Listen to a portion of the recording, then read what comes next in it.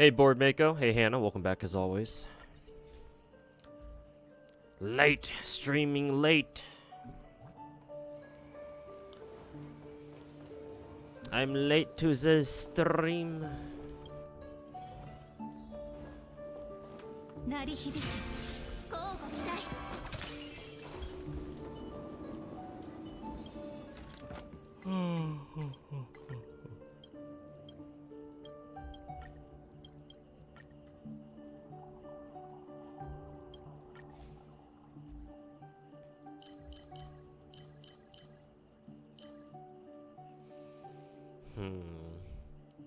I think I'll go with Remembrance. Hey, New Gamer G, how's it going, man? Welcome to the stream. Or welcome back, I should say. Just saw a video of a deer staring through a door menacingly. How y'all doing? Welcome. Oh, here's that same Nihility Blessing. I got both.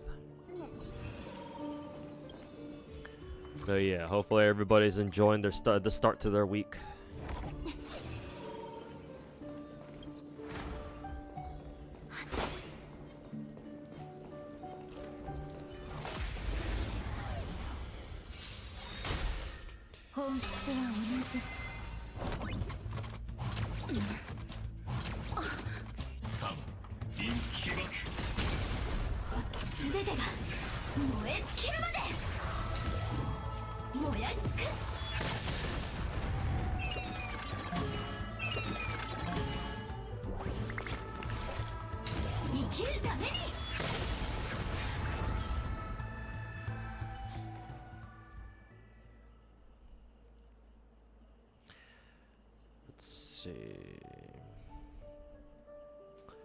This one actually makes sense because we do have a destruction blessing that converts half our character's health into shields, but I'd rather take this one instead.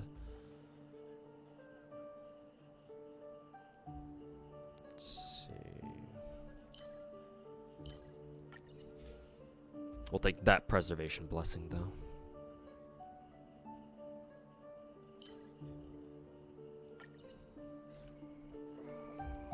I won't be able to interact much because you're still at work. All right, Chrono. Thanks for stopping by though, and good lurking, and good luck at work.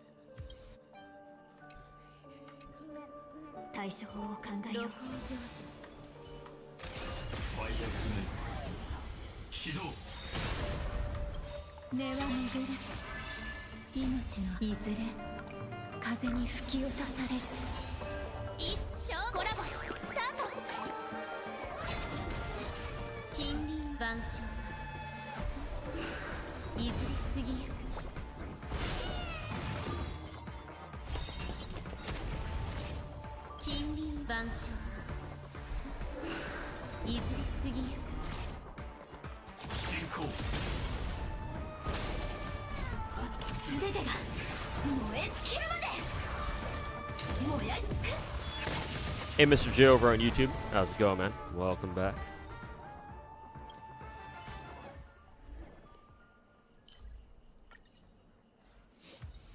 Hey, Articlaws. Welcome back. Star Road today? Yes, sir. Gotta do a Divergent Weekly for today. Or for this week, rather. And, gotta get... I want to get started on, farming some... whatchamacalls, I want to get started farming on or get started on farming some of the new relics.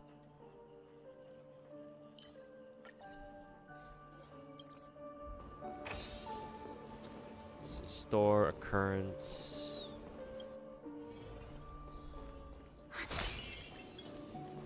Glad to see you're doing well. I mean, it might look like it, but trust me, I'm not. I am not, in fact, doing well IRL. But you were planning to stream today yourself, but you've been all over the place today. And hey, I feel you, man. I fucking feel you. There are some days where you're just like, I want to do this, but I don't fucking feel like it. And you just keep going back and forth on what you actually want to do. It do be like that sometimes. Frustratingly. I guess I'll take the elation blessing and we can change that for, or we can swap that out for something else. I have no idea what that link is. FI Cater. Oh, you're a bot. You just made your account 4 minutes ago. So you are getting banned. Go spam somebody else's chat, my dude. I'm sure you can get away with it there. Hey, Magnum SOE. Welcome to the stream. How you doing? Hey, Sedexer. Welcome back, man. As a longtime player of Star Rail, would you recommend Star Rail for a new player at the moment?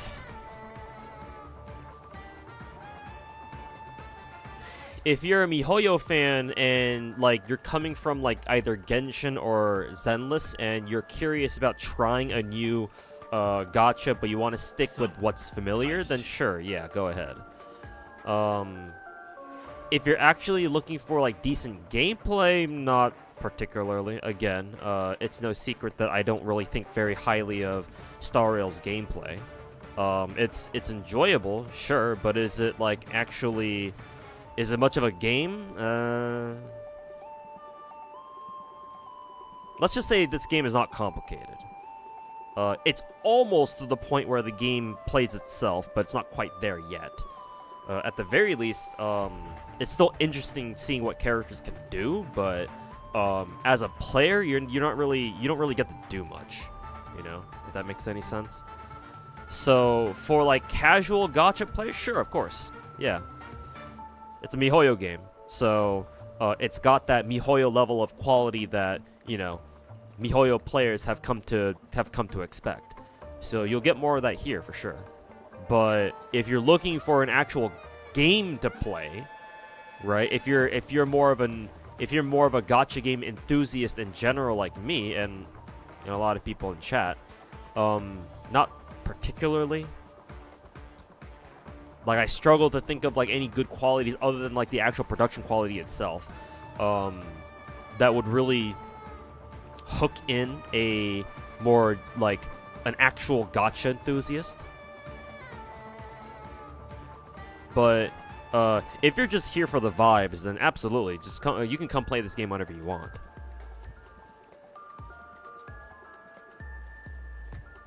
How good is the current character on banner right now? Rappa? I was under the impression going into her banner that she was just like she wasn't gonna be all that, like she was gonna be an easy skip. But after trying her in the trial and then learning more about how she actually works, I don't know, man. She feels she feels like an alternate Firefly. I'm gonna be real. I don't know how like strong she is compared to Firefly because I don't have Rappa obviously, so I wouldn't know.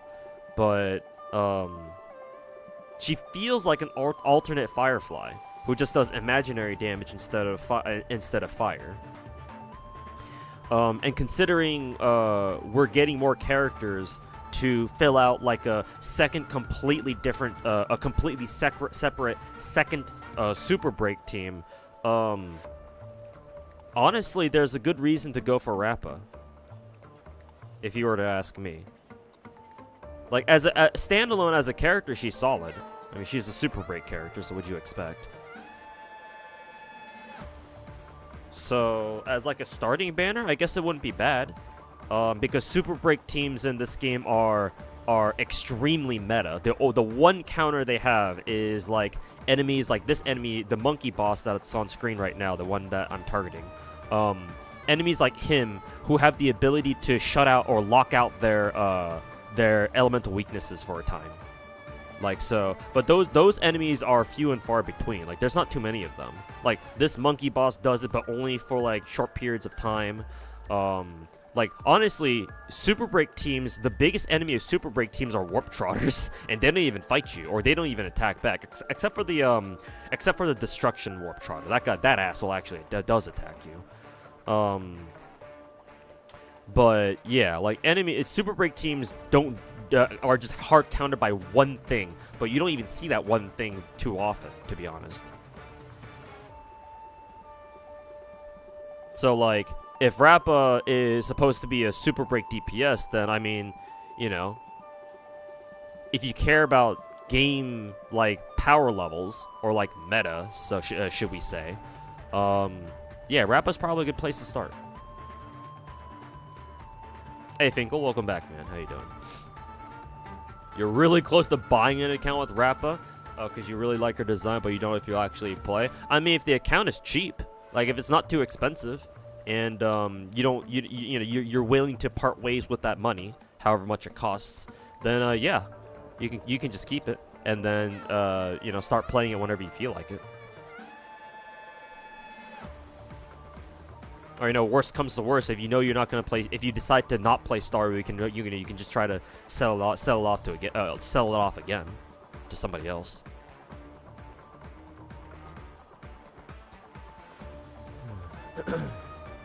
Currently, you only play Z3. I see. Gotcha. But yeah, Star Rail is a much more of a like sit backs and relax kind of game, whereas Z3, like it can get pretty intense sometimes, you know. Z3 is a lot more skill based than Star Rail is, that's for sure. I mean, surprise, surprise, an action RPG game is more skill based than a fucking turn based. What do you fucking know?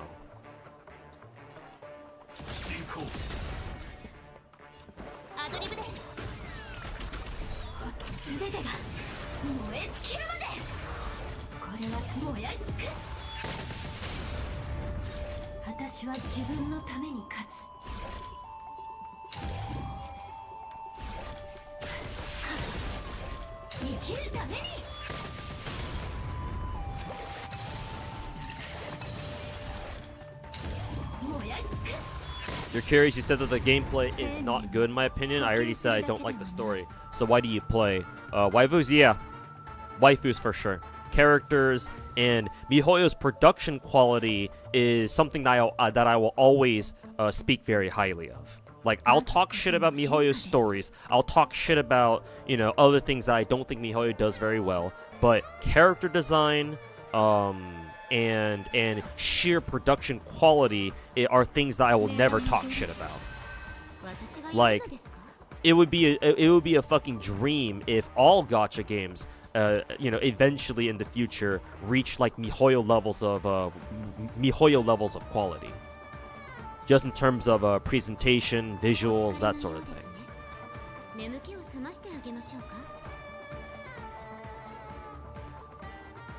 And even though I talk shit about this game's gameplay for being not very interesting or not being very complicated, like, I still enjoy it for what it is, right? I think it's trash, but I still like it. I mean, it makes sense, right? Me being a gacha game player, you would expect people like me to enjoy playing trash. So, to me, the logic checks out. But yeah, I still enjoy the game. I'll talk shit about it, but I can still enjoy it, right? I know that sounds kind of paradoxical, but, it's how it is. Would I recommend Wuthering Waves? Because you generally like more action. Oh, yeah, for sure. Yeah. If you like more action-based stuff, kind of like Z3, then definitely Wuthering Waves. I'll put it this way. I don't know if you've ever played Genshin. I'm going to assume you haven't, because you said you only play Z3. So maybe I shouldn't draw a parallel to Genshin, because you wouldn't understand what I'm, obviously you wouldn't understand. But yeah, if you want more action-based stuff, then yeah, obviously go for Wuthering Waves instead of Star Rail. Yeah. Because Wuthering Waves is also, I would argue, like, pretty skill-based, too. And it becomes very apparent because there are, like, dedicated challenge stages that are scattered throughout Wuthering Waves' map that you can go challenge, right? To see if you can do them or not. And those bosses are quite difficult. Like, imagine playing something like, I don't know, Dark Souls 3 or Elden Ring, but in a gacha game. Like, that's something like that, I guess. Dodge this, bitch! But yeah, I would heavily recommend you go try Wuwa instead of Star Rail then, if that's your preference. Managed to upgrade your Ellen today, increased her attack by around 100% and 14% more crit damage. Sheesh, what the fuck? And your Ellen's already the best Ellen I've ever seen. So what, now she has 93% crit rate and like, basically like what? I don't know, like 200% plus crit damage or something? The problem with Mihoyo's story, at least for Z3, is that it's very vanilla and safe. Z3's story, I wouldn't mind. If I actually wanted to read a Mihoyo story, I wouldn't actually mind reading Z3, just because Zenless' story or setting is something that I would actually enjoy reading. Like I've already read enough of Genshin's story to kind of have an idea of what how that's gonna go. Star Rail's story, I don't give a fuck about. And so that means that Zenless' story is the one that I actually would probably care about the most. Just because it's a more modern day setting, and so it's more familiar, and so it's easier to get a grasp of like what the vibes of the story are, that sort of thing. Even if they are playing it more vanilla and safe, but then again, every Mihoyo story does that. Yeah, every Mihoyo story does that. Like, on one hand, you can't really fault them for it, but on the other hand, fuck them anyway. Also, Jojo, thanks for the, how many bits is that? 121 bits, man. Greatly appreciated. Can't stay, but, here, have some bits. Thank you, Jojo. And you have a good one if you gotta scram.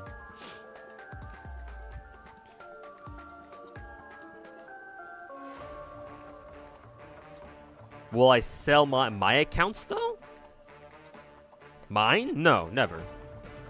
Why the fuck would I sell them?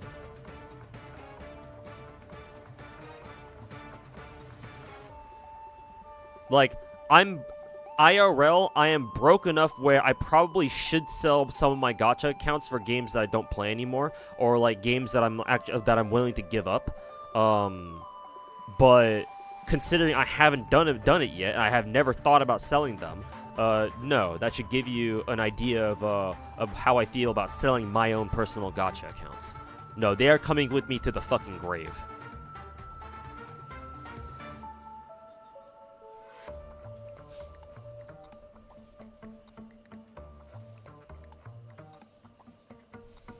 Working on getting Hotel Mets. Almost got her all of her Ascension stuff. Thank God for the triple drop right now. Yeah, in Genshin, especially with the new world level upgrade.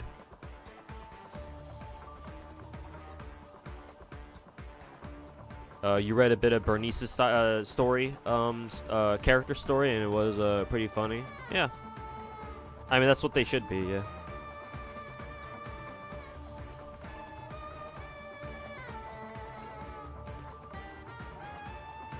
Might be a hot take, but Z3 story is actually really good. It gets to the point. It doesn't have a lot of yapping. Yeah, it doesn't have a whole ton of dialogue, and the game doesn't go on and on and on and on like what Genshin and Star Rail do. Like, honestly, Z3, I can almost forgive Mihoyo for not putting in a full skip button in Z3 because even though you only have a partial skip button, the parts of the bits of the story that you can't skip and you have to spam left click through, like those don't really take that long at all.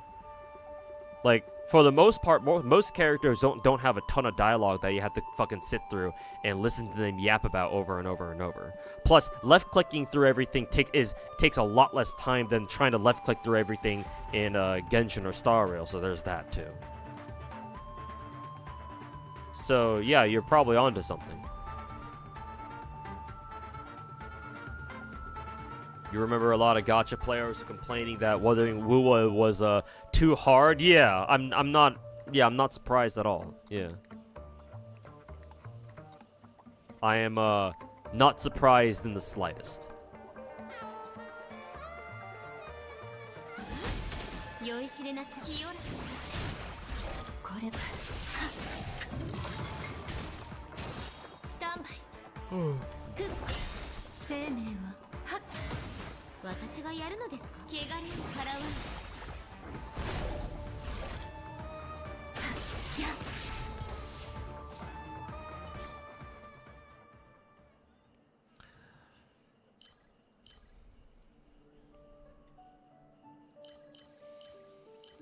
All of these are kind of ass.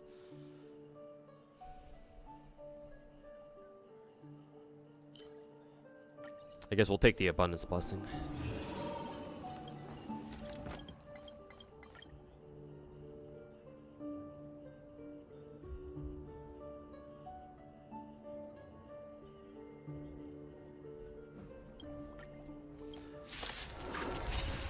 Give me the one powerful lead enemy.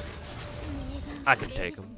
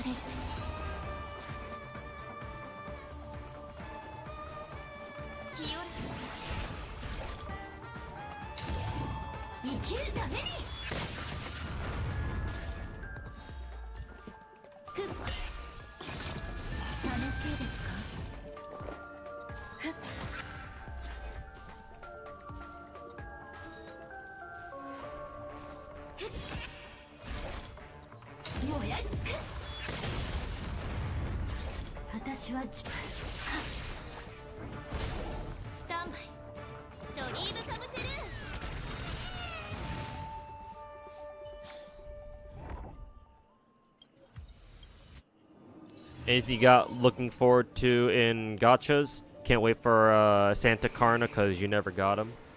Genshin next set for Abyss and Theater. You enjoy those. For gachas, obviously I'm looking forward to Proto Tingyan and Star Rail.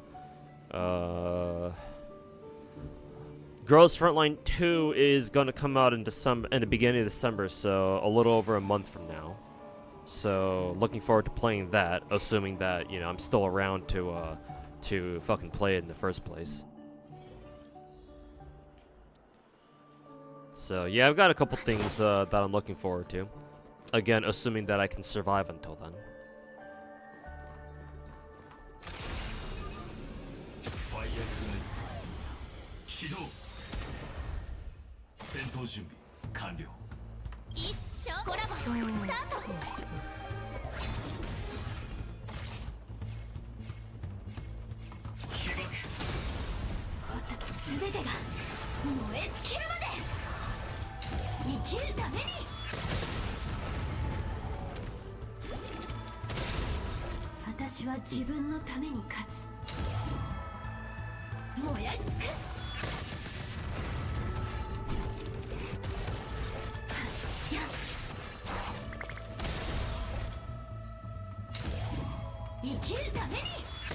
Can't wait to watch people suffer for Walter on Halloween, and NIKKE as well, don't you forget.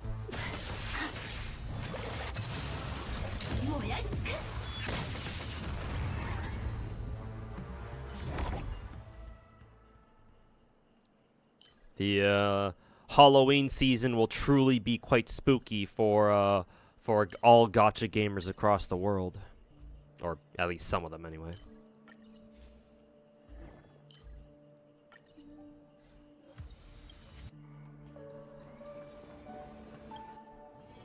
Hey T-Dubs, welcome back, man. How you doing?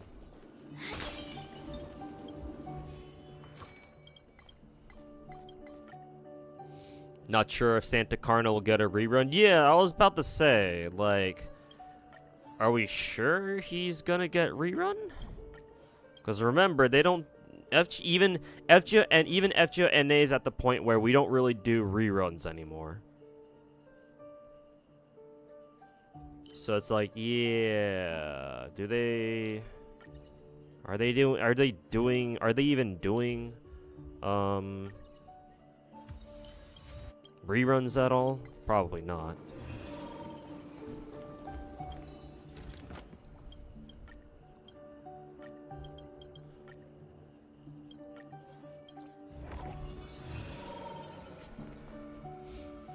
Morganfest lottery. Oh yeah, Morganfest.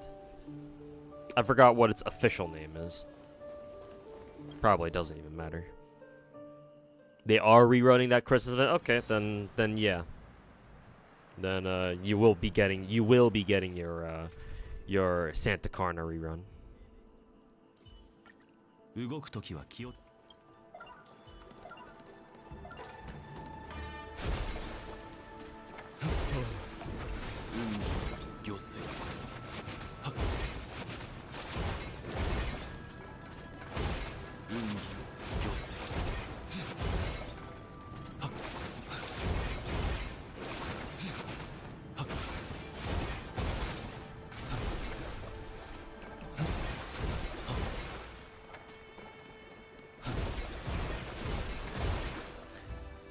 Did it on JP? Okay, then yeah. I did not realize. Because obviously JP doesn't really rerun events anymore. Which is, needless to say, quite fucking stupid.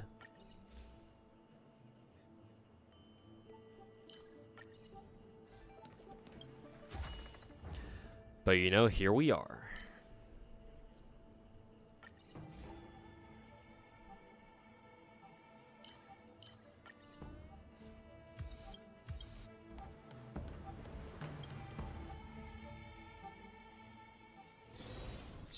Which gacha do I think won Halloween?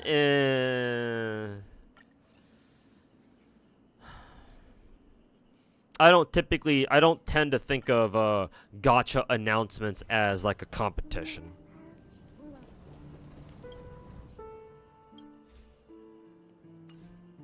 There's not really much of a point in thinking of it that way either. Like, yeah, I guess you could say that gacha games, like all gacha games, are technically competing with each other, but there's no downside to like having as many gacha games as possible, like put out some like really, really good content, right? Because if all gacha games put out great content, then everyone wins, technically. Like, this isn't like, I don't think you should look at it as like, say, like a fucking E3, right? Or like a state of play stream that, I don't know, I think PlayStation does that, or slash Sony, and whatever else the other big console companies do, like Xbox slash Microsoft and Nintendo with their Nintendo Directs and stuff. Those are one thing, or those are a different story.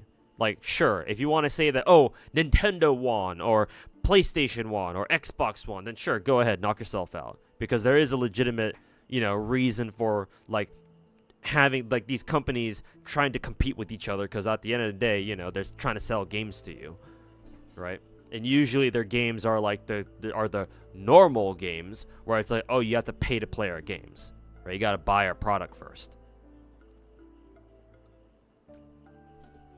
But with the gacha games is different, because as you know, all gacha games, or at least most of them, are free to play, right? And you can you choose to pay money where you know, as much money as you feel like you want to.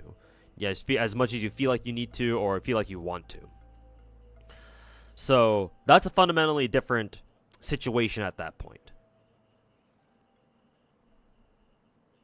Because essentially that means that technically we're all getting all, like, whenever gacha games put out like really hype announcements, or, you know, really big content patches, technically it's all free. Like, technically speaking, no one has to pay for them, and we just get it. Now, whether or not you actually get the characters, and, you know, hopefully you get lucky. But you know, it's a different environment at that point. So I don't think there's any gacha that like won like the Halloween season or anything. But that's just me. Yeah, Santa Cats didn't get a rerun though. Did they put Santa Cats into JP Welfare Store? I think I heard about them doing something like that. Maybe I'm remembering wrong, which obviously there's a chance that I am.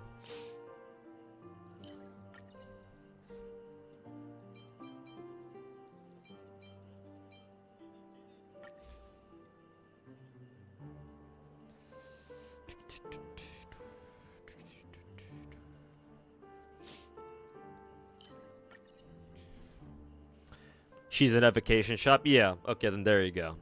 So she's no longer an issue, at least on JP.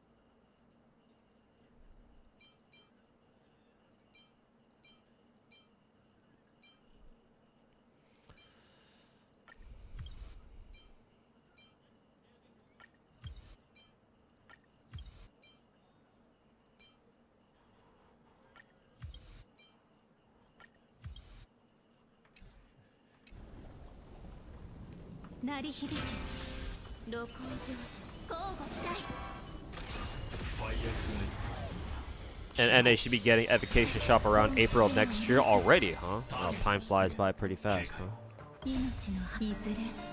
Didn't realize we were gonna get the Evocation Shop at NA so soon. Well, that's good to hear at least. It's not too far away.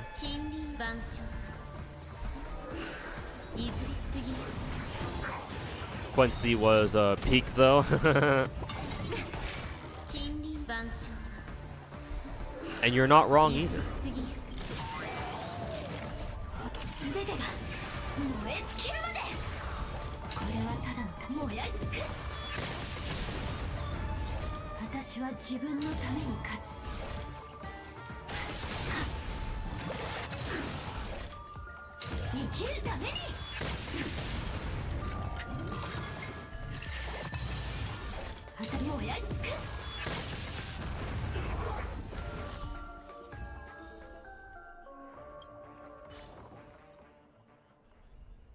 Time to be home and do this properly. Oh yeah, that's right. Yeah, Apocalyptic Shadow reset today, didn't it?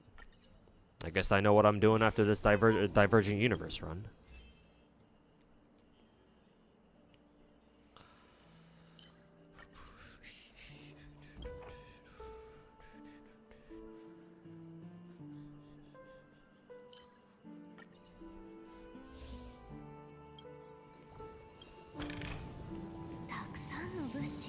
Oh hey, Meg is back. Who's Meg?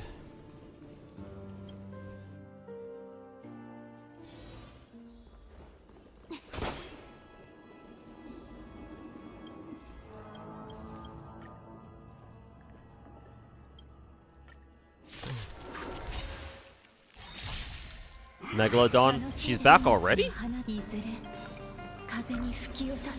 I guess if Megalodon hadn't gotten, if she didn't get banned, what, like often, like if her ban yesterday was like her first ban or something like that, or first or maybe second ban, then I guess yeah, I guess she'd be back pretty quickly. Because I believe first time bans on Twitch, they only ban you for like a day or like a short amount of time at least. But then I think the more you get banned, the longer your ban period is, unless like you can successfully like appeal it or some shit. But I think checking my Twitter, Megalodon reported that she did try to appeal it, but it got rejected. So I don't know how she's back so fast. Maybe she appealed it again, and they I guess Twitch changed their minds or something. I don't know. I don't know what's going on. But either way, Megalodon's new VTuber model is great. I like it a lot. Very jiggly and very fluid. But yeah, if that was like Megalodon's first ban, then yeah, it shouldn't be too bad. Usually first bans on Twitch only get you gone for like a day and you're back.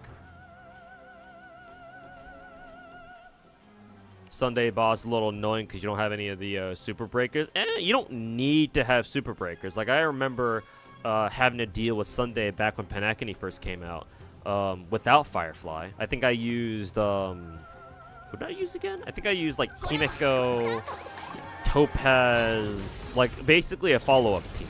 Yeah, something like that.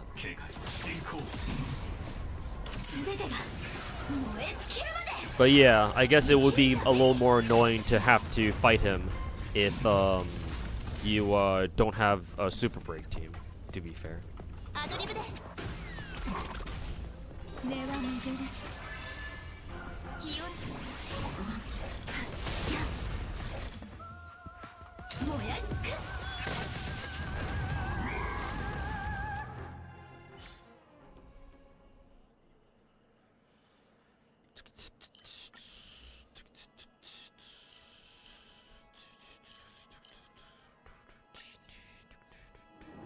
Juan also works on Sunday incredibly well. Who's Juan again?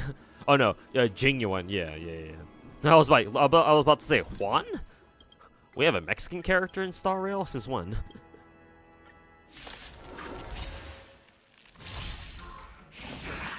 You would love to try to use Himeko if you had her, but you keep getting Bronya. Himeko is very fun. She might not be meta or anything, but she's quite fun to use, I will say.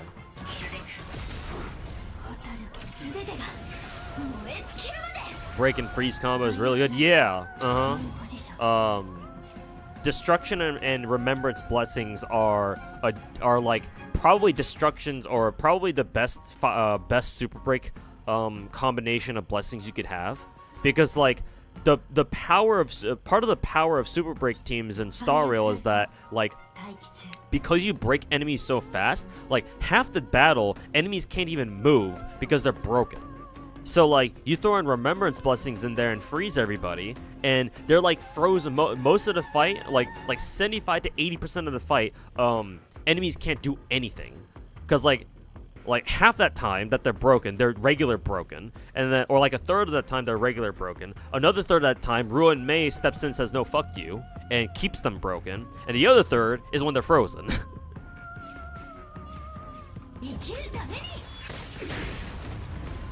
So yeah, it's pretty hilarious, to say the least.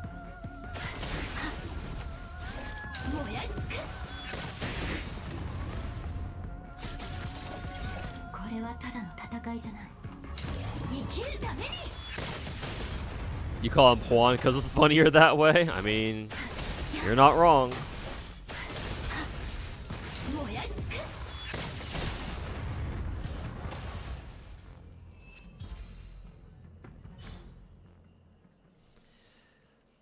You are not wrong.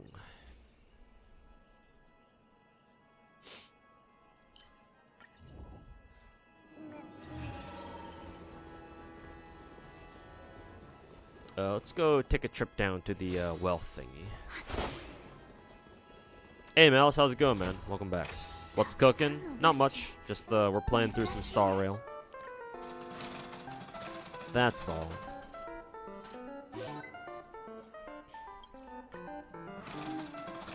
Firefly is very Gundam. You love it. I mean, hey, yep. Lots of weebs out there. Oof, I got the cuckoo clock. That's not too bad. Lots of weebs out there who love you know, big ass robots and mecha shit. So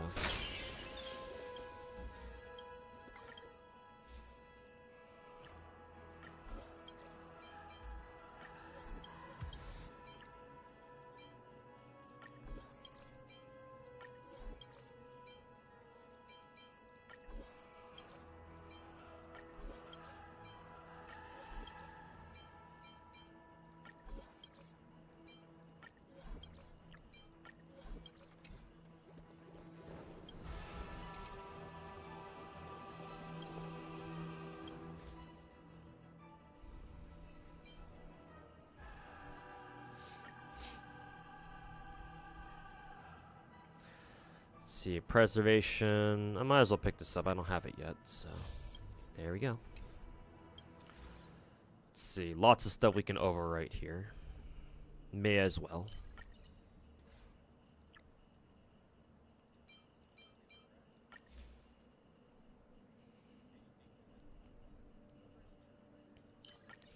Double up on that.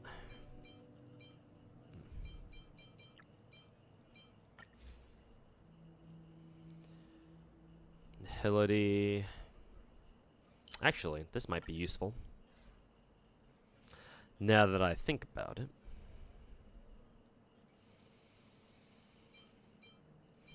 Let's see, we can get rid of the hunt blessings that give us like boost of some crit rate, like crit boosts or whatever.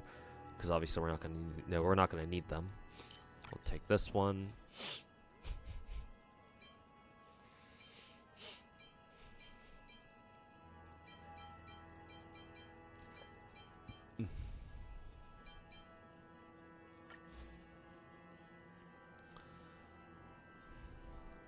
Sure, we can grab this one.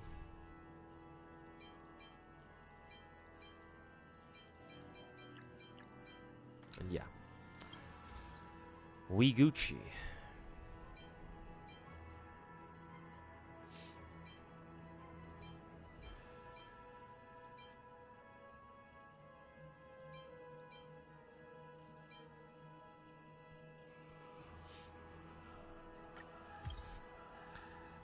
Go ahead and level that.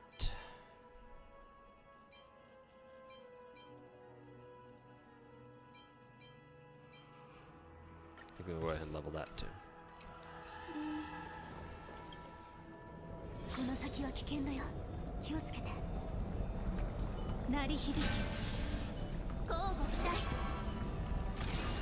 Are there girls in Z3 normal humanoids or androids like NIKKE? There are real humans, and there's like this.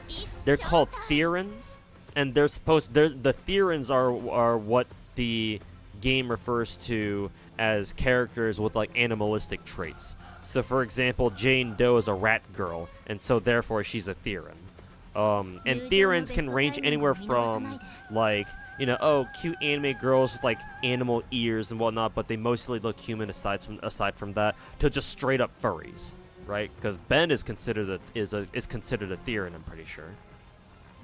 And then the furry bikers that you meet in the new Z3 chapter, like the blonde fox girl or the yellow fox girl. I don't know if she's supposed to be a fox. Maybe she's supposed to be like an ocelot or something. Yeah, isn't she supposed to be an ocelot? The girl that the Theran that the furry that Bernice almost burns alive or some whatever in the story, in the main story that is. And then the orangutan that has beef with Lighter is a Theran.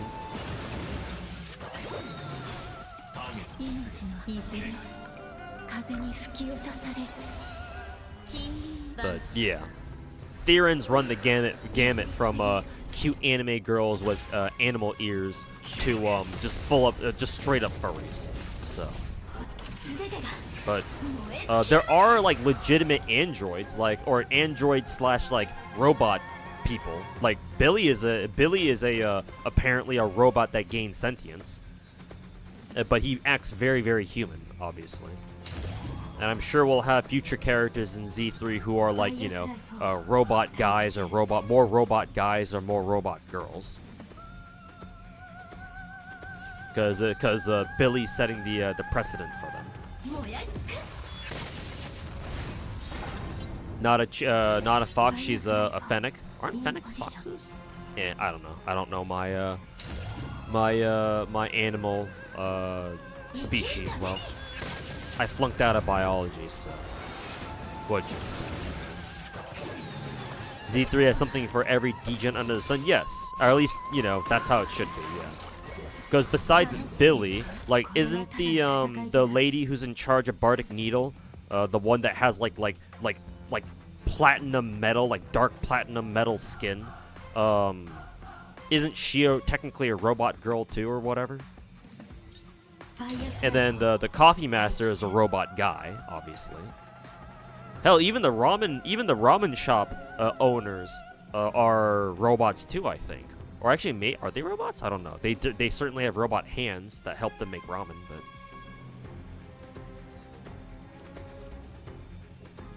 Yeah, Chingy is kind of a weird case where she used to be human, but then she got turned into an android or whatever. I don't know what her lore is.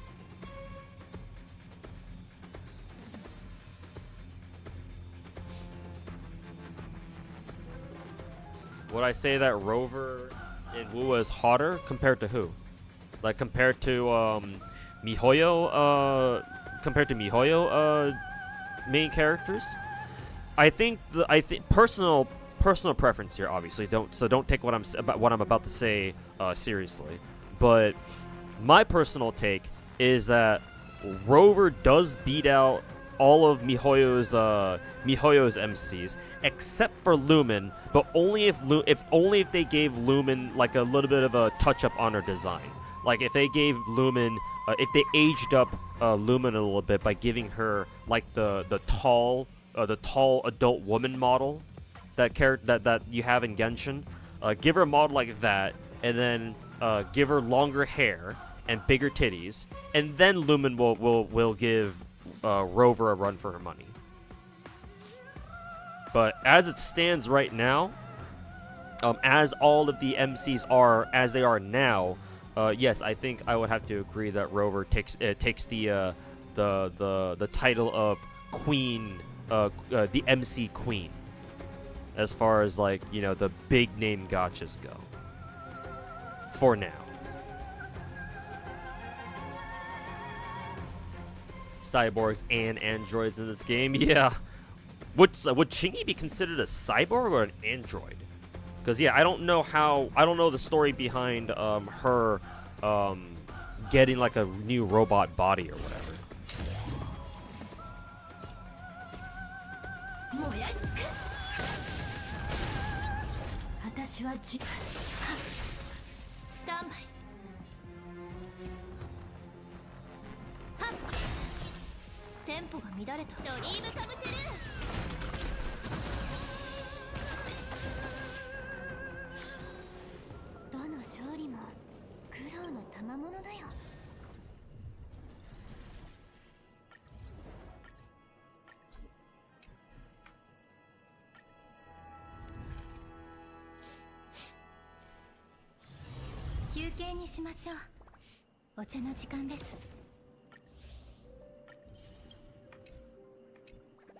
More funds. I think I can now completely max out my Fei Xiao.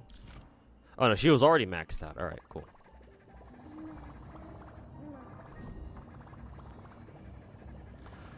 For all the horny that NIKKE has, kind of surprised they don't have a thing for furries or hybrids. What do you mean by hybrids? Like just like animal ears or whatever? I mean, technically they do, I think. Yeah, because they have a character like Biscuit, and she's basically a dog girl, an android dog girl. And yeah, Biscuit and Nero, yeah.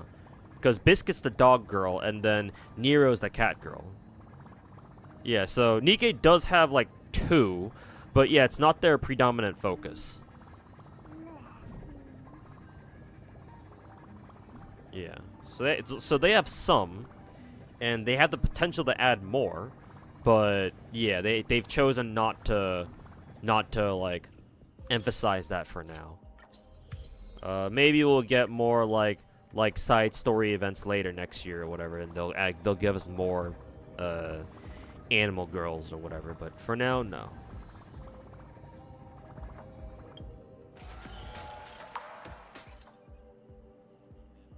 They don't have no, they do. Both this Biscuit and Nero do. I mean, I can pull up my NIKKE account to show you because I'm pretty sure I have both of them.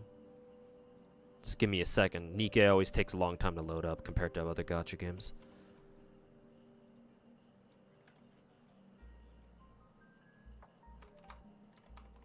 Speaking of loading up other gacha games, I should probably Load up the other ones and make sure I'm not getting like capped on like stamina or whatever, especially on like Snowbreak or something. Z3 is the ultimate Mihoyo horny game, pure cinema. It has everything, or it has a little bit of everything. Leona 2? I guess Leona could be an animal girl of sorts. I don't know what she is though. Matter of fact, I don't even know if Leona even has like animal ears / a tail. I'm pretty sure she doesn't have a tail. Maybe she has animal ears. I don't know. I don't remember.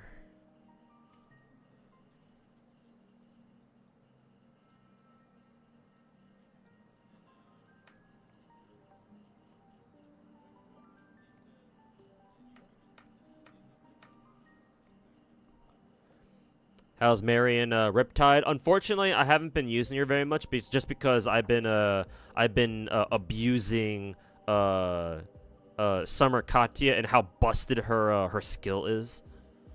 I would like to use Riptide Summer Marion too. I'm trying to grind for her signature weapon in gacha. I'm like really close to it. I'm not sure if I can actually make it though, because I think we only have like another week left on the summer banners, and I'm still like at least like 2 or 3 multis away. It's gonna be, if I do end up getting it, either I'm gonna have to get lucky or it's gonna be very close. So I'm saving Riptide Mary until I can get her her signature. But in case I can't get it, I did already buy 5 copies of the of her welfare shotgun. So in the worst case scenario where I can't get her gacha signature, at least I have something for her to work with. And if that's the case, then I'll just use her then. But I haven't used Marion that much. I don't even understand how she's supposed to work. Like, does her skill give her like an Omega shotgun slug or something that she just murders somebody with? You just pop her skill, you run up to somebody and fucking stick her shotgun barrel down halfway down their throat and pull the trigger, and they die.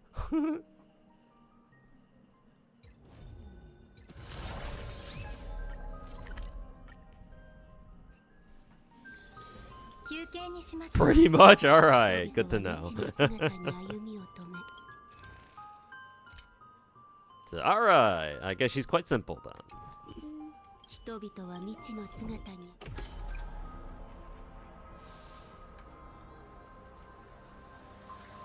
Polly and Leader.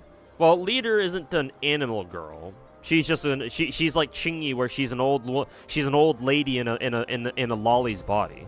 Well, I mean, Chingy isn't really what I'd call a lolly, but maybe Leader. I mean, Leader at least looks more the part. Snow Peak mentioned. Summer Katya Thanos shit's fire. I know, right? Just zip around, spam her skills, zip around the map. And as soon as you start shooting, you hear the pew pew, and things just die.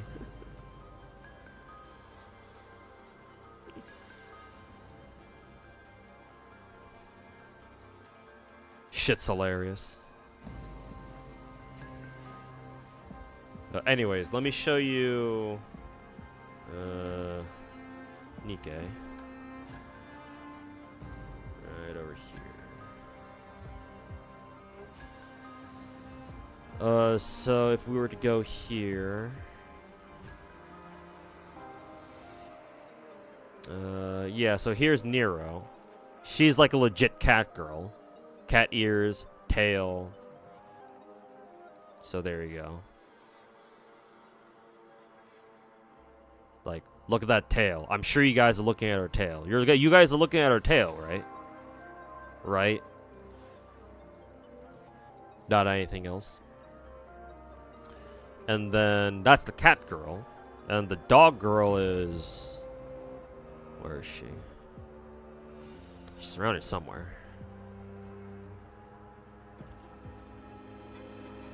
She's probably down at the bottom somewhere.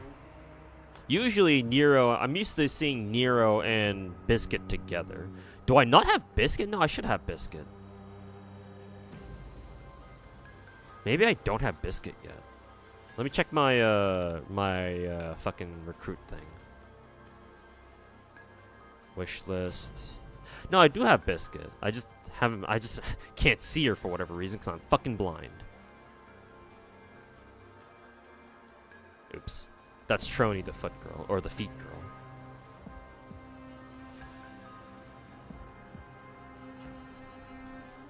Oh yeah, she's up here. I was looking for her down at the level 1, so I didn't realize I had her on my synchro. But, no, this is a dog girl. Like, look at that tail and everything. And she has a rocket launcher for some reason.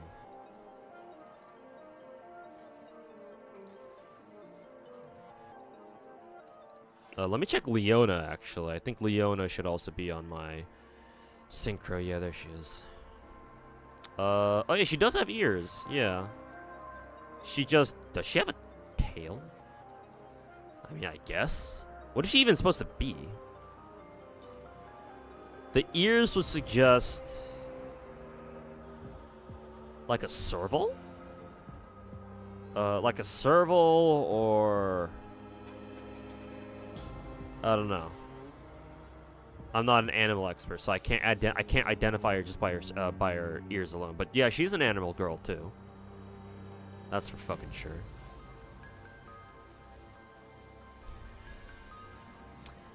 And don't forget, Nihilister is technically a dragon girl, if you want to consider her as such. Technically. Though, to be fair, she doesn't really have any actual, like, animalistic traits. Like, her armor, it's just that her armor looks like, her armor and her weapons look like, you know, they obviously have that mecha dragon motif, but she herself doesn't have any. Or she herself doesn't have anything that would suggest that, but technically she's a dragon girl. A mecha dragon girl. Ooh, fancy.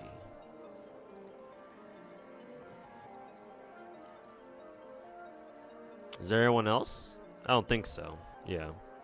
Everyone else is just a, quote, normal android girl who, you know, carries around a big gun and shoots, kills big, scary robots. But yeah, we only have like a couple, like a handful of animal girls in the game.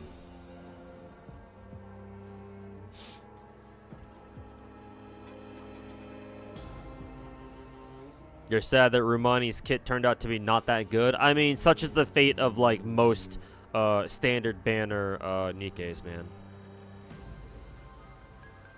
Yeah, like, most characters in this game, unfortunately, aren't really that good. I mean, hell, even Nihilister, who's a fucking, what do we call those girls again? The ones that you have to go through the fucking jail system in order to... And, like, you have to keep at it for, like, a fucking month or something. Like, month or 2 months or whatever, just to get them. Kind of like Priority in Azure Lane, but, you know, worse. Yeah, even Nihilister is, like, from that group. And I'm pretty sure she's a pilgrim, yeah. Because she's a heretic. So she has to be pilgrim. And even someone like Nihilister with a sick-ass fucking design, she fucking blows dick. In terms of gameplay. So yeah, it's like most characters in this game are like either like why would you use them, to like outright dog shit. I mean, to be fair, some of them are okay. Like, if you really want to use them and make them work, then sure, you can. But like, NIKKE, unfortunately, is just one of the just another one of those games where it's like, oh yeah, the top tiers are omega fucking top tier, and if you want to be able to like do fucking solo raids and guild raids and try to push story as far as you can, like, you better fucking meta whore. I mean, it's not as bad as Girls Frontline, but like you have a pretty strong incentive to tier whore in NIKKE. Yeah. At the if for no other reason than to just, you know, push as far as you can the story, right? Because the top tiers in this game can absolutely allow you to punch well above your weight, if you have them. because of just because of how strong they are. So yeah, it sucks that a lot of characters aren't good. A lot of characters with with fantastic character designs aren't good, but welcome to gacha games. This is how it usually is. Oh, such a great character design, and then you look at their gameplay and like, well, fuck, they're fucking useless. Yeah, exactly. It's a shame she's not terribly good, or she's bad, unfortunately. Who knows? NIKKE devs have buffed characters in the past, like post-release. So perhaps one day they'll give Nihilista the love she deserves. But for now, like Azure Lane characters much better. I mean, teach their own. I also agree that Azure Lane character designs are fantastic. But NIKKE characters also have their own charm to them too. She's even voiced by FDG's Frederick DeGross's voice actress. Damn, I didn't even realize that. I learned something today.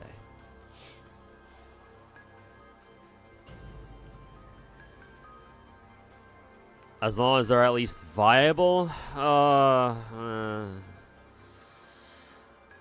guess if you really wanted to make them work, sure, but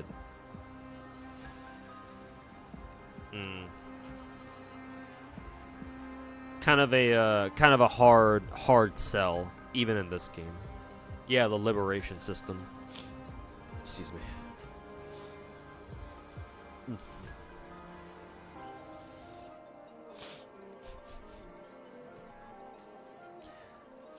Korean gachas, power level hierarchy, like the tier lists are too ridiculous. Yeah, man. Indeed. Like, how many Korean gachas do I play right now? Blue Archive and NIKKE, I think it's just those two for now. Yeah, and in both those games, yeah, the power discrepancies in those games are ridiculous, to say the least.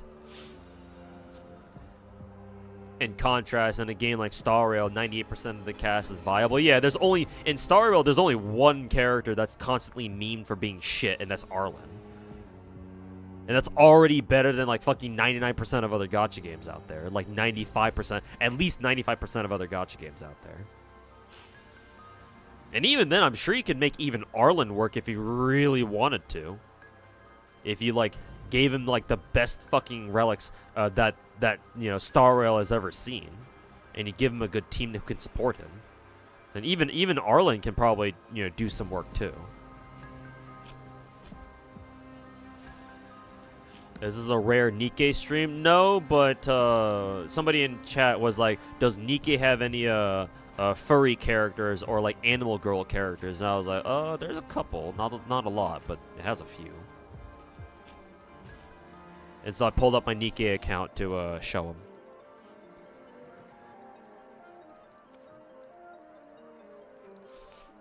Watch Cinderella become legit. I mean, the fact that she's apparently an entirely new a new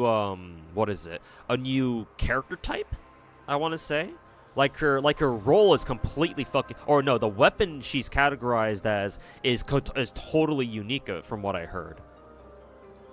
Like what, she's Electric Burst 3 Defender. Yeah, Burst 3 Electric Defender, but the weapon she uses is like, it doesn't exist in NIKKE yet. Like, she'll be the first wielder of her weapon type, whatever the fuck it is. So like, oh yeah, she will probably be top tier, probably. I don't know why I'm getting that feeling. She's probably gonna be top tier though. Did you watch a lot of anime before I started my gacha arc? By the time I got to college, I was kind of like already out of watching anime for the most part. Like, the most amount of anime I remember watching was back in high school. But, like, even back then, I started kind of tapering off by the time I got to my senior year.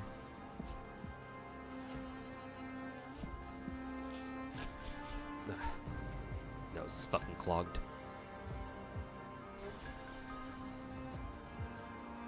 Doubt they'll make that mistake again. Yeah, it's been 2 years.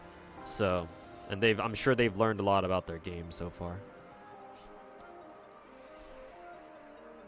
But hey, she is a brand new weapon, so there is a chance that you know, she might not perform as expected. But we'll see. We'll see in like what, 2 or 3 days.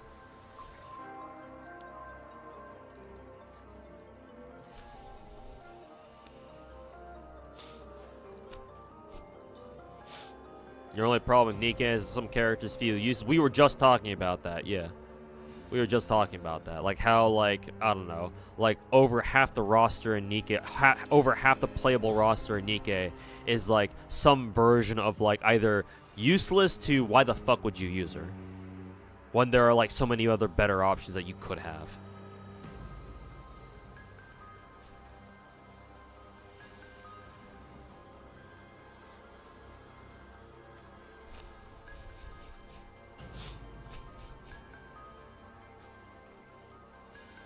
But yeah, hopefully y'all are looking forward to Cinderella and Grave later. Anyways, back to Star Rail.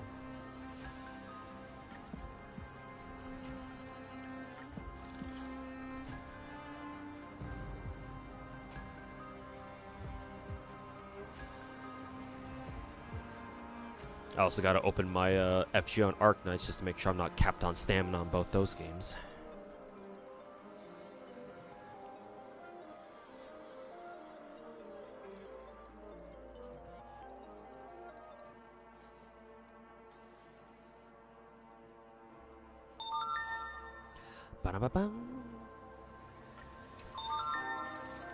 Alright, so we're up against Kafka, and ooh, we're actually fighting a boss Sunday this time. Alright, cool. Interesting.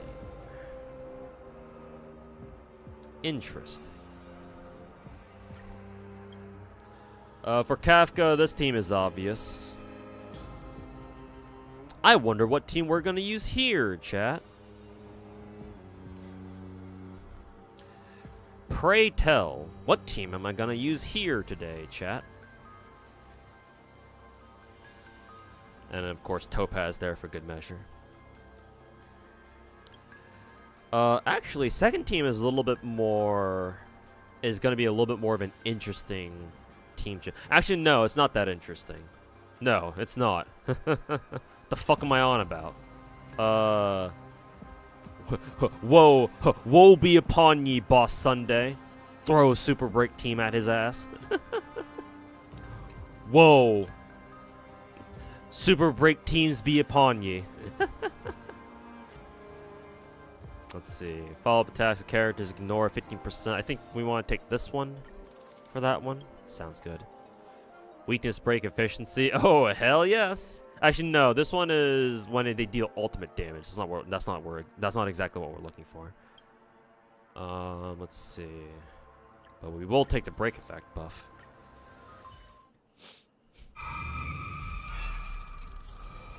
I don't know what that sound effect was for. I guess Mihoyo. I guess Star Rail's preparing for the Halloween season. Eh? Also, Zende, how's it going, man? Welcome to the stream. NIKKE anniversary is gonna be hype. Yep, a lot of people are looking forward to it. That's for sure.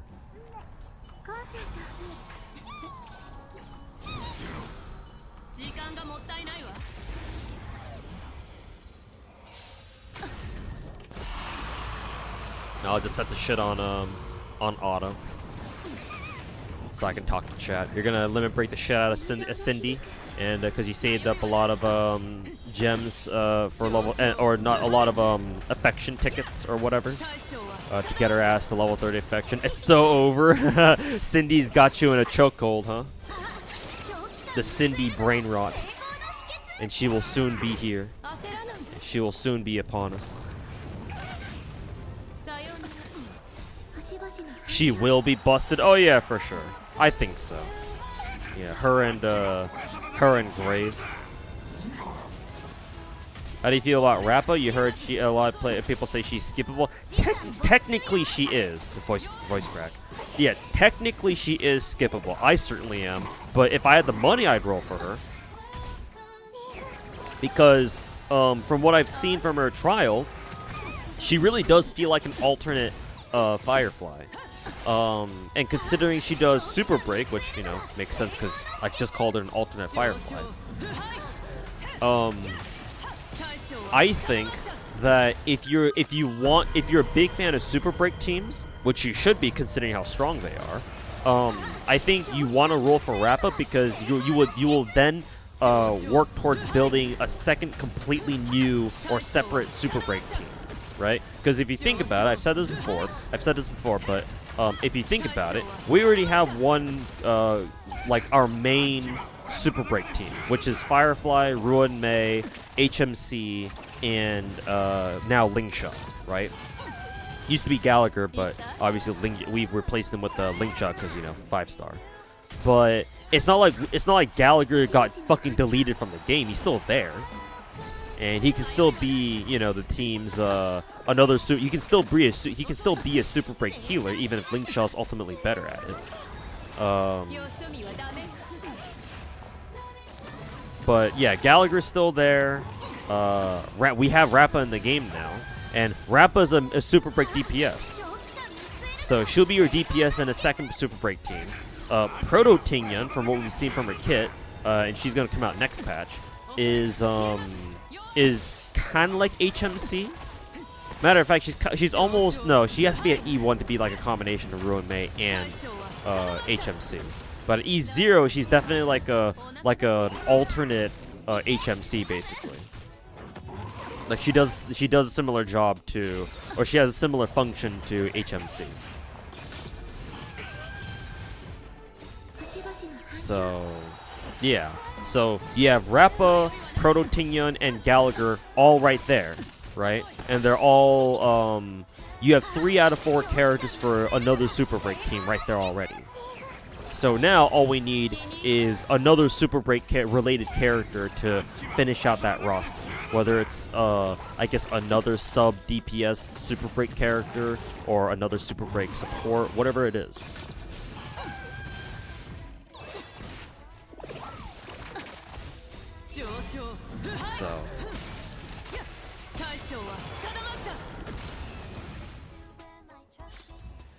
So yeah, like, technically, people aren't wrong.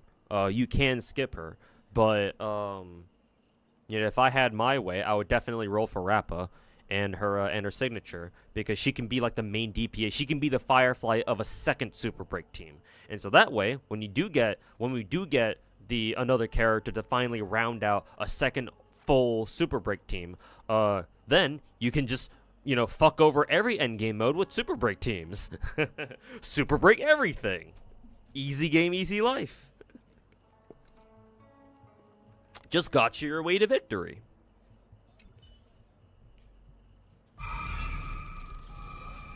I chose Huohuo instead of adventuring here. Well, yeah, because Huohuo is cute. And it's not like I needed adventuring there.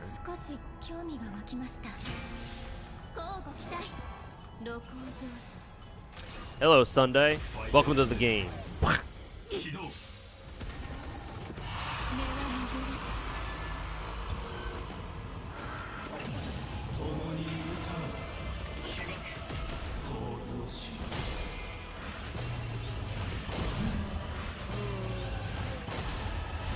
You need to go check Fugue's kit again, or do you want to roll for her or go all out on Acheron? The TLDR of Fugue is that she's basically an alternate HMC. She's like HMC, where she also enables Super Break for the entire team. However, HMC does it better technically, but Proto Tingyan or Fugue has the advantage of also putting a defense debuff on enemies with her skill.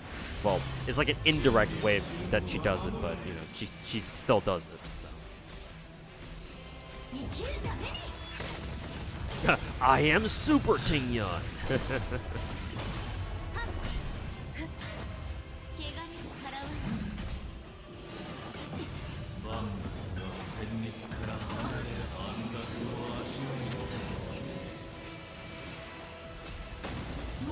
This Apocalyptic Shadow is too easy. Seems like it, man. Both of these bosses have Omega hard counters, so so it certainly seems like it.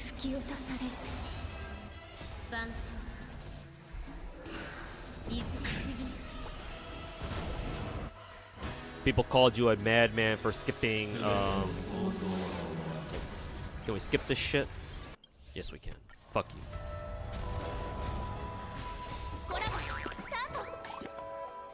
Do we get the kick-ass Robin song? I think we do, right? Because this is the final Sunday form. But people called you a clown for pulling Jade and Rappa while skipping Firefly. Well, now that Rappa's in the game, I guess now your decision to do that isn't so silly anymore.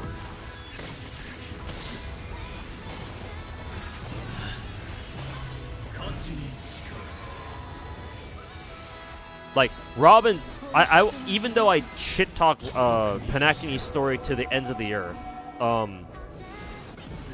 legitimately the best thing to come out of Panactini's story are the two songs that Robin sings, the one that she sings on her ult and the one she sings right now.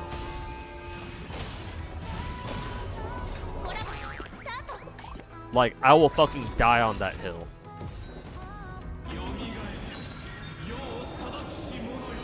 I mean, I could probably go ahead and say that Robin and Firefly are like the two best, besides Robin's songs themselves, Robin and Firefly are probably like the two best things that have come out of Panactini, to be honest.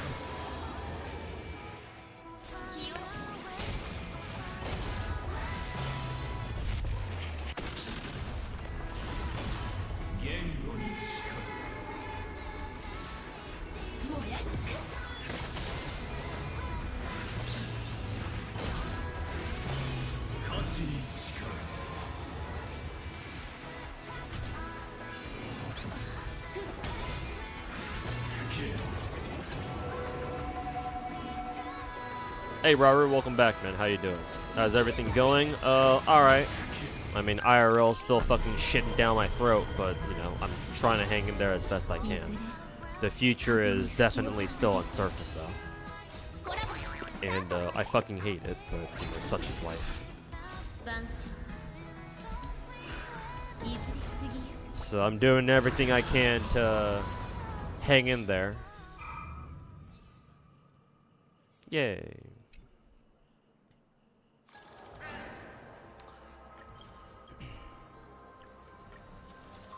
Alright, and now let's do this for real this time.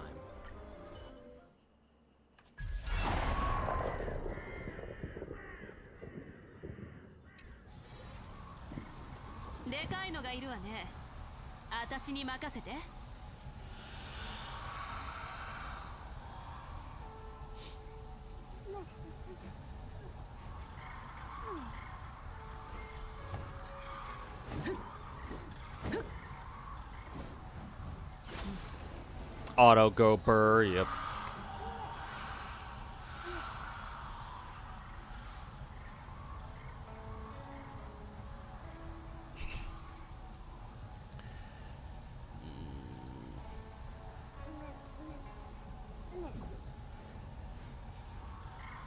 The little noises that the tapir makes are cute.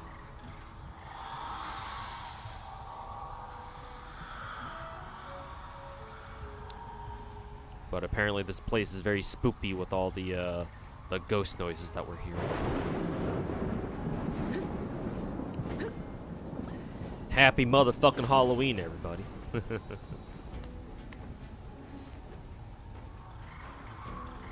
What, like 3 days early?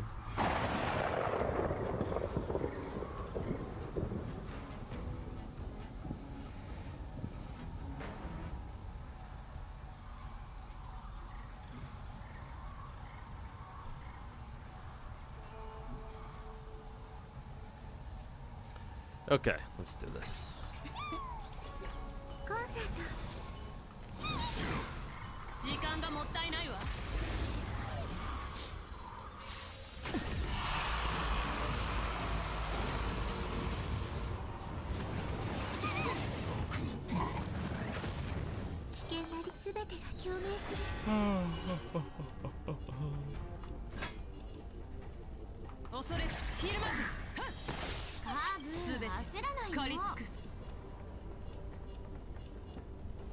see.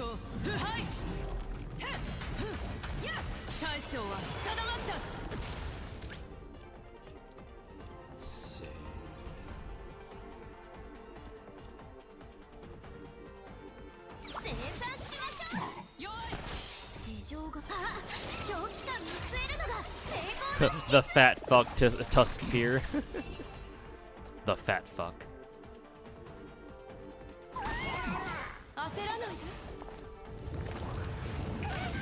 Damn.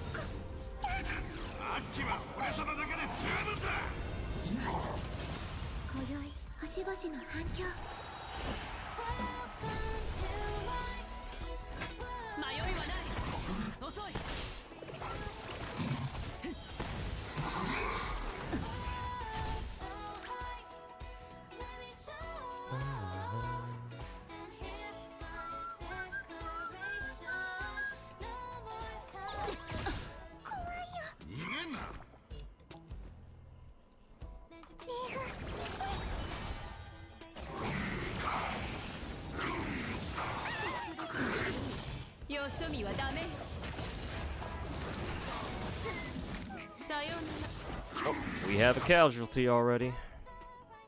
I believe everybody has to survive for a perfect score, right? Oh, you can go straight over to node 2? I didn't know that. How can nobody fucking fly? Indeed, how can they fly? Or how can it fly?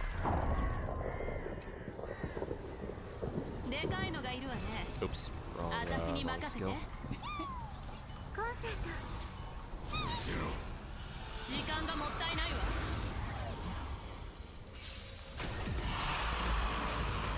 Aventurine? Never heard of him.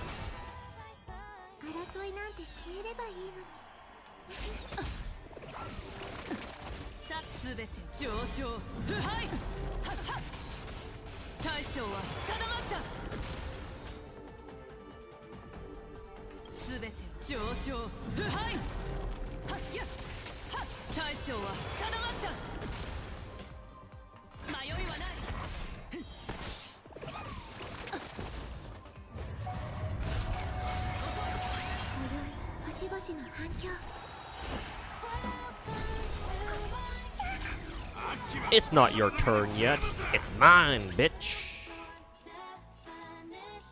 Let's see. Who do we want to take out first? Both of these dinosaurs are pretty threatening targets. I'm trying to decide on who I want to go after first, though. I suppose technically that we have to go after the one that Kafka targets with her skill. I think she goes for the one to her right first. So we'll go after this guy first, I guess.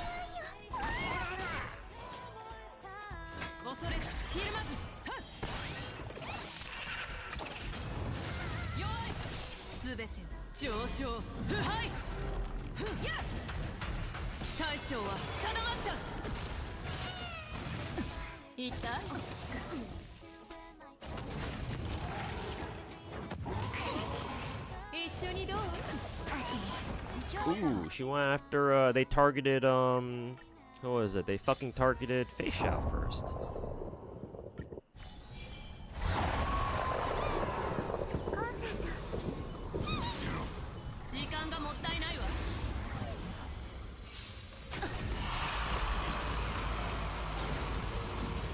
Adventuring? Adventuring who?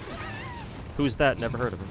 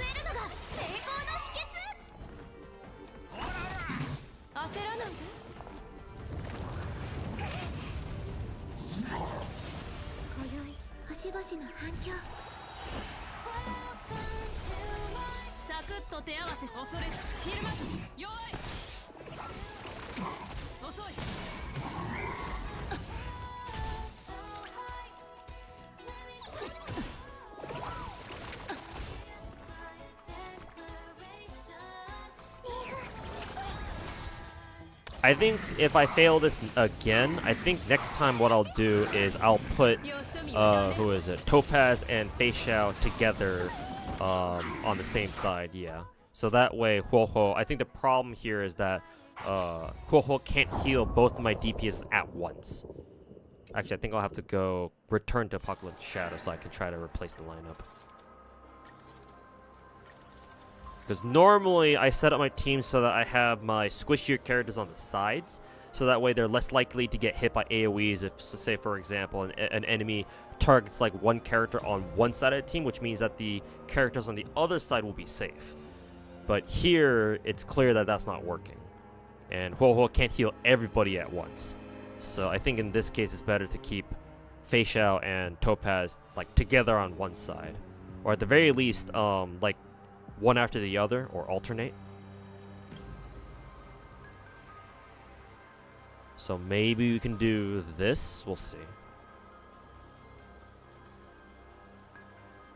I could probably even try doing something like this. Have Huohuo on the side because she could probably survive a couple hits herself.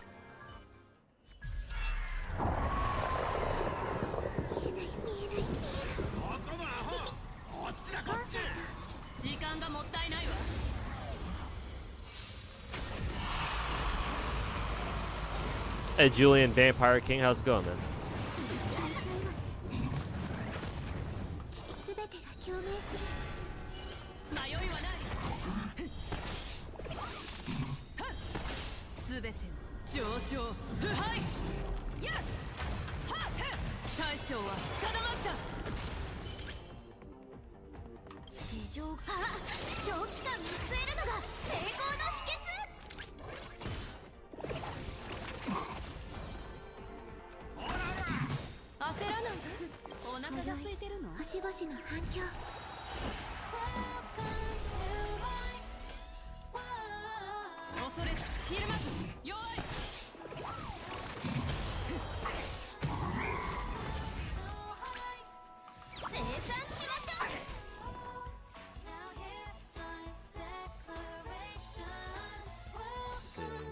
I wonder if I play it safe and I heal everybody up to full now.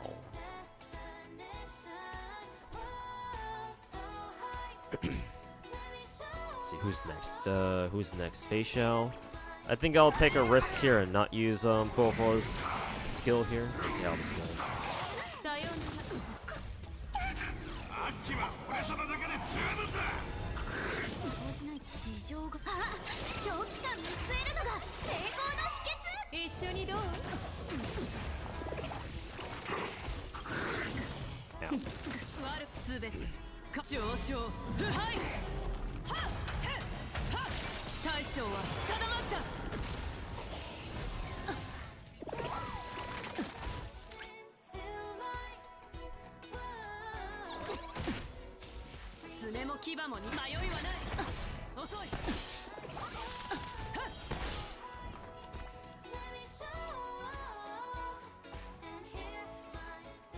I'd like to give Facial the bulk of the healing. Maybe honestly, I want to put Facial and Topaz in the middle, in the center of the team. That's so foreign to me. But considering how much damage they're focusing on Facial, yeah, I've noticed Kafka and her minions aren't going after my supports at all. They're mainly going after either Topaz or Facial. Not sure if it's because they're innate taunt values, or it's because the game knows that the enemy AI knows to go after characters with weaker H or with lower HP. And whatever the case, I want to cover everybody though. She gives a lot of HP back in still though.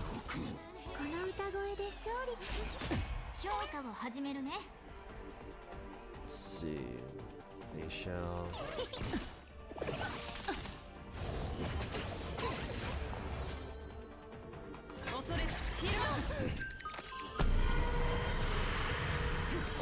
That's kind of a waste of a Boko ult.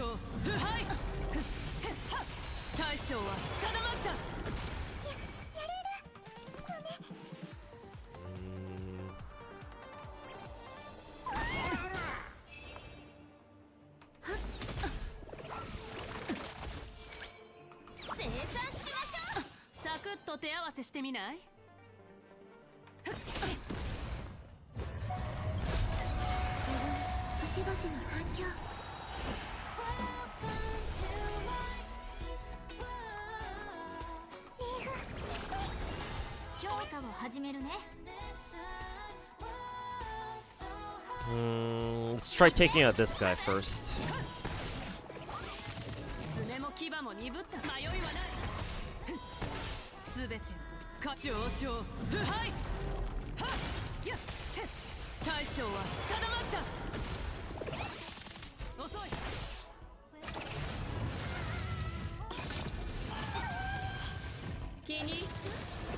Ow. Ooh, it's a good thing that she went after Robin first.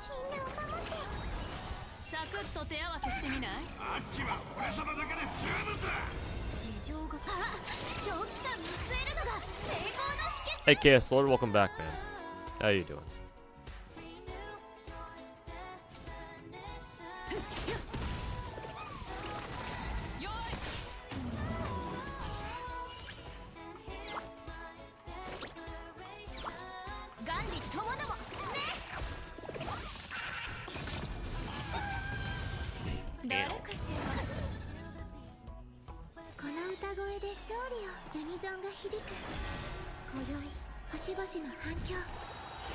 Don't let the dino cook, yeah, basically.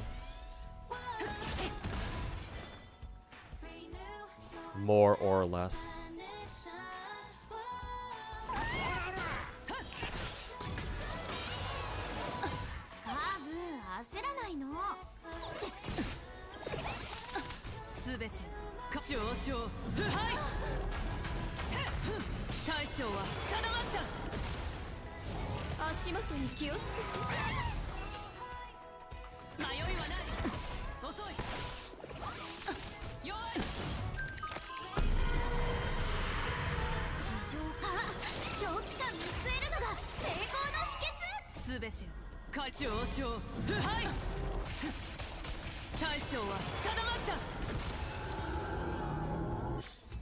And yeah, there you go.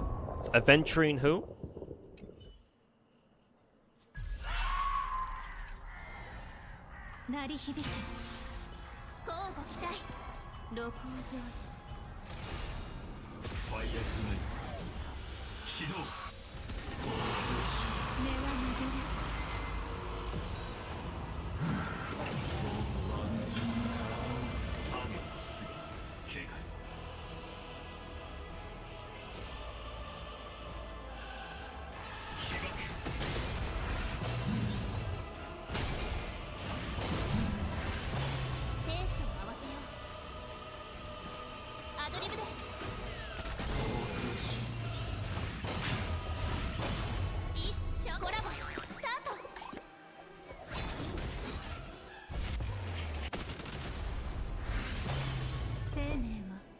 及するだけでははっ命はいずれ風に吹き落とされる。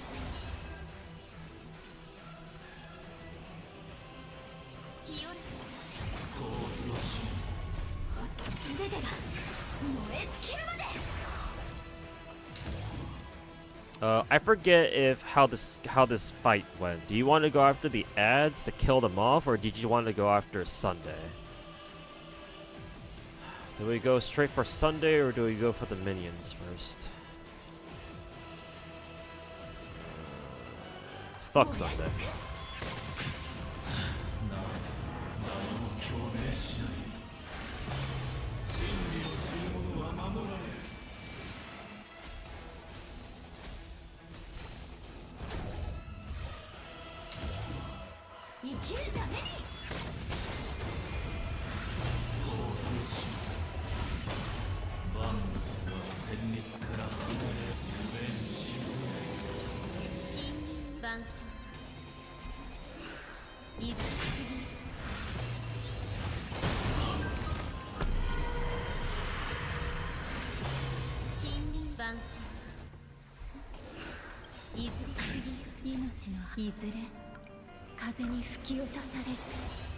You sacrifice speed for more attack.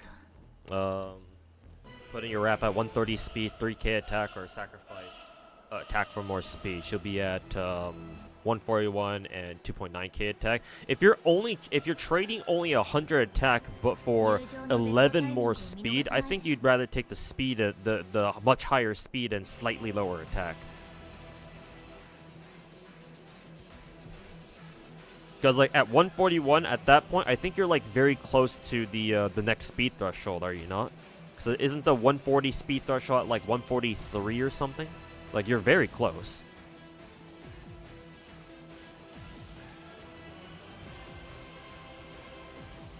Break teams put speed above all. Yeah, that makes sense. Yeah, because they want to be able to break enemies as quickly as they can.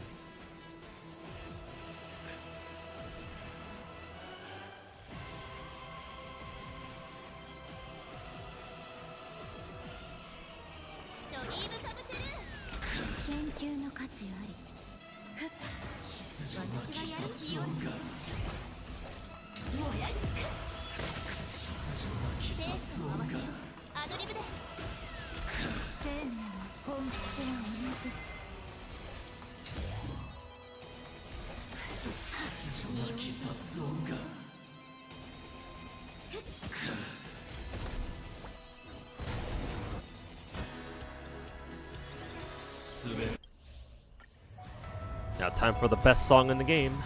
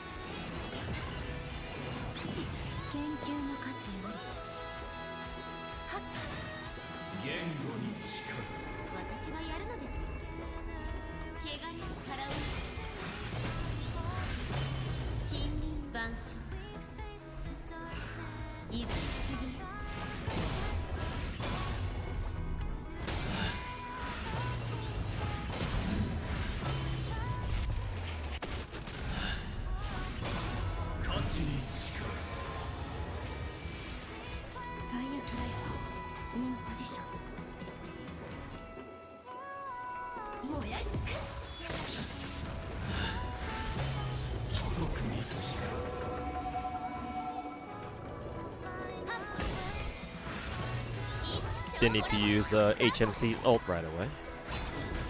Could have just sat on that. Don't think it's really gonna matter.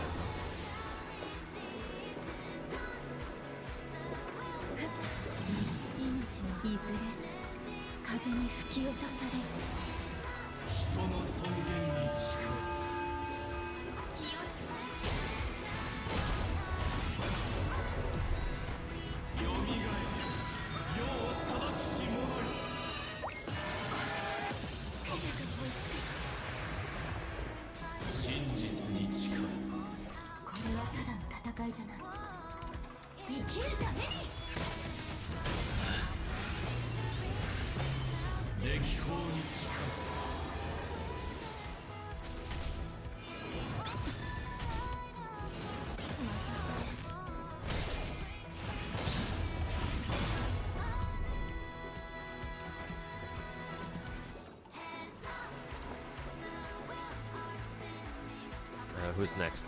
Firefly.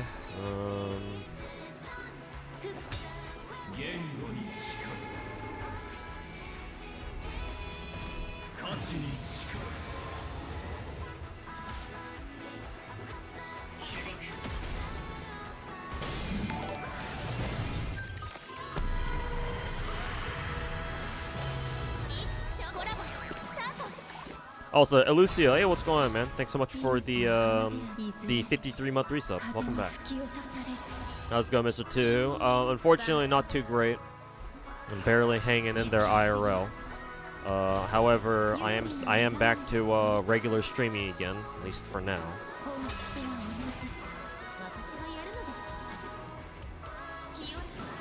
So yeah, I am at least trying to enjoy, you know, streaming and whatnot. I hope you're doing better than I am, at least.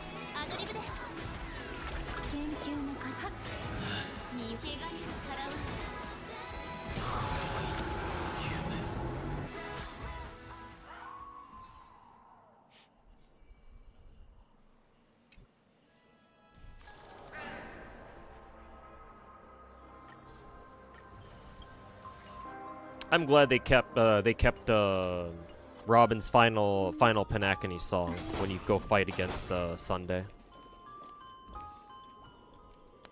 Probably the best reason to have that Sunday boss stick around.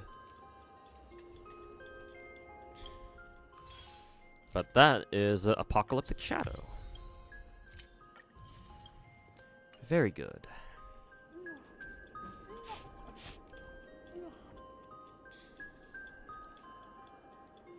I really hope things start looking up for you soon. Yeah, hopefully, man. But if only hope alone was good enough to make things actually better, though. Nice to see you streaming again, though. Yeah. I've come back to streaming out of necessity, but here I am.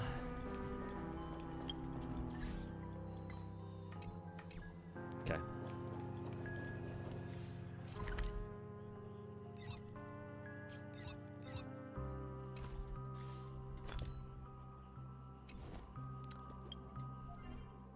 Alright, now let us go, let me go suffer for, some, relics now.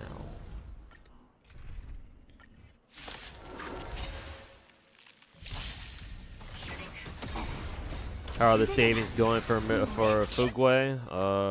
Let me check right now, actually. I have this much. 14 tickets and 5,800, Stellar Jades. I can do another full multi. I wonder when I got that last ticket. I think I was at 9 tickets before. Let's see. I don't know if these give me any extra, whatchamacallits, these things. Starlight. Maybe it did, I don't know. So my current savings for Tingyun are 5,700, 5,800 Stellar Jades, and 14 tickets plus 2, because I can exchange for more tickets using Starlight Exchange.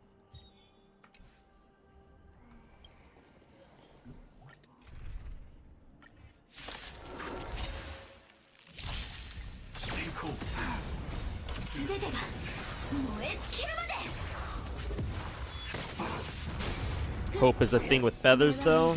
I mean, I did, I think last month when I was walking out to go grab a drink from my local convenience store, I did find a feather from like an owl, either an owl or like a crow. It was a big feather. But I mean, hey, it fell out, so I don't know, man. I don't know what that's supposed to mean.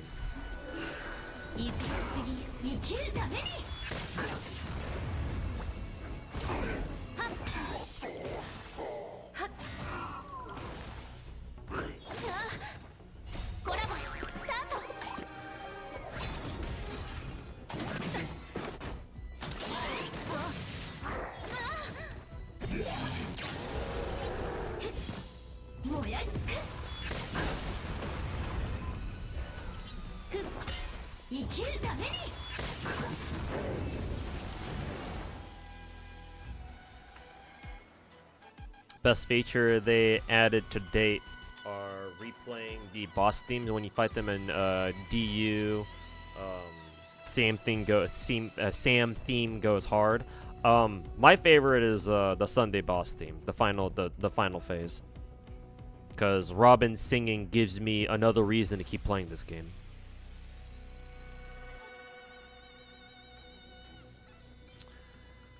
Let's see what we got. Defense percent boots, trash. Get it the fuck out of my sight.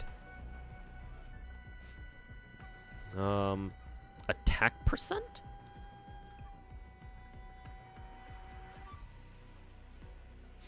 Attack percent rope? Or, sorry, robes, or body, I should say. On Sakurdos? What the fuck? Do I even want this? Probably not.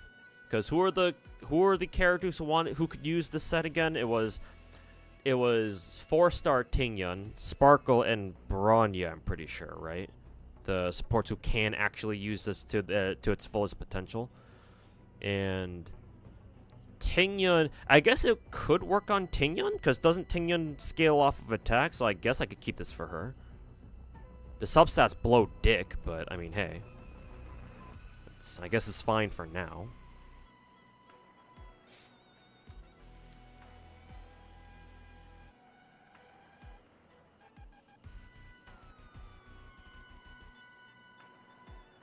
It looks like Mr. Freddie Freeman hit another homer again.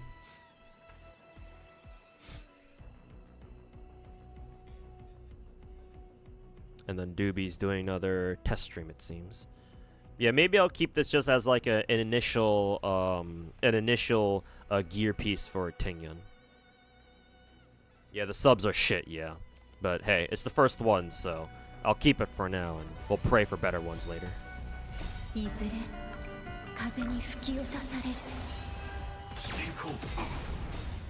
Bashida really help rolling for Acheron? Yeah, I'd imagine, considering how powerful she is. As long as you can, you know, deal with how annoying it is to farm for Pioneer pieces, though.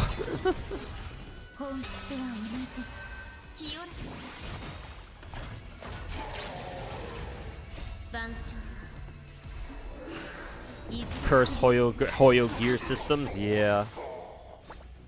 They are ass, to put it lightly. And you have Jiaochu. Oh yeah, yeah. Then Jiaochu will be a good support for your sorry, I almost said Tingyun. For your Akron.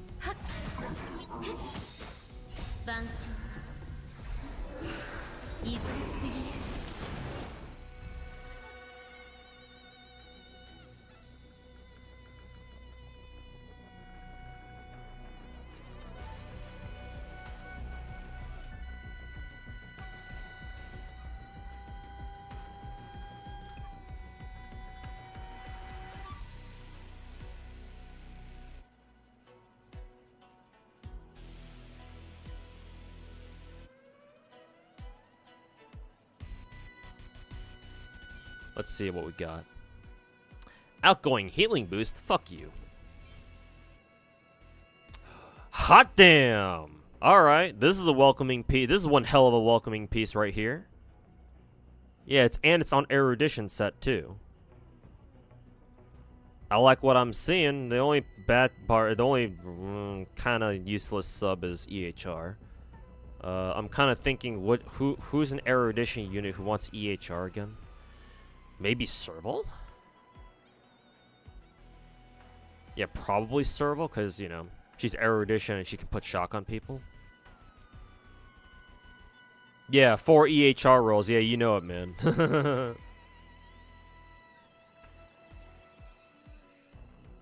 You fucking know it, my dude.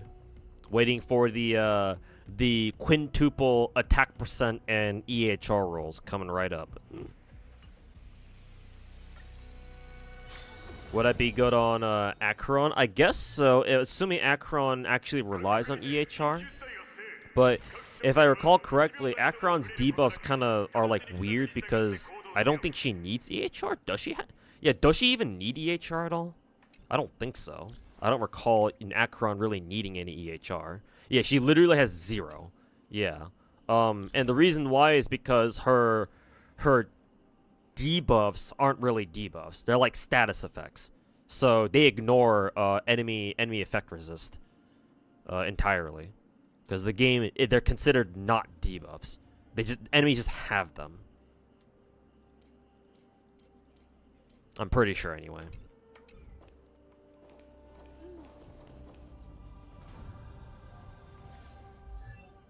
Who cares for the EHR? I mean, clearly the game will.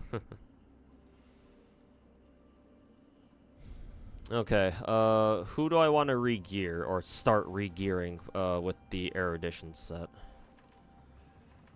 Let me pull up. Okay, I pull up. Let me pull up the Star Rail guide thingy.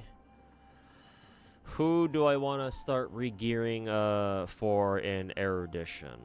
AoE characters. I don't have who was it? The physical knight dude.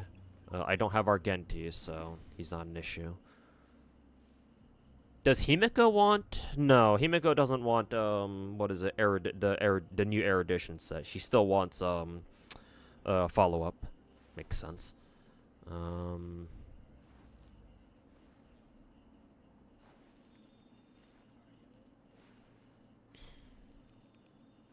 Any other fire AoE? No, I don't think so. Yeah, no. So no fire characters that I need to re-gear. I'm kind of surprised. No, actually, no, I'm not, because I was gonna say I'm kind of surprised they didn't put erudition on Herta, but I was like, wait a minute, Herta, like half of Herta's kit is just her spamming her follow-up attack. So yeah, follow-up set it is. I guess Misha could use erudition actually. That's kind of surprising. I don't think I have my Misha geared up at all. Like, he's max skill and everything, but he doesn't have his own relics or anything. Yeah, no relics at all.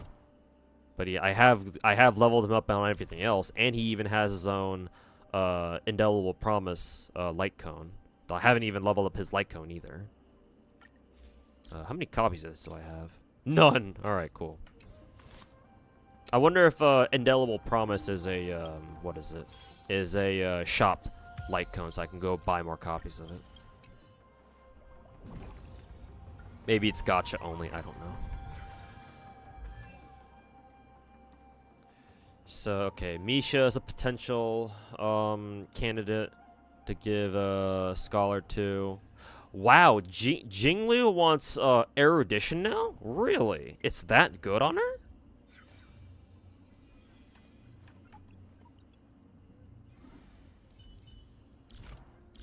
Because, yeah, currently I'm running her with 4-piece ice, and apparently, according to the guide, 4-piece ice is like her third best, is like the weakest out of her 3 possible or viable relic sets.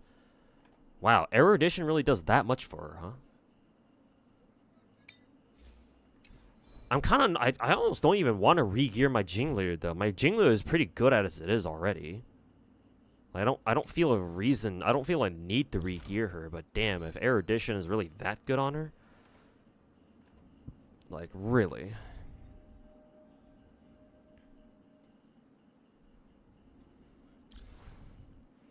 Holy, your Jinglu is, cracked. Yeah, I'm really proud of my Jinglu build. And best of all, it didn't really take me that long to get her the gear that she has now. I guess her one weakness is that she's kind of slow at like only 130, because I'm pretty sure she didn't roll a lot of speed stats. But like just crit stat wise, yeah, she's beefy, man.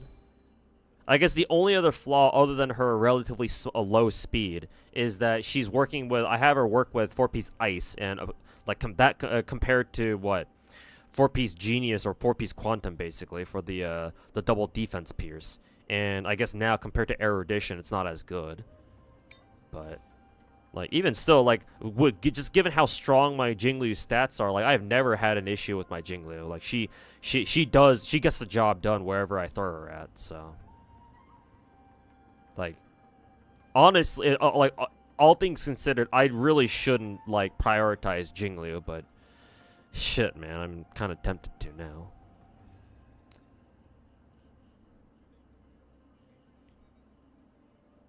Let me just find that erudition gloves first, if you could even call these gloves. It's more like an exosuit or something. Let's see. It increases... Oh, I guess because of all the fucking crit stats that it gives. Yeah, I guess that's why it's so much better for, Jingliu, rather than, whatever glacial... Whatever the 4-piece ice set does. Yeah, I guess the extra damage that the 4-piece set gives makes up for, the 10% ice damage that the regular ice set would normally give on its 2-piece. So yeah, I can really see that you know, being pretty strong. All right, well, first things first, let's level it up and see how badly Mihoyo fucks me up my ass. Y'all ready, chat? You ready for this quadruple EHR roll? You know it's coming, chat. We all know it's coming. It ain't no fucking secret. Let's see. I think I can get rid of this. This rope isn't really that good. 4-piece ice is a crit buff damage for 2 turns after all. Yeah. And on Jingliu, it makes a lot of sense. Yeah. Gives her some extra crit damage, so that way you free up some substat space to go for crit rate rolls instead of crit damage. Besides Jingliu, who works with new relic sets, so far any true AoE character, so for example Argenti, not Herta actually, because Herta still wants the follow-up set, the Archduke whatever, Grand Archduke set that buffs follow-up attacks, because obviously for someone like Herta, her follow-up attack is still very important.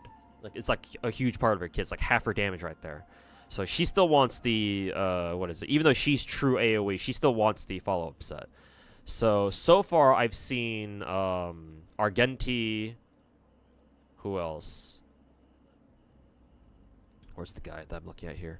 Argenti, surprisingly Misha, which is kind of strange, but apparently he likes, the new erudition set. And Jingliu, which is very weird to think about, but I guess it really works on her too. So those 3 so far. I'm trying to look through everyone else and see if see who else wants it, or see who else could use it. Currently no Win character wants it. What about Quantum? I'm assuming, actually no, Jing Yuan doesn't want erudition, because again, Lightning Lord, so he still prefers Grand Duke, the follow-up set. Surprisingly, Acheron could work with Scholar, but I guess that makes sense just because, you know, Scholar gives you a lot of crit stats, or crit rate stats, you know.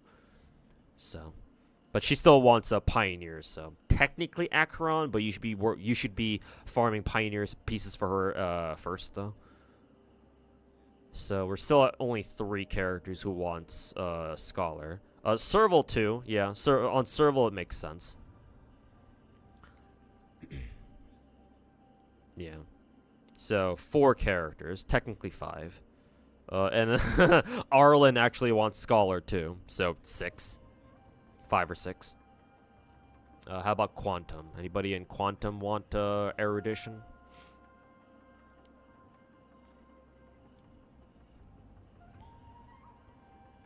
Oh, I just realized Jade wants also wants Grand Duke. Gonna make sense, because my Jade only has 4-piece Genius. I guess Grand Duke is just that much better on her,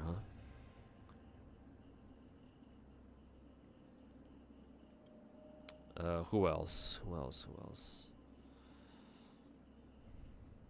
Oh, that's hilarious. Selly actually could take a Scholar too. I wonder why. Oh, because her skill, yeah. Because her skill is so fucking strong that she could definitely put Scholar to use. That and 8% free crit rate, so that makes sense. But it's still only her number 2. She still wants Genius set though. Genius, brilliant, solid. Huh. Chingche doesn't want Scholar? I guess she's not really an AoE. Hmm. I'm kind of surprised that they didn't recommend Erudition on Chingche, considering she's fucking Erudition. Like they don't even list it as a recommended relic set under Chingche. They just still have a genius set on her. Maybe it's because they haven't updated her yet, because nobody I don't know how many people even play Chingche these days, but I would expect Chingche to be able to use. No, actually no. I don't think it actually, now that I think about it, probably doesn't matter on her, yeah. Because technically speaking, she's budget Daniel Alter, so yeah, she's getting her damage. She's getting most of her damage from her enhanced basics, not skill, because her skill itself doesn't do any damage. So yeah, okay, never mind. I know why. I realize why. Oh yeah, that's right. So yeah, surprisingly, there's not too many characters in the game who really care about erudition. Like, it's on paper such a good set, but not a lot of people really want it. Yeah, because your only real options for this are, like, Argenti, who else? No fire character really wants it, I guess Hook could use it, yeah. I guess a few splash damage characters could use erudition, actually. So yeah, I guess Hook counts.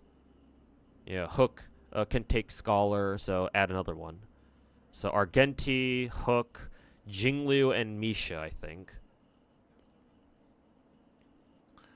Let's see. And I don't think any Win character wants it, because to be fair, we don't have any true AoE Win character yet. Not in the game yet, unless you count Black Swan, but she's obviously more DOT, so she doesn't really count. Was there any? Oh yeah, Lightning and Serval, or sorry, Arlen and Serval in the Lightning category, so there's two right there. And then Quantum, I don't think any Quantum character really wanted it. At least I'm pretty sure no, I guess Sally counts, but like it's not even her number one. It's not even her number one option, because obviously Genius set exists. 4-piece Quantum, baby, but we'll throw her in there just in case. Well, I mean, good luck finding anybody who plays Selly these days. Other than me.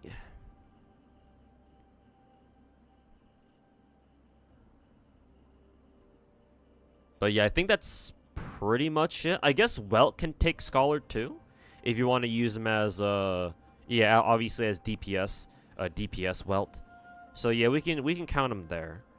So how many characters would that be? Welt from an Imaginary, Selly technically from Quantum. For Lightning, it's Serval and Arlen, so that's 4. No Win character wants it. Ice, we have Misha and Jinglu, so 2. 2 more from the Ice category. From the Ice category. Fire, I think it was only really Hook who wanted it, or who can work with it, so that's 7. And then Physical, only really Argenti, so 8. So that's a decent number of characters who could take erudition, actually. I mean, you would have to lower that number by 2 if you're only counting like characters who now consider erudition to be like their bis, or like one of the top choices. So like, you know, only 6 characters as opposed to like 8. So. Hey, Sweet Potato, how's it going, man? Welcome to the stream. Glad to have you. How's it going? Hopefully you're enjoying your start to the week. Why use that with Welt when Imaginary is free crit stats? The problem with Imaginary, KDMCA, at least my problem with the Imaginary set, is that, yes, you do get the... What did Imaginary set do again? Let's see. So you get the guaranteed imaginary damage buff, and yeah, you get the guaranteed imaginary damage buff. However, the 4-piece set it's not convenient to get, because if you want the crit stats, first you have to debuff enemies, first you have to debuff them, and then you have to hit them after, right? I don't think 4-piece imaginary gives you the extra crit rate on the same attack that you put a debuff on, and the first debuff on enemies with, right? You have to attack them again once they are debuffed. So that's inconvenient. And even worse is if you want to imprison enemies with Welt anyway, you have to break them first. Unless there's a way for imaginary characters to imprison enemies without breaking them, maybe you can do that. I mean, you can freeze enemies without having to break them, I don't think. So maybe there are characters in Star Rail that I'm forgetting who can who can put imprison on enemies without having to break them. If that's the case, that's pretty strong, actually. But as far as I'm aware, Welt doesn't do that. At least not without breaking them first. So like, it takes a while. My point is that it takes a while for a 4-piece imaginary set to get going. Well, actually, okay, then throw everything I said out the window. Then ignore everything I just said. Then yeah, okay, whatever. Just use imaginary then. The reason why I was going off on that tangent is because I was coming at it from Daniel Alter's point of view. Because I used to run Daniel Alter with 4-piece imaginary before switching him over to just a more conventional, perhaps a more conventional 4-piece the attack set. What was that attack set called? This one. God damn it. Was it this one? Yeah, Musketeer set. Yeah. So yeah, if Well can instantly imprison enemies with this ult, then yeah, okay. And in that case, then yeah, he gets all of his he gets all of the imaginary buffs instantly, basically, as long as he gets his ult first. So yeah, never mind.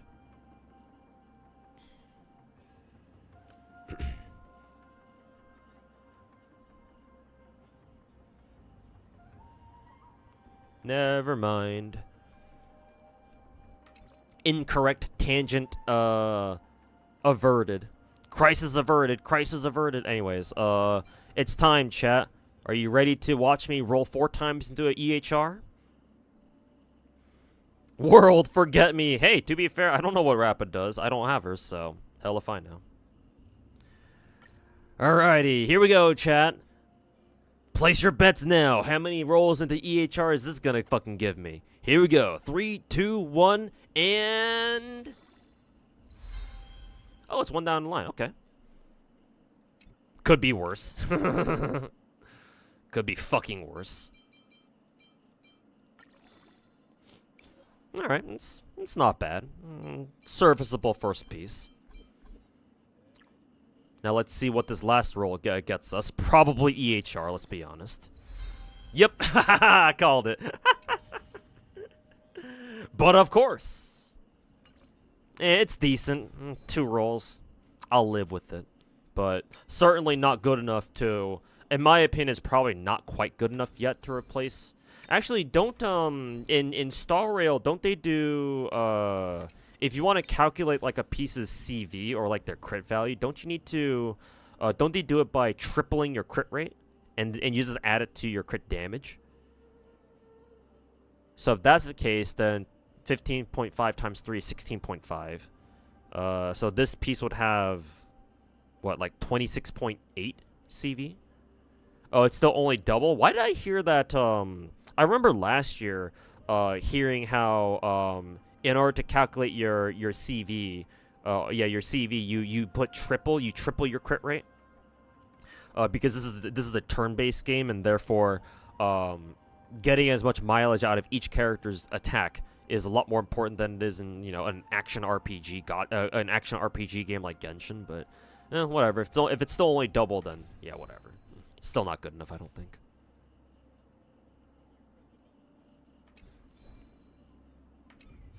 Oops.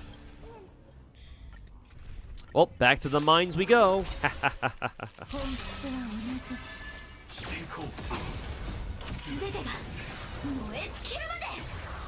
Yeah, we go again.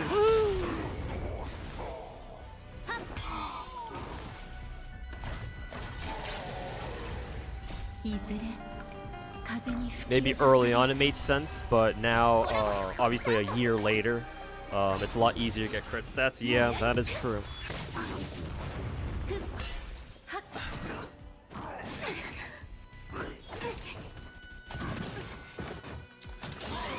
We go again.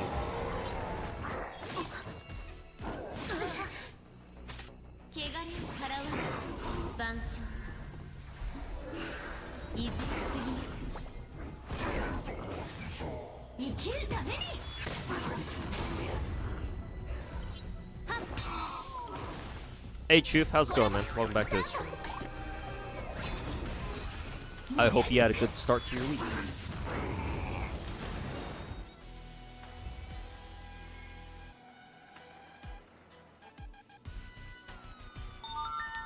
Let's see, EHR on erudition. Yeah, no, fuck you.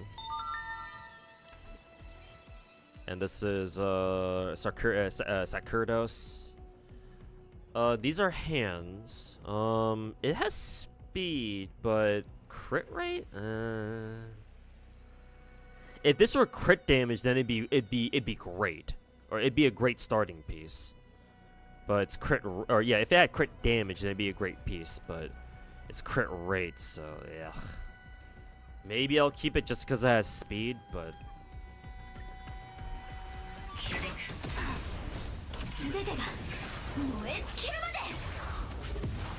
Yeah, same with Lucio, yeah. Considering it's a speed set, yeah.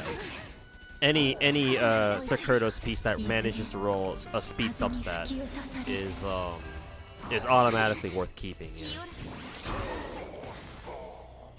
Sark looks like a Hanabi set. Yes, it's a it should be the new best set for Hanabi / Sparkle, Bronya, and 4-star Kingdom. Oh, and of course Sunday, duh. But those four characters, it's now their new bis.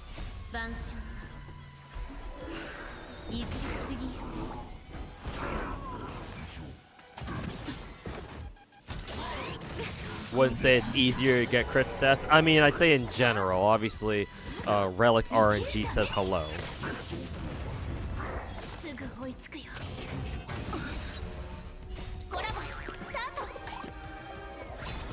Any speed substats from any set is an instant keeper for you. Yeah, depending on how much emphasis you put on speed substats.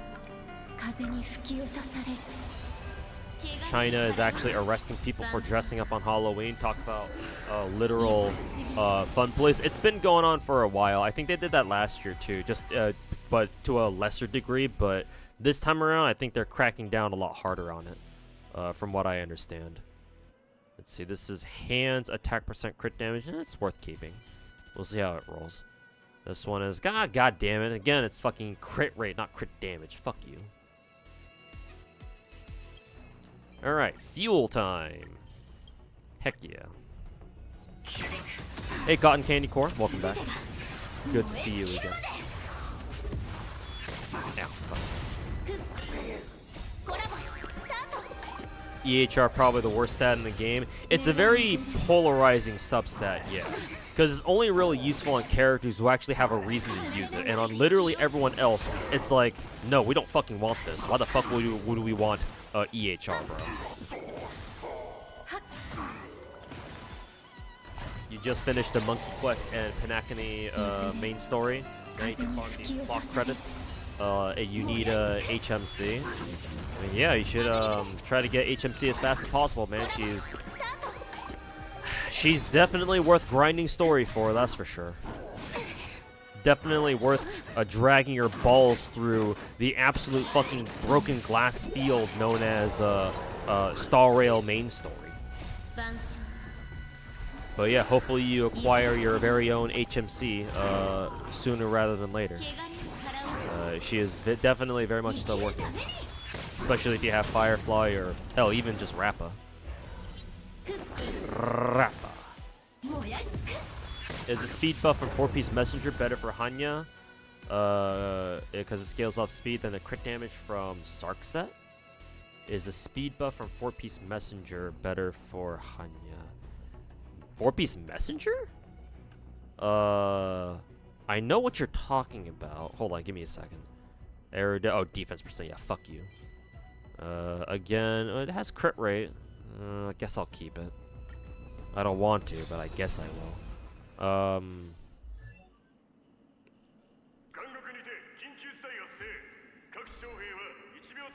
Whereas speed increases by 6% and damage dealt by basics increases by 10%. And you said Hanya scales off of speed?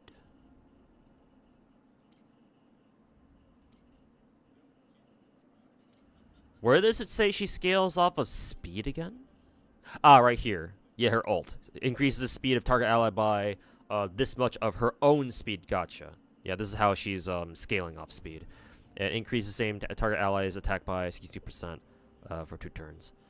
And then 4-piece. Let's see, 4-piece musketeer. Whereas speed increases by 6. I would expect so. I think that I would expect it to work that way. Yeah. That Hanya's ult takes into consideration the speed boost you get from 4-piece musketeer, because as soon as you put on the game immediately calculates your character's speed as soon as you give them a 4-piece musketeer. It does it for any relic set that gives you like a guaranteed buff. So, like, for example, if you give a character, like, a crit stat, like, if you were to give a character, like, 2-piece erudition, for example, since that's a guaranteed 8% crit rate, it automatically reflects it in your character's stat sheet immediately once they equip it, or once you give it to them. So, I want to say that, yeah, it should, oh, you're asking for messenger. Sorry, my bad. Sorry. Reading comprehension is a challenge for me, clearly. But hey, you know, everybody on the internet has issues with the reading comprehension, so it's not just me. Anyways, when a user uses their ult on an ally, speed for everybody increases by 12% for 1 turn. I want to say it doesn't in this case. It feels like this won't take Hanya's own speed into consideration. Yeah, I don't think you can double dip with this. She's definitely getting the 2-piece speed buff, the 6%, but I don't think she's getting it from the 12%. I don't think Mihoyo would allow that either. I think Mihoyo, it doesn't feel like what Mihoyo would allow. Like, being able to, like, letting characters, especially a fucking 4-star like Hanya, like, be able to double dip into, in this situation? Hell no, I don't think that's how it works. Yeah, I think it only takes into consideration the 6% off the 2-piece.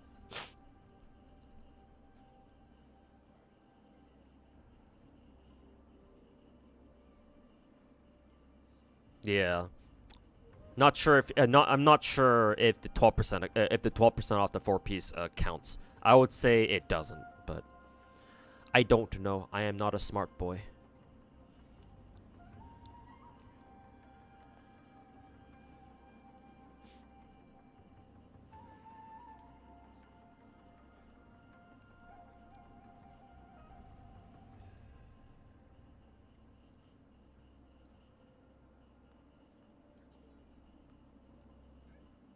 I don't know if anybody in chat is following the Dodgers and Yankees game 3 right now. Is the score 4-0 to the Dodgers? Because I pulled up this this fan stream of a couple Yankees fans watching the game right now. And their scoreboard says 4-7-0. And I'm normally not a baseball fan. I'm not. But I don't know how to read their scoreboard. I assume it means that the Dodgers are up 4-0, and it's the top of the 7th inning, I think. Is that what it means? Yes? Ugh. I was under the impression that the Yankees would probably take Game 3 because they're on the road now. Or the Dodgers are on the road now. And then, apparently I heard that their pitcher, the Dodgers' pitcher is, like, one of their weaker ones, apparently, or however I heard it. So, like, I figured, oh, yeah, Yankees are probably going to take Game 3 then. But, that's not good. Anyways, thanks, chat. Let's see.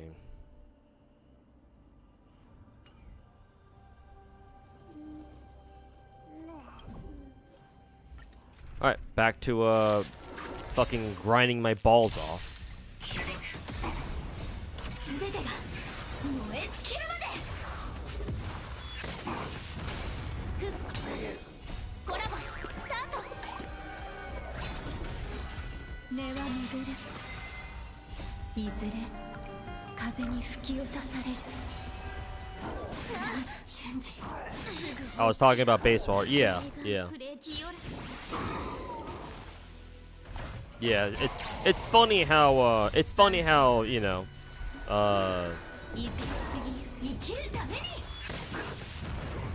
how sometimes, you know, things happen in other like, you know, events and like other, you know, fields of interest that normally would have nothing to do with you, and normally you wouldn't give a shit about it, but all of a sudden something amazing happens. It's like, oh, this is kind of cool. It has breached containment. Baseball has breached containment.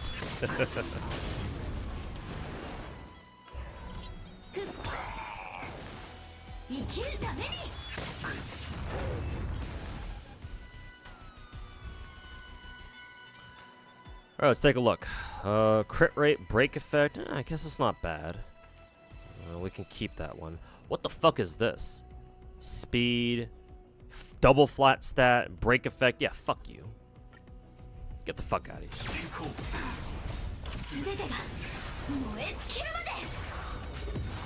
Ocean Gear was a global phenomenon too. Yeah, kind of funny to think about it that way, but you're not wrong. いずれ風に吹き落とされるチェンジ離れなさい汚れを払う万象いずれ次生きるために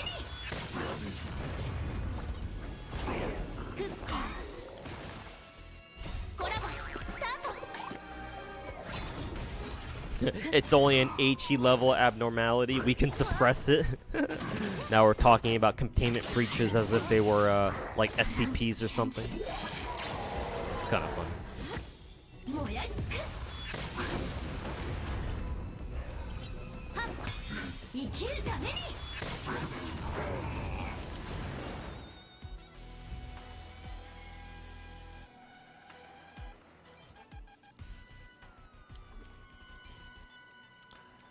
So yeah, those boots blow fucking dick.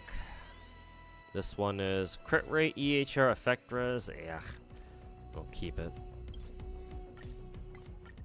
Oops, I didn't mean to click max. Oops. Whatever. Doesn't really matter. 5 fuel all at once. Shove it down my mouth. Shove it down my fucking mouth. 91 fuel. Yeah, I haven't used fuel in a long ass time, man. I want to say like at least like half a fucking year. Yeah. Like surprisingly, even though, you know, we all sit here and bitch about how much of a fucking shitty time it is trying to farm relics for a Mihoyo game, or just gear for a Mihoyo game. In all fairness to Star Rail, I've gotten overall quite lucky with all my characters' gear. Like all the gear on my characters is good enough. Like even on my Lingsha, whose gear is like absolute dog shit, like she can still hold her own too, and she doesn't even have her signature either, which is pretty fucking amazing. So yeah, I haven't felt the need to use any fuel at all, which is kind of crazy. If you have a functional team, you find yourself not actually having to use fuel. Yeah, not really. Pretty much, yeah. And you stack it a lot. It also helps that if you're a regular battle pass player in Star Rail and you consistently finish your battle passes every single patch, the battle pass gives you like, I don't know, like 8-10 fuel per, or something like that. I don't know. This one's absolute dog shit. Again, absolute dog shit.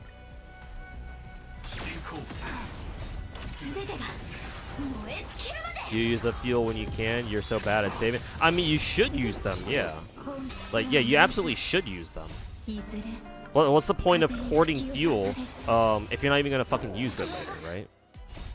Like, yeah, you should absolutely use them. It's just I haven't had a reason to use my fuel. But now I do.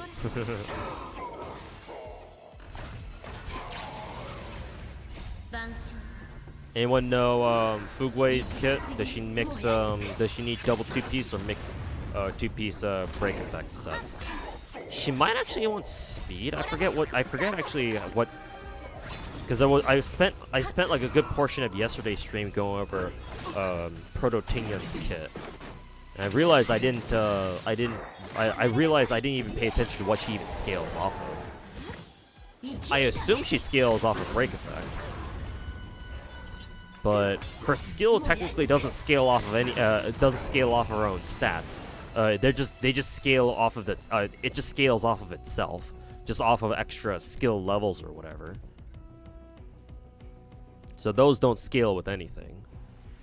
Same thing with her ult. Her ult doesn't scale with anything either. Well, I guess technically her attack. So I guess if you wanted to make her do more damage, you could give her attack %, but obviously the scaling on her ult isn't that good.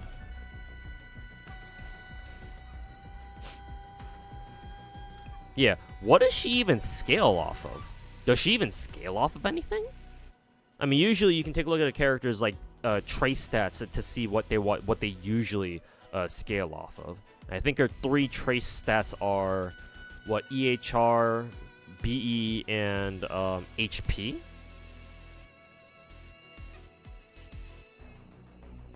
Yeah, something like that.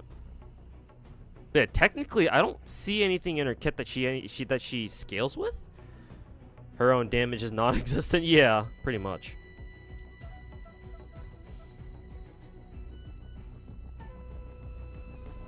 I guess she will eventually do super break damage.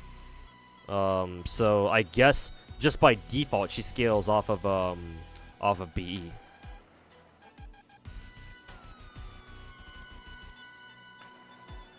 No real point. Yeah, obviously. Yeah. Though I think it would be a safe bet to like farm like a second watchmaker set, I guess, for her. Actually, speaking of which, I think I need to replace my either my HMC or my Ruin May. Because I think both my Ruin May and my HMC both have watchmakers, so, and obviously don't both need it, so.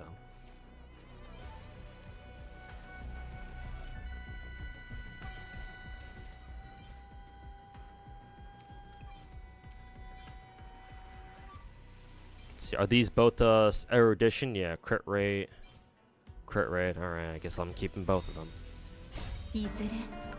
Watchmaker doesn't even work on her because her ult is an attack. Yeah. So I'll definitely have to. I would definitely have to replace her relic set at some point.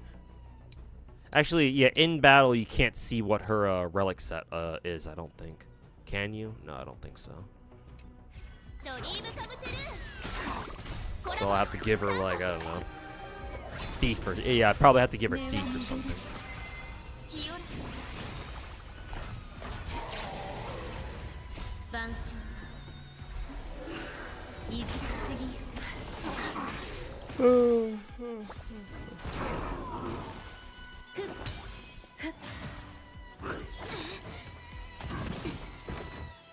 So the team will be Ruin May, Tingyun, Firefly, and HMC. Where's your healer?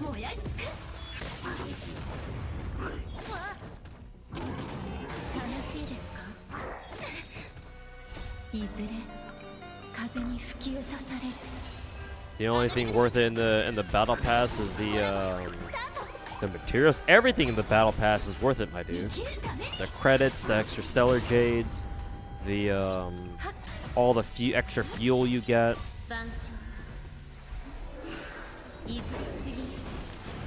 Yeah, the entire battle pass is worth it.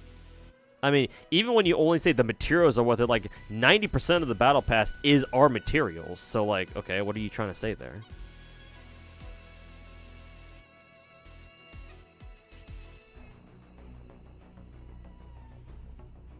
Is she a DPS or support? But no, she's a support debuffer. She's an alternate Ruin Mei with how her talent works. Did you play any of those gacha buy to play spin-offs like Crosswave or Project Bakery? No. I was never too interested in them. I've heard them obviously, but I haven't cared enough about them to like go out of my way to play them or anything. Wow, these artifacts or these relics are fucking dog shit.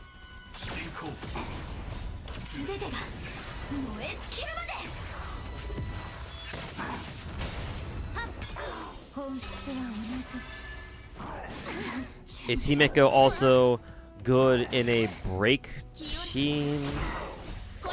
Not really. Not to me, not in my opinion anyway. Himeko still is a conventional crit stat DPS. The only reason why, the only relation she has to like break teams at all is only off the fact that her follow-up goes off of how often you break enemies. But that's not quite the same as what super break teams do. So my answer to that would be no. Himeko is I don't know if you really use Himeko in a fucking in a super break team. That doesn't really make a lot of sense.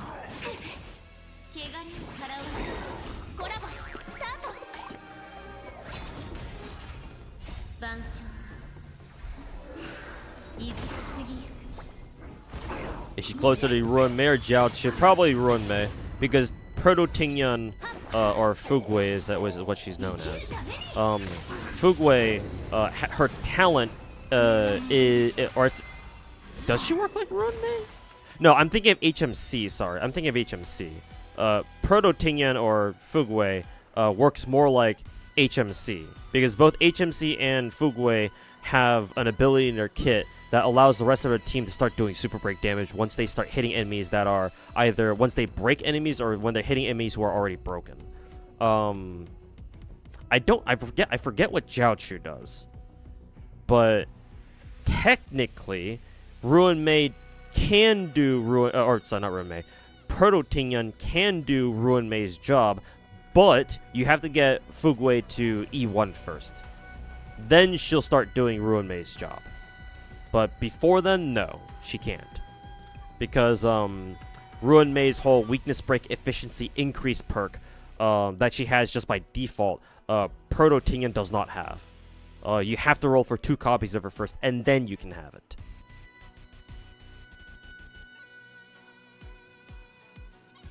And not only that, Ruin Mei has counter synergy, or she's an active detriment to Himeko because she delays enemies recovering from their break. Yeah, exactly. So makes it even worse for her.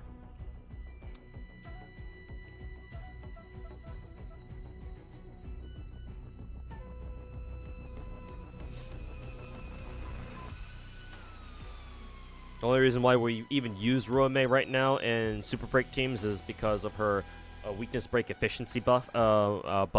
If she didn't have that, we'd probably use somebody else. Yeah, probably. Yeah.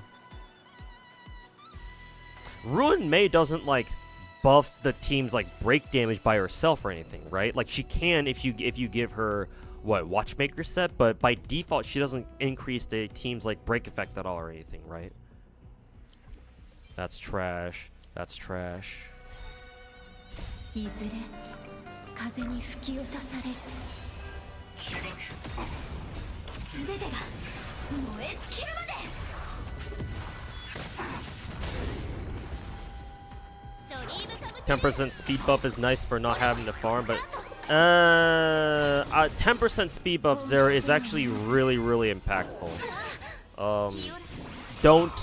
I would say don't underestimate Ruin Mei's speed passive, because 10% doesn't sound like a lot on paper when you just hear 10% speed boost. Oh, that's not that much.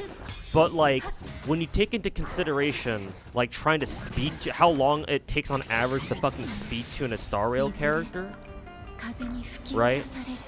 How hard it is to come across speed stats in general. and the fact that even just 10% means that, oh, on a character who has, like, say, 120 speed, 10% of that is 12, so all of a sudden with Ruin Mei, now they have 132 speed, right? Even though 10% doesn't sound like a lot, it's still enough to usually elevate a character up to, like, the next speed threshold, and that's not nothing, man.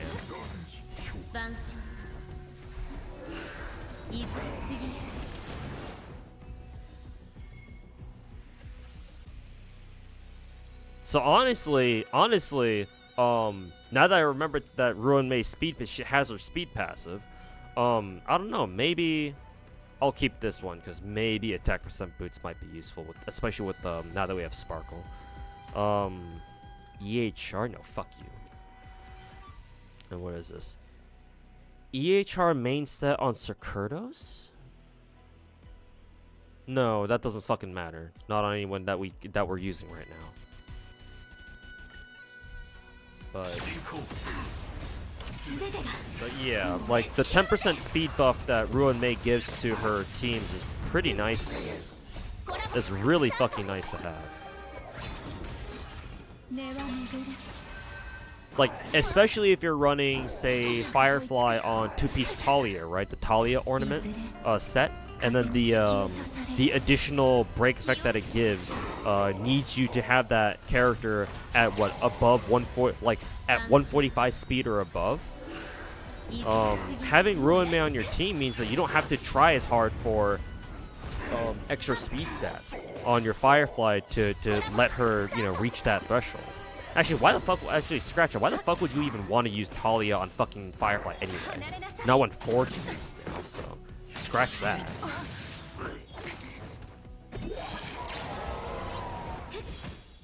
So never mind that argument.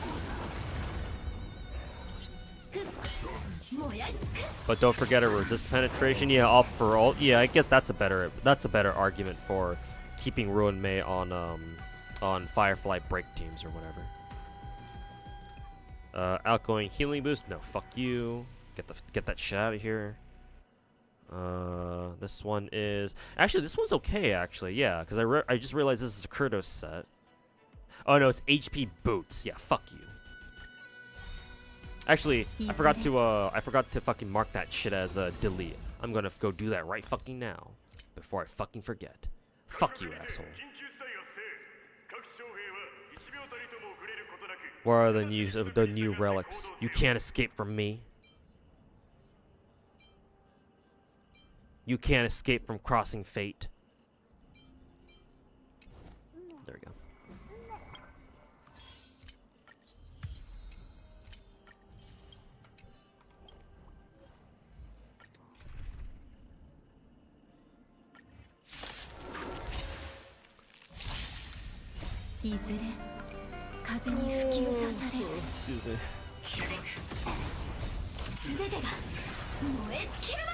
Heal boost is nice on Sarkados, on Sarkados for specific healers.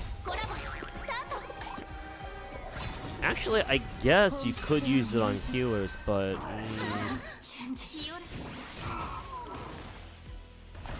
the issue is that with healers, you don't always have to use this skill. Is the thing.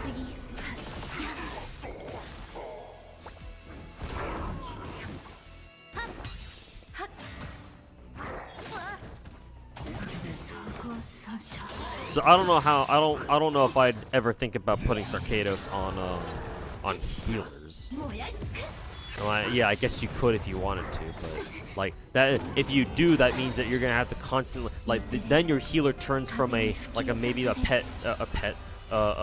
point SP like neutral or even SP positive character into a SP negative character, and I'm not sure if that's worth doing.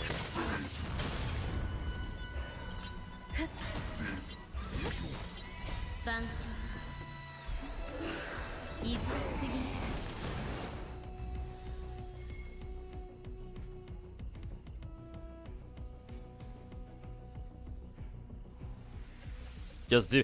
Oh yeah, that you're right. Yeah, I totally forgot that you could just use the 2-piece and not the 4-piece. Oh yeah, that's right. I forgot about that. Yeah, just double two-piece speed with Sarkados and whatever else with the messenger. Yeah. And I suppose if you happen to get a whatchamacallit, a healing boost body piece on Sarkados set, then yeah, I suppose you can.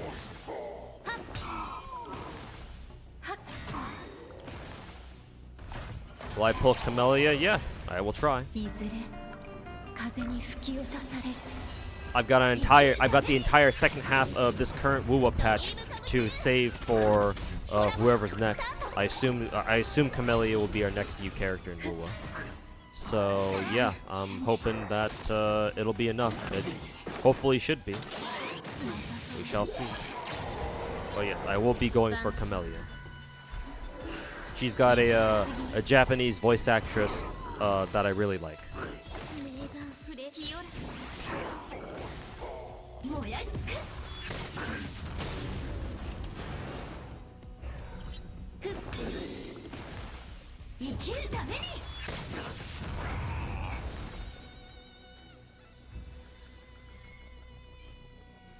Let's check these out. Attack percent, crit rate, okay.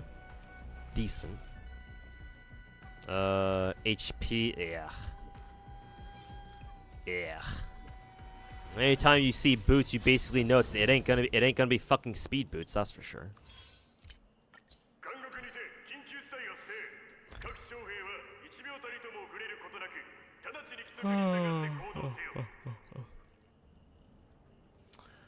Let's see, which one was the Sarkados set again? Was it this? No, that's just a headpiece. Sarkados. Actually, no, I confused this for the other set. No, I don't want this. This one's absolute garbage for Sarkados. Why do I keep pronouncing it Sarkados? It's Sarkurdos. Or Sakurdos. Sakurdos? How do you fucking pronounce this word? God damn it.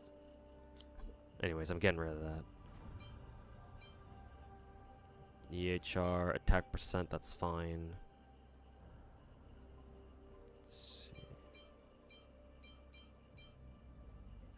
Oh yeah, I confused the outgoing healing boost body. This one I can get rid of because it's on Scholar set or Erudition set, and these are the only two Sakurdos body pieces I've gotten, and neither of them are outgoing healing boost. So okay, we're still fine.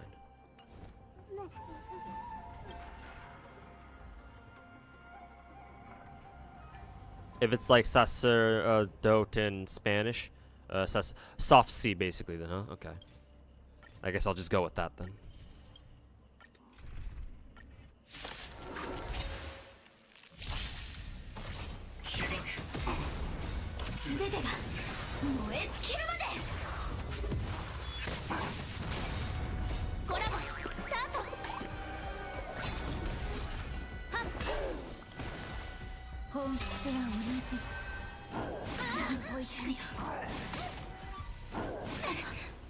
Sacerdos, okay.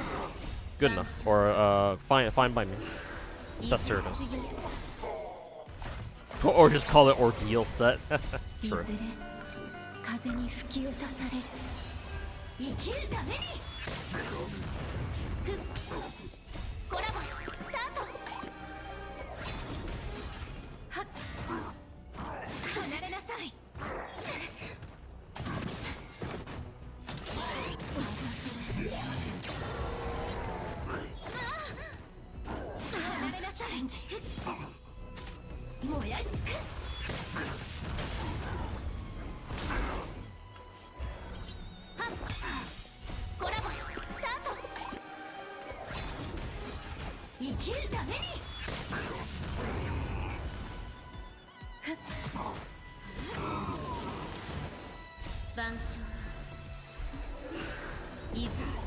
Sunday's laundry set, basically.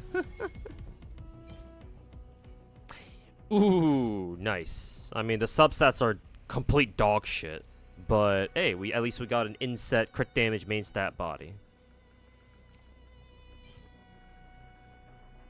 At least we have something to work with.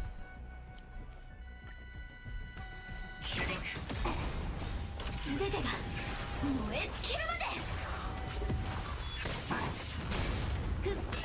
根は巡る。いずれ風に吹き落とされる。フレーダンフレーダン。離れなさい。怪我人からを生きるために。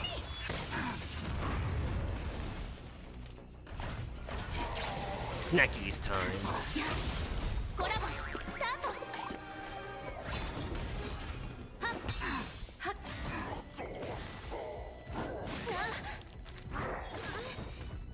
晩鐘いずれ過ぎる。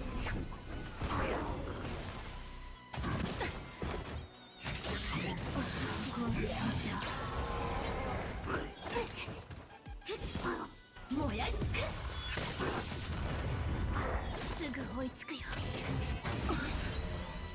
いずれ風に吹き落とされる。ドリームカムトゥルー。コラボスタート。生きるために。ふっ清ら晩鐘いずれ過ぎる。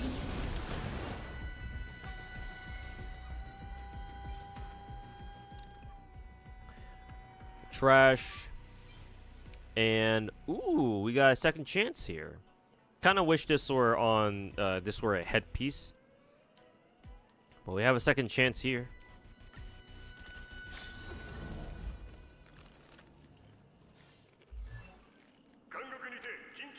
Let's give it a whirl.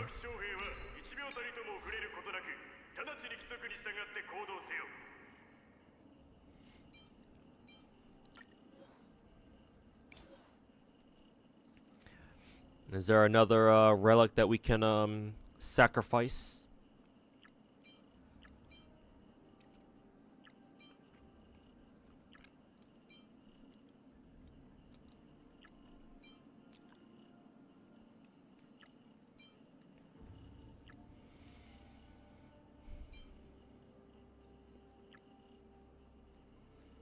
Let's see. I think I can sacrifice this piece. This one isn't too good.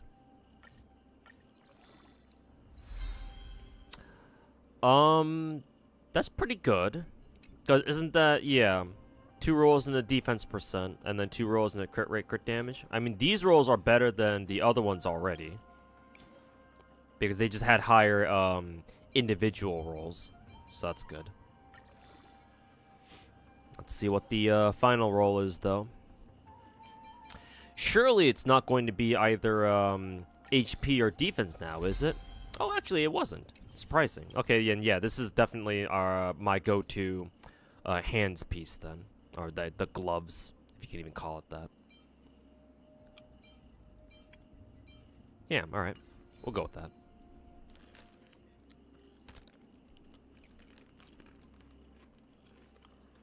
Thank God Z3 doesn't have RNG as substat values. Yeah, man. If only Genshin and what is it? If only Genshin and Star Rail were in a similar way, or designed in a similar way, but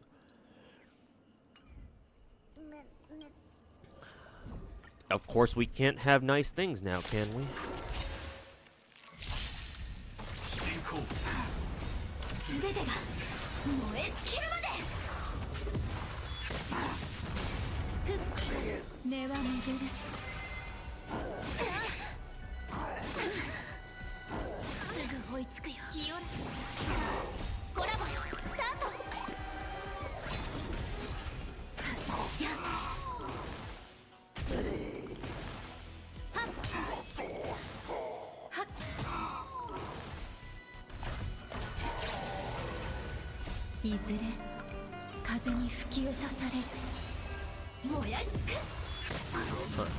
Nice cock. Juicy piece. Yep, it's pretty good.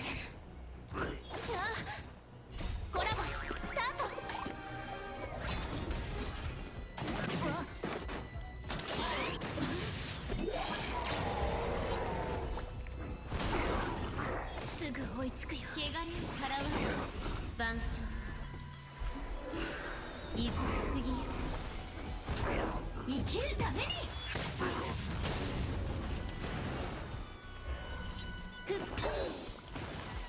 燃やし尽くす。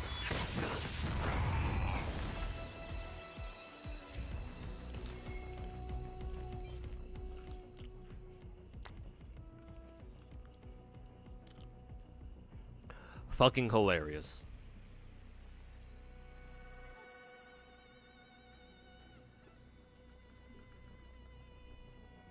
Ain't this piece just swell, chat? Fuck you.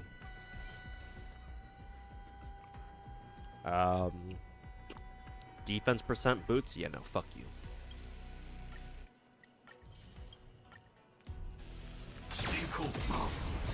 全てが燃え尽きるまで。コラボスタート。はっ根は巡る。チェンジ。清ら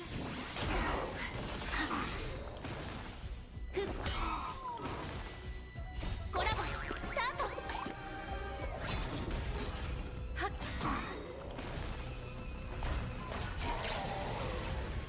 いずれ風に吹き落とされる。燃やし尽くす。ドリームカブテル離れなさい。万象いずれ過ぎる。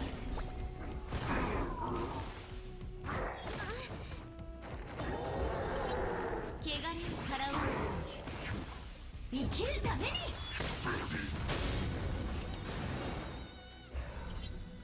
コラボスタート。はっ燃やし尽くす。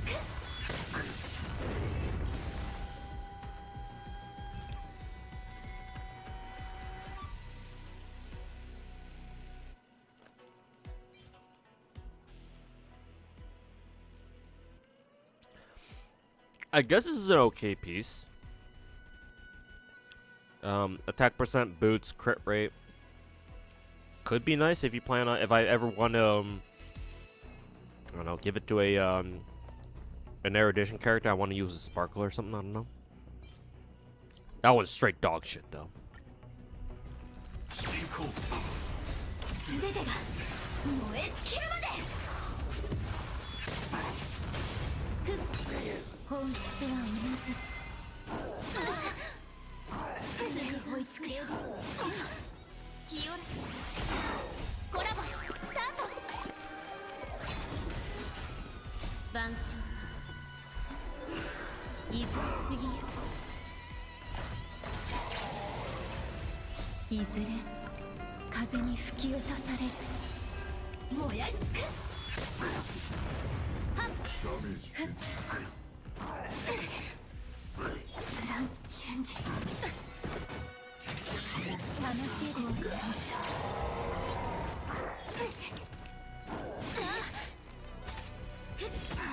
生きるために。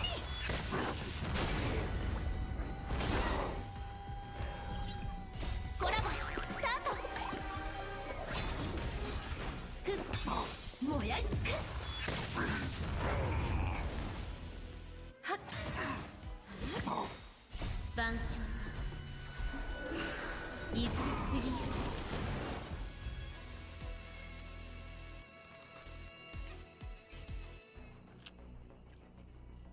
Trash.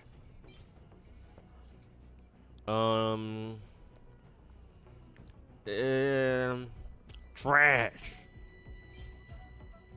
Trash. 全てが燃え尽きるまで。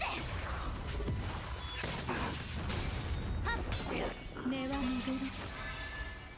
いずれ風に吹き落とされる。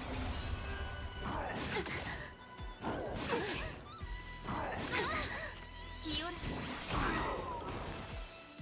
コラボスタート。燃やし尽くす。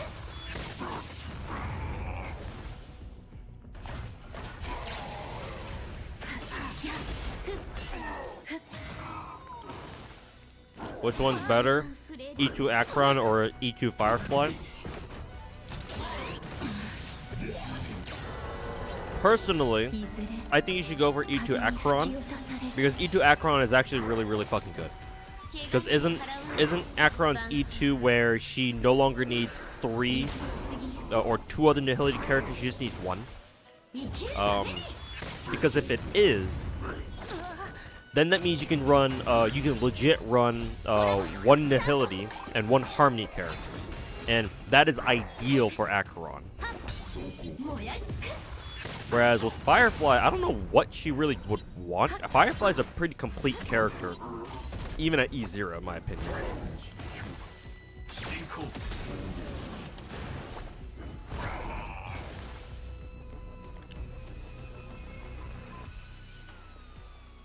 She gets a stack of her debuff thing at the start of a turn and only needs 1 hit. Okay, then yeah.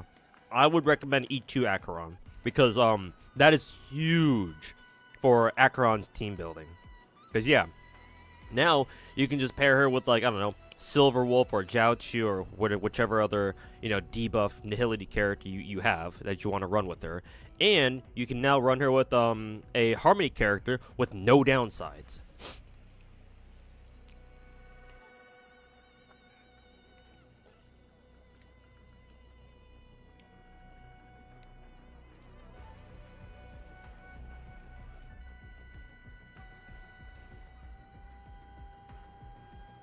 Oh, and also that's trash too. This one is, I don't want to keep it, but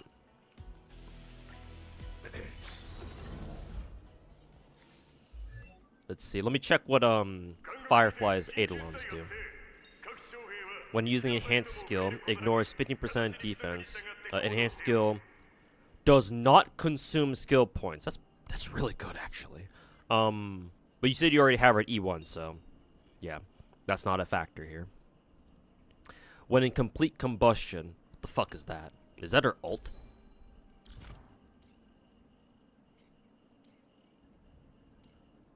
Yeah, it is.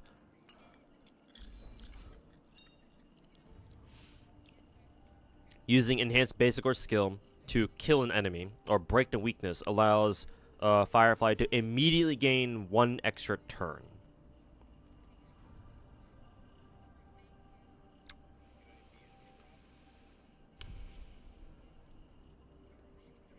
Yeah, that's really good. And yeah, it is a straight damage increase. I still think Acheron's E2 is still slightly better. Like, this is really good, don't get me wrong. But yeah, Acheron's E2, it like legitimately fixes something about her kit that, you know, is kind of it's kind of an annoying issue to deal with if you don't have Acheron at E2 already. So yeah, I'd still say I'd still recommend E2 Acheron over E2 Firefly.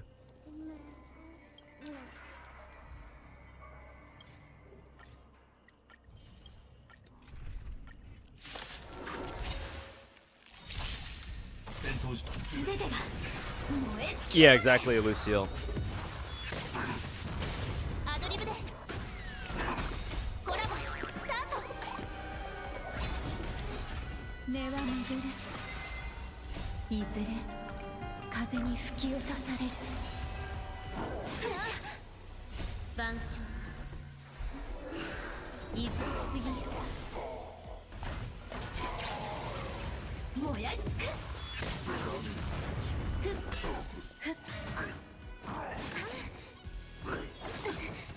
Thanks for the info. Yeah, no problem.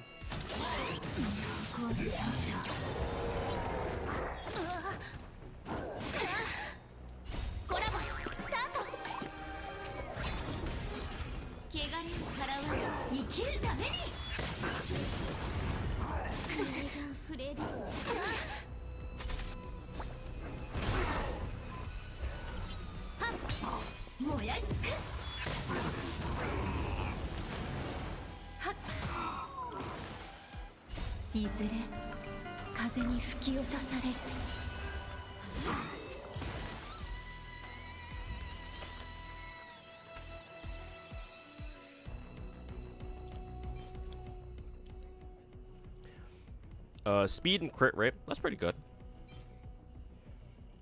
Ooh. Speed and HP. Really good. If only this were to, if only this would roll crit damage as its fourth stat. It probably won't, but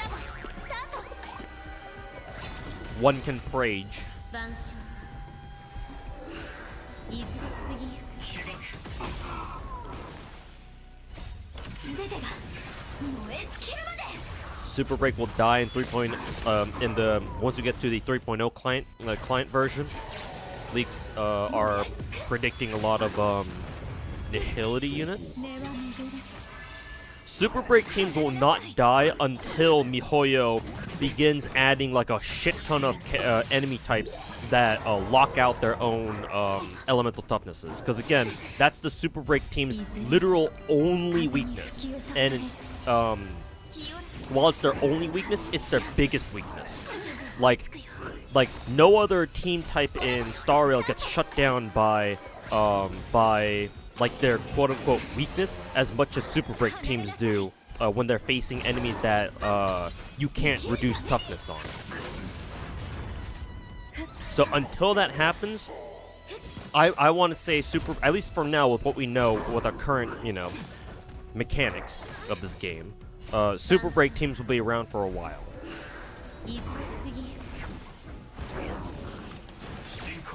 I know, Zero. That's why I said the 3.0 client version, not patch. When I say version, I'm referring to the entire spectrum of, like, say, 2.0 up to 2.7, whatever. No, I read you right the first time.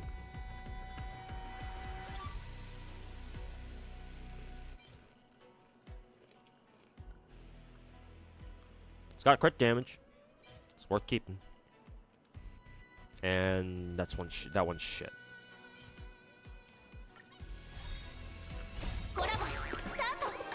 Yeah, Warp Trotter only waves in MOC, yeah, exactly.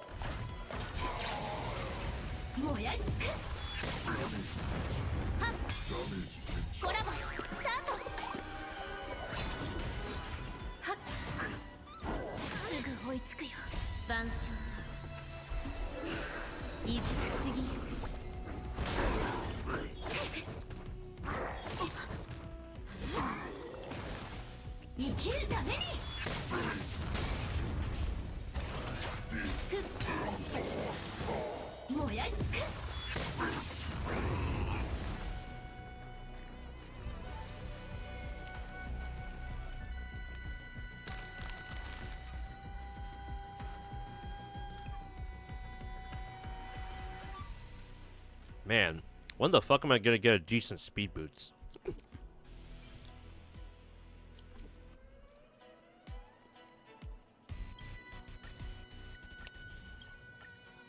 Just defense, HP, defense, HP. Oh, there's one attack percent boots.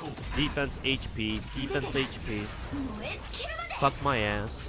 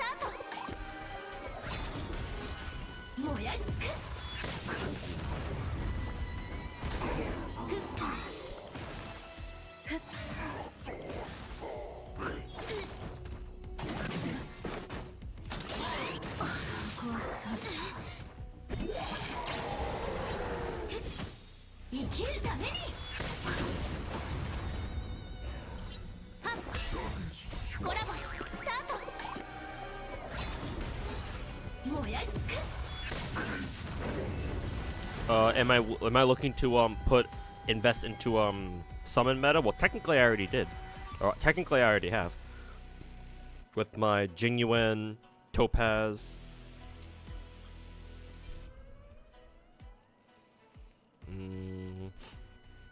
Oh, this is body. Fuck you. Crit damage. Sure.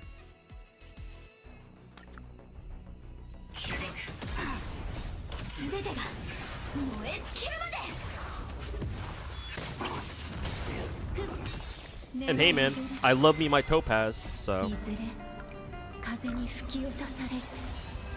technically I already have bought into the Sunday stonks. I also do need to farm for I do eventually want to get topaz onto a proper Buke set eventually.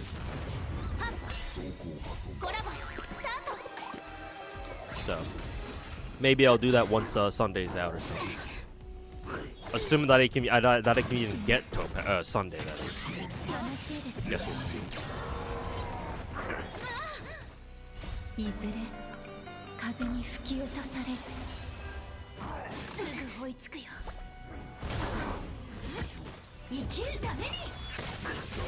Supposedly, future summoners are gonna have summons that we can control directly. Huh.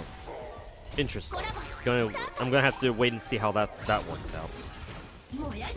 But that does seem like something that Mihoyo would do in terms of, like, you know, Star Rail power progression. So we'll see. Oh, finally some fucking speed boots. Too bad it blows. I'll keep it anyway, just because I have no other option.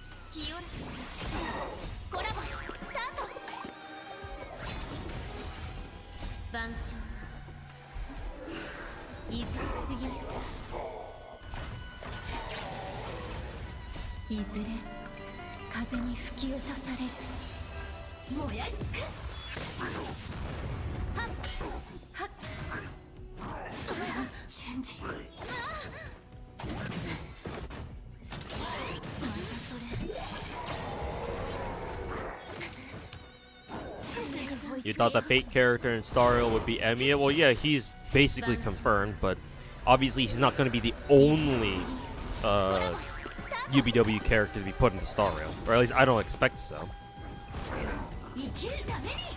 I expect them to have 2 characters in gacha, one 5-star, one 4-star, and then they'll give us I would expect them to give us a welfare, but I don't know. We've never seen Star Rail do a collab before, so we'll have to see what they decide to do.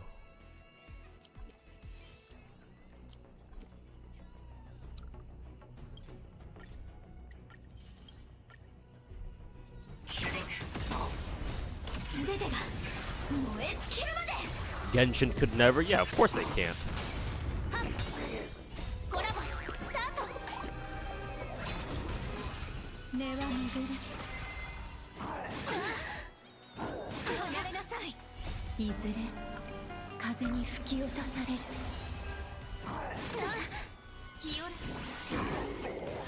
You doubt there's gonna be a banner? I think there will be. Like, why wouldn't they?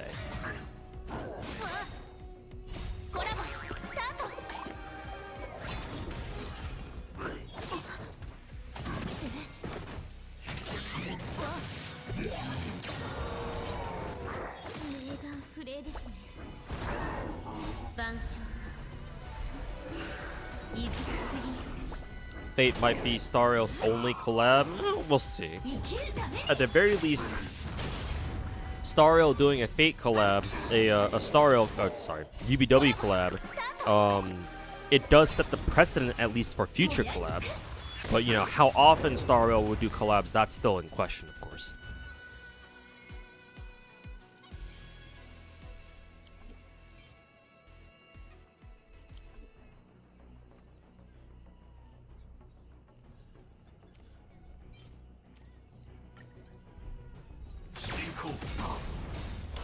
てが燃え尽きるまで。本質は同じ。いずれ風に吹き落とされる。グランチェンジ。すぐ追いつくよ。離れなさい。汚れを払う。コラボスタート。燃やし尽くす。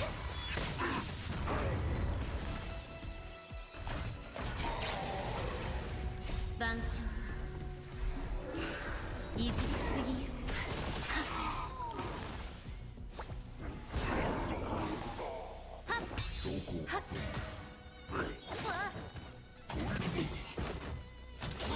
楽しいですか。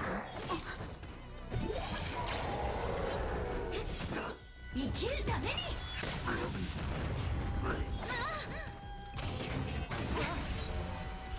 いずれ風に吹き落とされる。コラボスタート。ドリームカムトゥルー。燃やし尽くす。清ら万象いずれ過ぎる。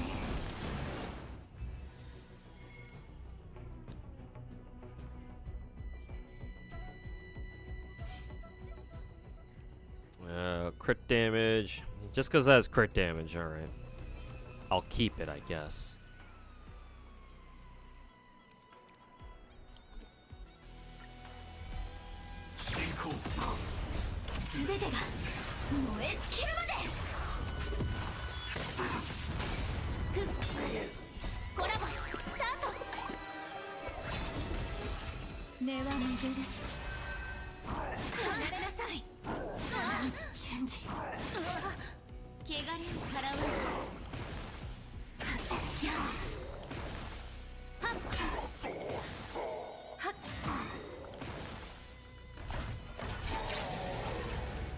いずれ風に吹き落とされる。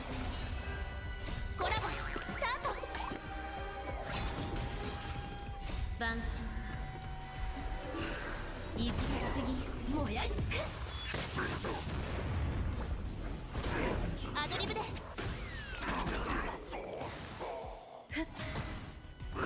すぐ追いつくよ。離れなさい。生きるために。コラボスタート。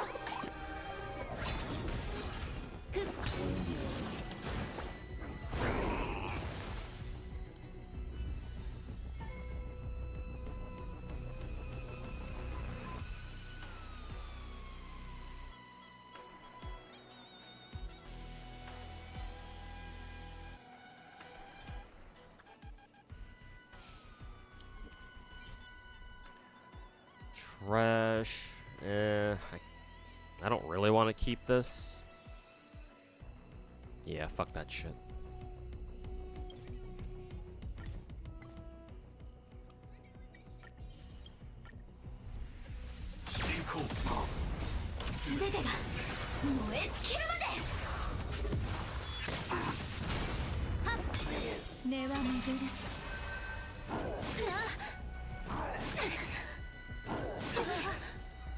いずれ風に吹き落とされる。汚れを払う。コラボスタート。万象いずれ過ぎゆ。生きるために。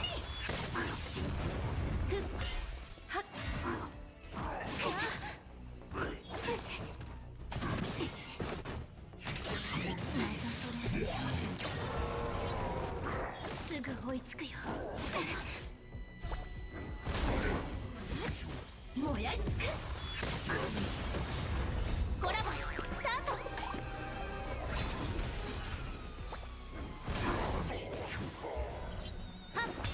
生きるために。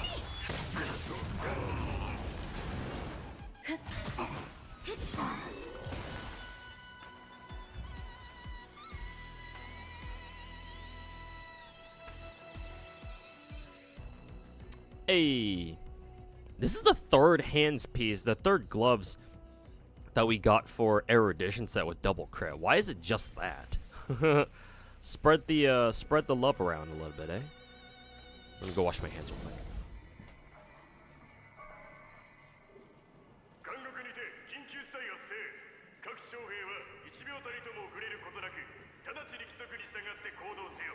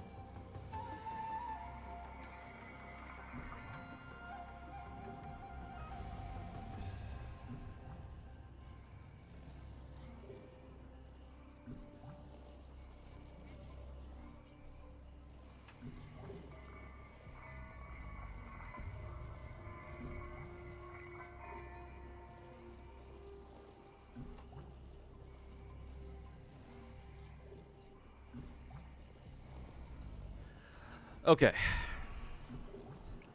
Sorry about that. Took longer than I expected.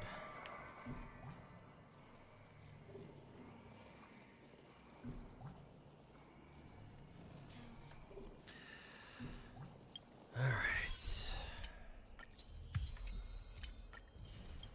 This is a great way to grind Battle Pass XP, though, let me tell you what.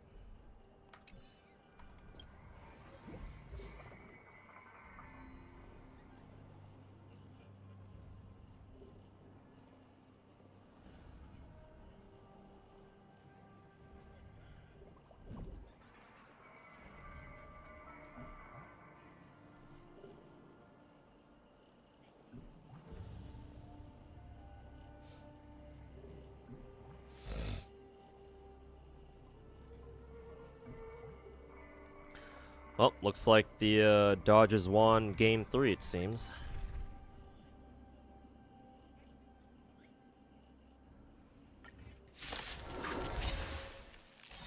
Back to this. Back to grinding even more depression.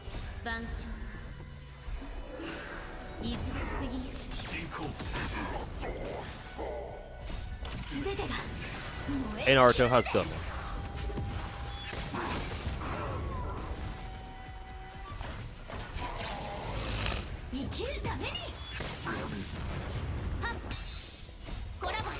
That Wuwa event was so ass. Which one?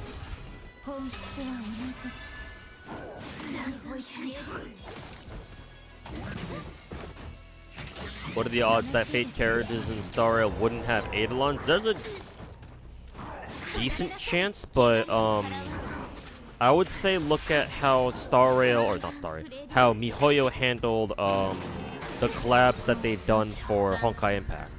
Like, if anybody who knows about Honkai Impact or even plays it, even better, knows. So for example, their Evangelion collab or whatever else. How did they handle collab units in those games? Did they let you roll for more copies of them? Because if so, then yeah, I shouldn't expect the UBW collab to be any different.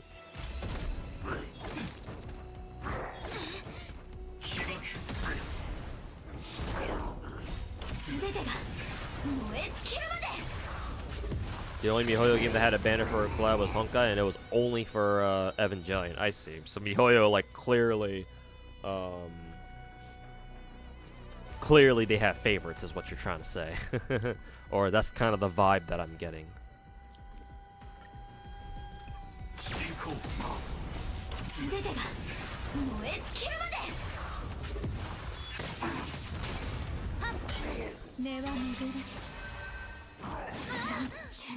Oh yeah, Dodgers won. I just heard another firework go off outside. Hey Lily John, welcome to the stream, man. How you doing?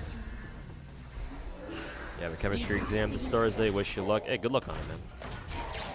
Dodgers had VTubers on their side, clearly.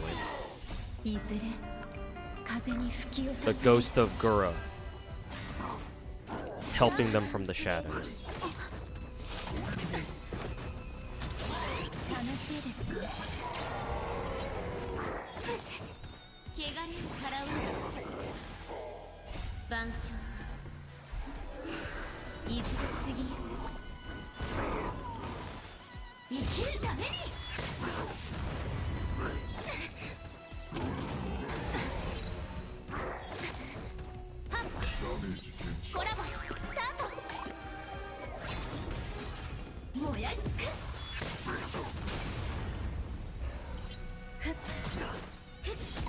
The reason why you run around killing mobs and getting buffs. Oh yeah, that one. That wasn't too bad. I did think it took a little bit long to clear a stage, but I mean, it didn't really particularly bother me. But I can see why you wouldn't like it.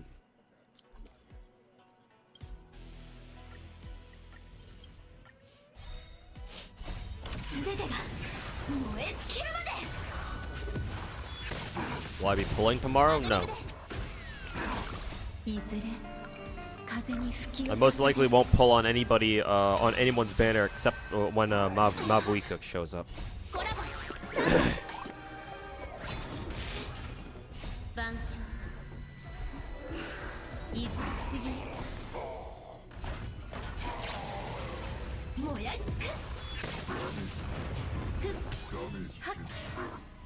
Hello, Lily John. How you doing? That's the second time you said hello.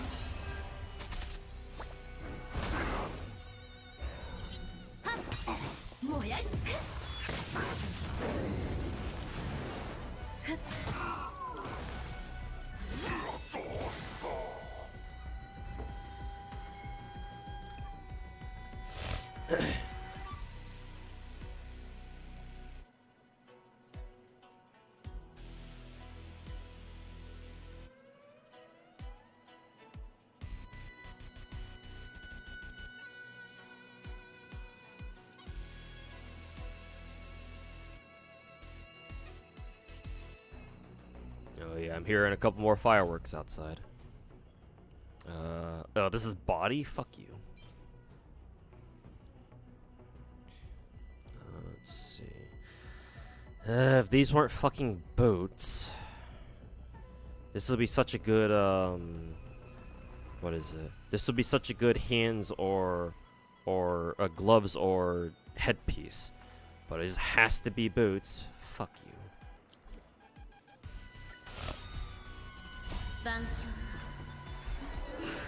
いずれ過ぎ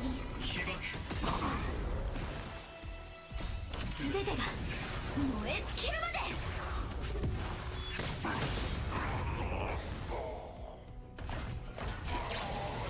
Do you have a most hyped upcoming gacha? The gacha games I'm looking forward to right now that aren't out yet are, I believe there should be 4 of them now. Girls Frontline 2, 風に吹き落とされる Arknight's Enfield, that's 2 right there. Project Mugen, Azure Premilia, technically 5 because I did add NTE most recently. So 5, yeah.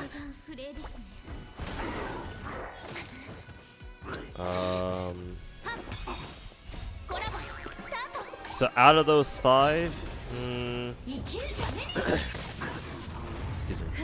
I probably have to go with either Azure Premilia or Project Mugen.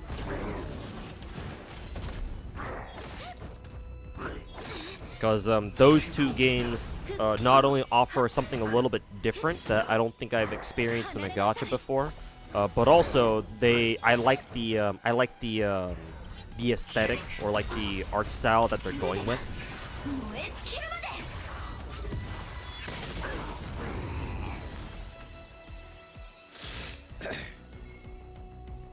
So I'd have to go with those 2.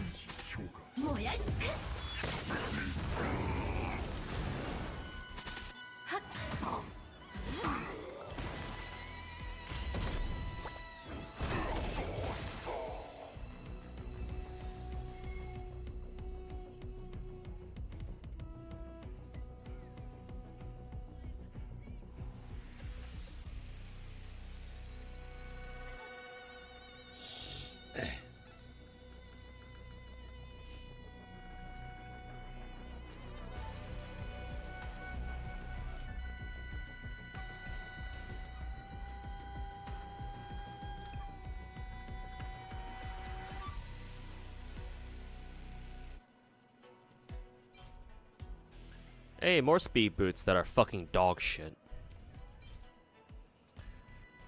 And this is on the wrong fucking set.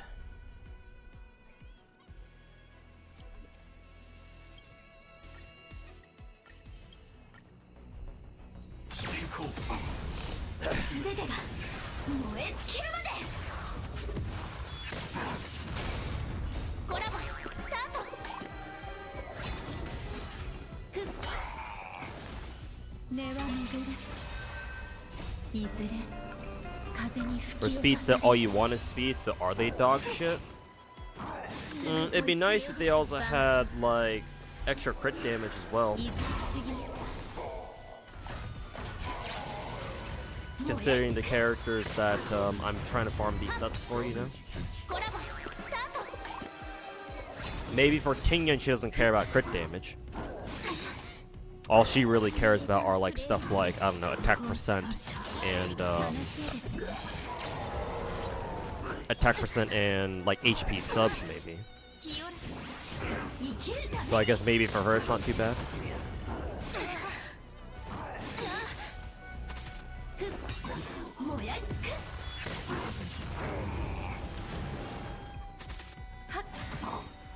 いずれ風に吹き落とされる。コラボスタート。晩鐘いずれ過ぎる。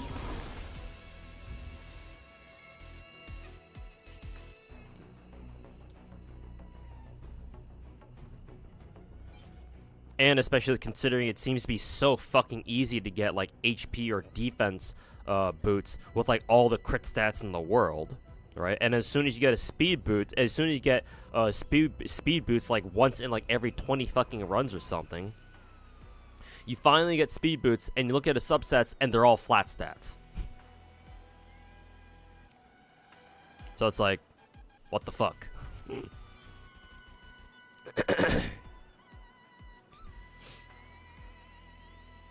I guess I can keep one of these for, who is it, Tingyan, I suppose.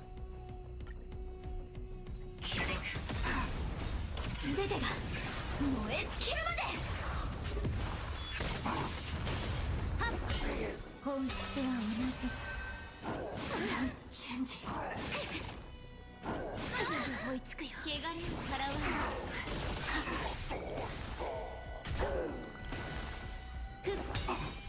コラボスタート。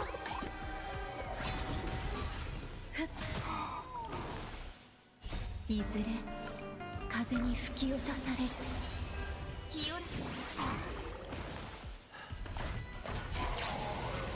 燃やし尽くす。はっはっ。 How long is new story? It's, 晩鐘 yeah, go with what Zara says. Like 4+ hours or so. On the relic grind, yes sir. 汚れを払わない。生きるために。 Also talking about new 5-star one, then you don't know. Probably, I would expect Proto Tingyan to just use what?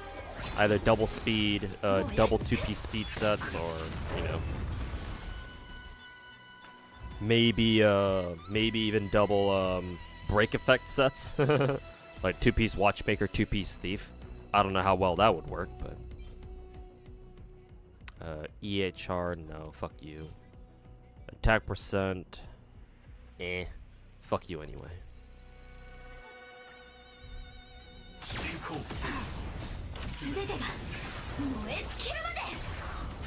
All according to Hoyo's plan, just as they intended. いずれ風に吹き落とされる。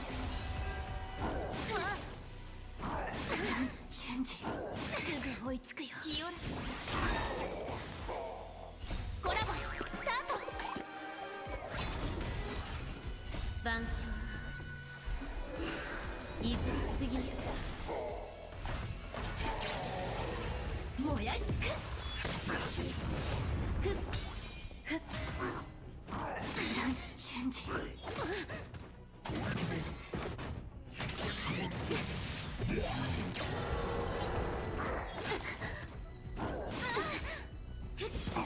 生きるために。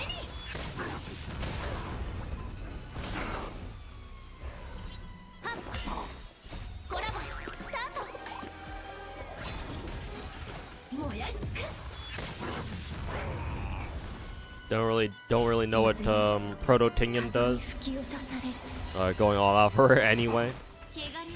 Nice. Functionally, she's kind of like an alternate HMC, basically. So I suppose you can think of her that way.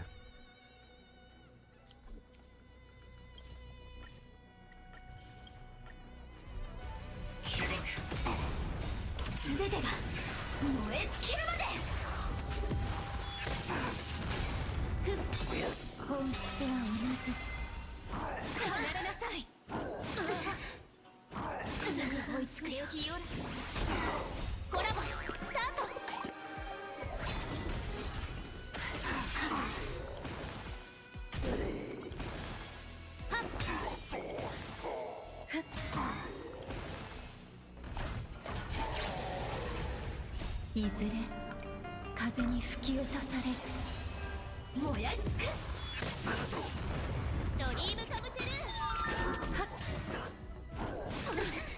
ー離れなさい Anyone have a link to Fugue's kit? You can just Google Honey Hunter Fugue. It should take you right there. コラボスタート怪我に払わぬ万象いずくすぎ生きるためにふっ燃やし尽く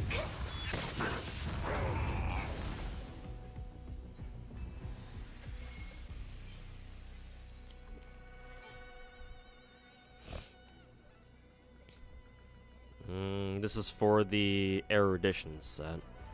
Well, hopefully it rolls crit rate.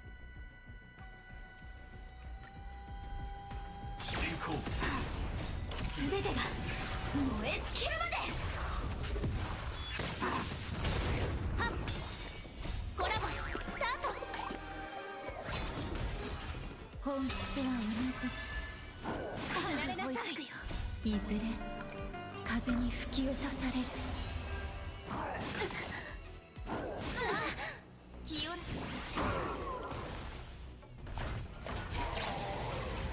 燃やし尽く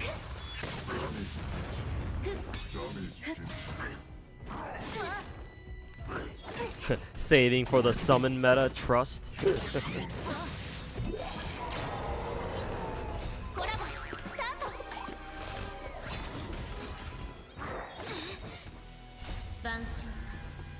Alright. Just like how people think that follow-up attack teams are like a meta of their own, right? 生きるためにはっ燃やし尽く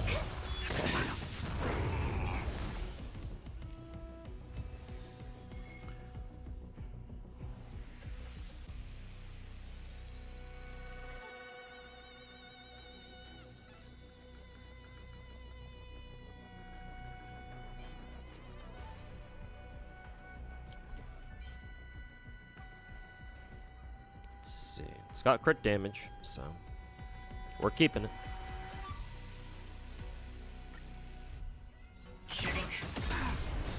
全てが燃え尽きるまでコラボスタート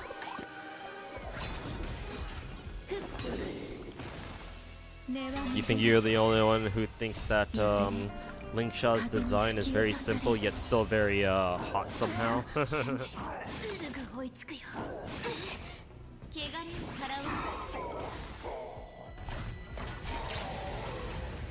コラボスタート I mean, you are onto something, yeah. 万象いずくすぎ燃やし尽くはっはっ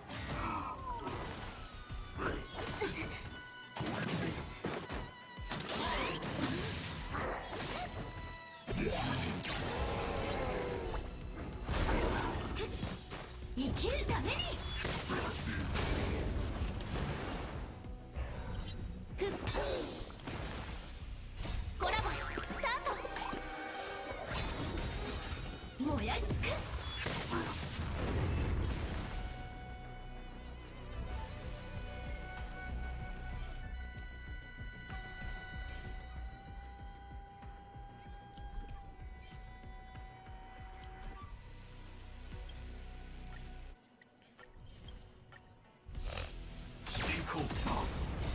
全てが燃え尽きるまではっ本質は同じいずれ風に吹き落とされる内眼フレーです You can already tell you're gonna get E6 Yanqing rolling for Proto Tingyun. The gacha beckons. It's time to suffer. コラボスタート燃やし尽くふっふっすぐ追いつくよ総合戦車 He spooked you on every banner since Space Shell. He's consistent AF. 生きるために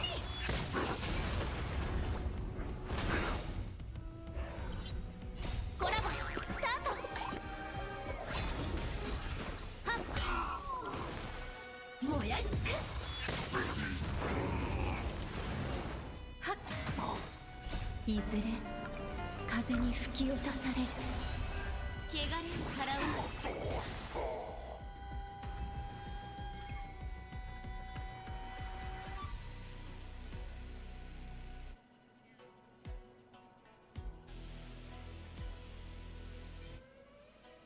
Let's see. Hey, look, more speed boots. This one's actually not bad because it actually has attack percent. So I can actually justify giving this to, I think it's Tingyun. Yeah.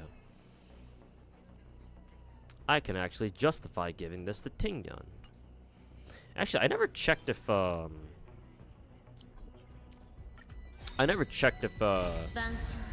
Tingyun even wants Sakurdos. I assume she does. Yeah, she does.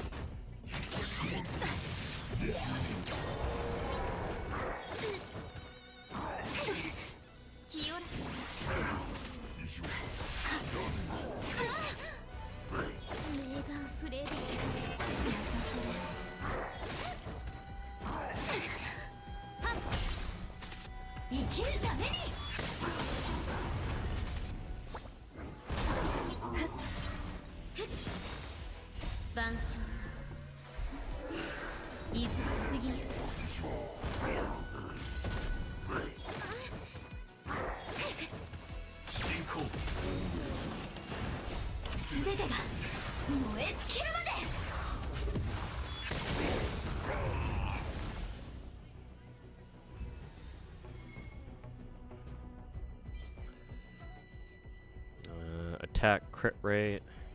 I mean, technically, I already have two or three separate gloves that I have double crit now. I think only 2. I guess I'll keep it anyway.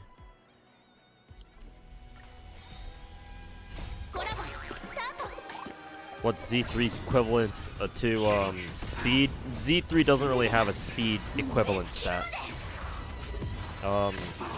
I mean, the closest thing you would get to speed is like an individual character's like movement speed, but there's nothing in Zenless that controls something like that. Like you can't manipulate that in any way. So functionally, there's nothing in Zenless that kind of works like speed.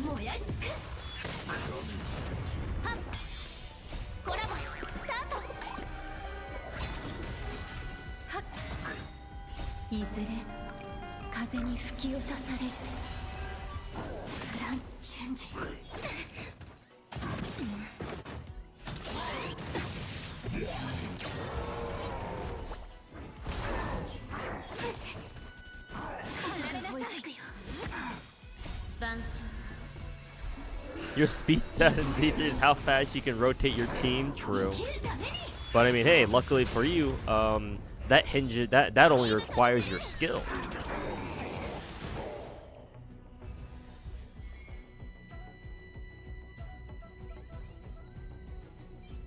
Skill in a gacha game? Question mark, question mark, question mark?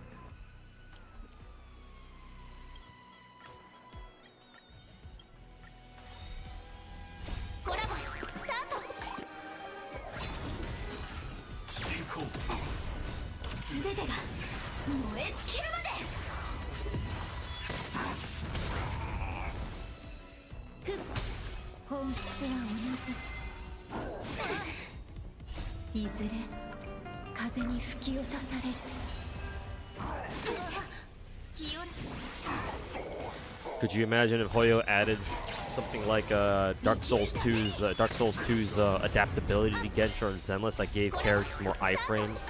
The more you have of what?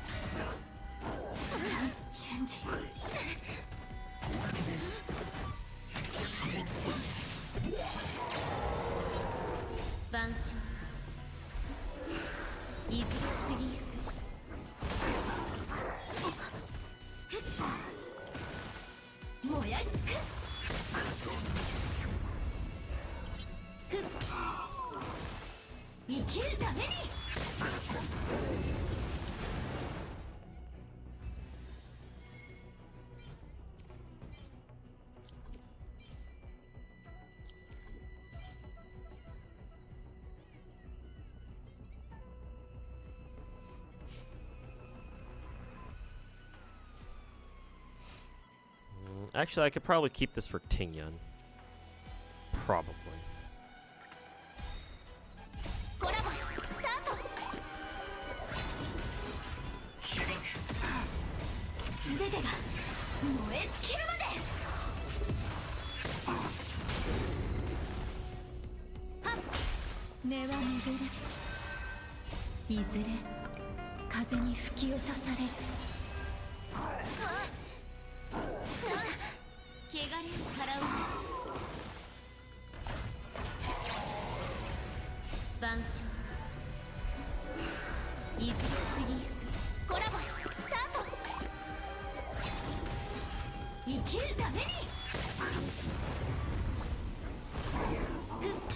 S3 Bronya Light Cone plus energy set enough to run attack rope on Robin? That sounds like a very specific question. Holy shit.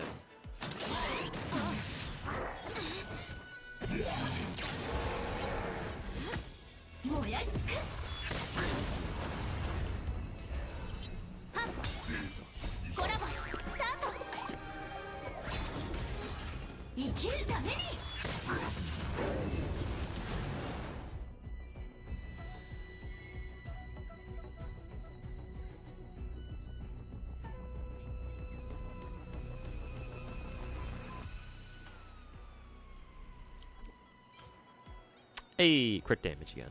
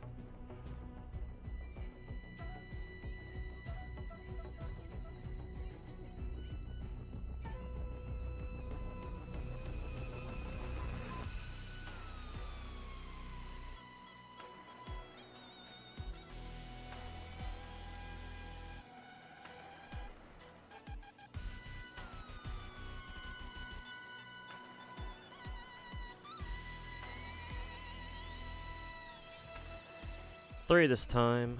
Crit rate. Nothing. This is just HP percent. Useless. Ah!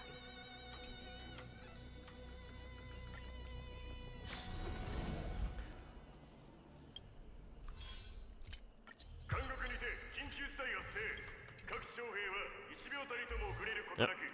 Time to start regearing.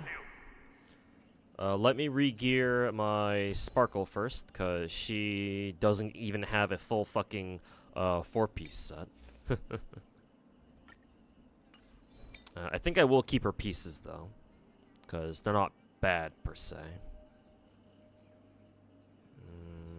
I kind of want to get rid of these speed boots, but maybe we could give it to another watchmaker set.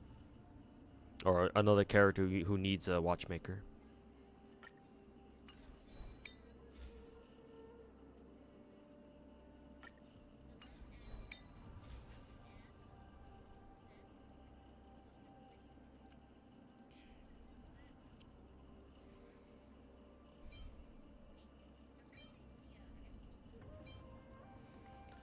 See, there's one crit damage. I thought I had a second crit damage one here somewhere. Yeah, I do. Okay, good. Okay.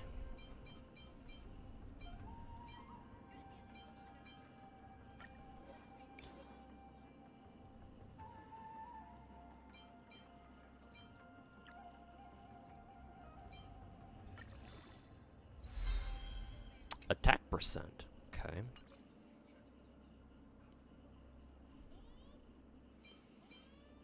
And what will this one roll?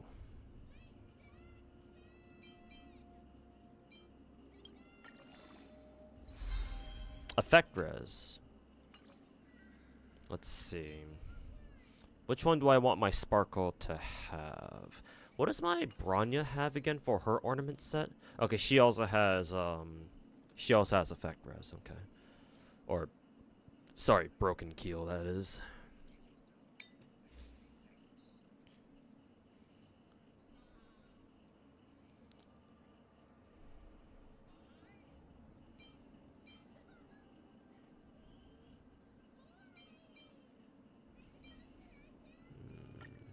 I'll give this one to my Sparkle then. And I don't give a fuck how badly it rolls. Hey, more effect res. That's actually pretty nice. It's like the one subset I actually might care about. Hey, 3 rolls into effect res already. Nice. I will fucking take it.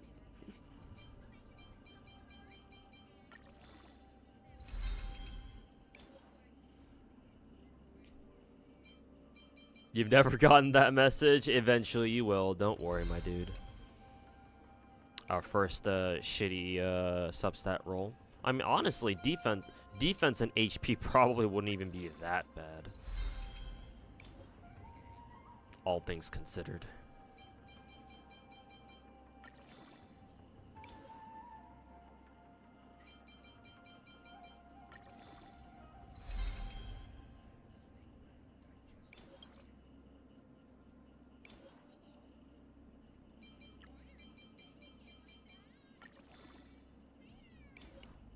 Partner, what is that? Me, gacha gamer. Me don't know partner. Howdy, partner.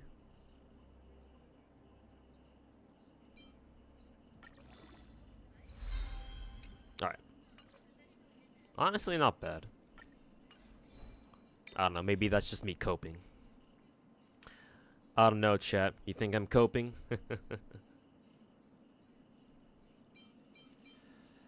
Let's see, here's some speed. Some more speed.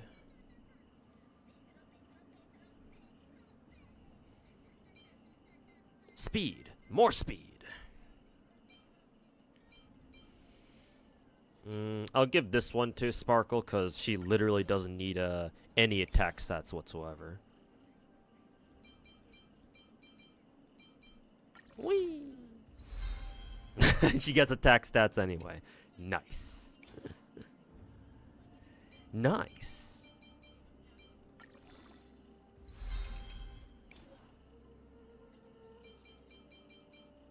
Slippy's dead. Nice.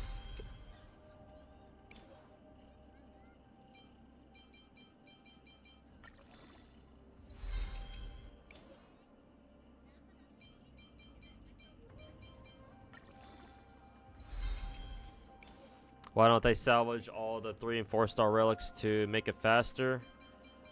Good point. I'm gonna keep doing this anyway.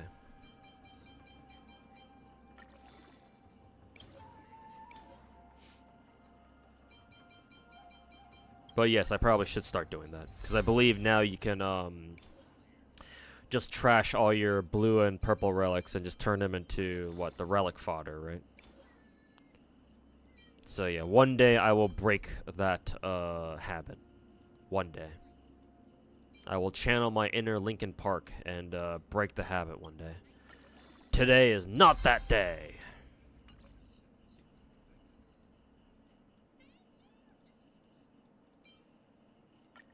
I'll also level this one up. Let's see how many rolls into attack percent this one gets. Two rolls into flat attack. Lovely. Wonderful. This is exactly why I spend a shit ton of fuel grinding relics in this game for. To get 3 flat attack substats. Isn't it amazing, chat?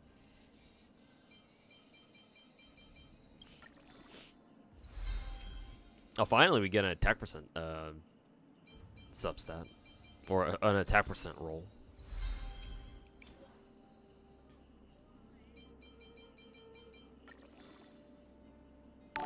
Yeah, you said you wanted an attack, right? True. True. I mean, hey, it's better than getting crit rate, at least. Also, Emperor Crimson, thanks so much for the 42-month resub. Welcome back. Glad to have you back, my dude. Hopefully you've been enjoying your start to the week.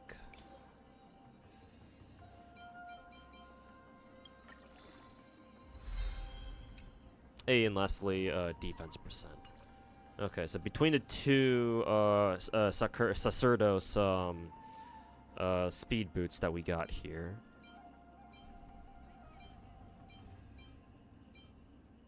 I'll probably end up giving this one to Tingyun. I'll probably just give this one to Sparkle then.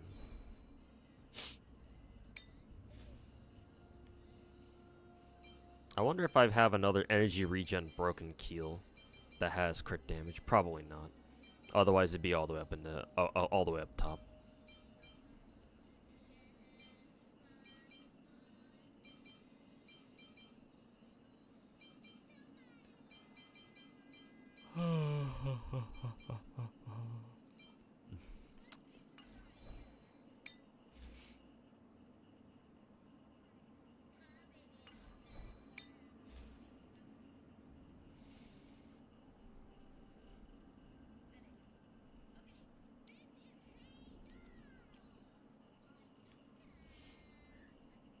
Why relic grind when there can be other ways to be in the same amount of pain? True.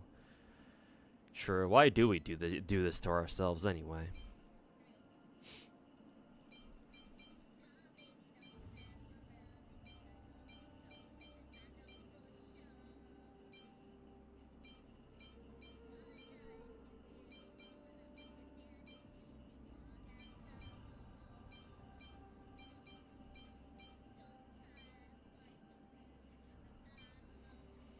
Actually, let me untrash these just in case those actually roll pretty well for Tingyun. This one can fucking go fuck itself though.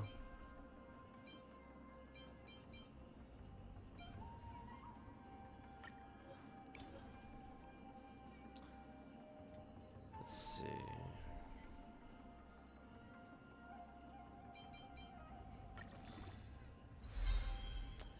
Effect res. I don't give a shit about this.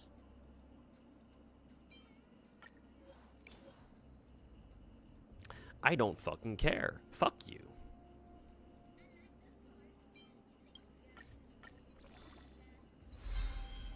Flat defense. Lovely.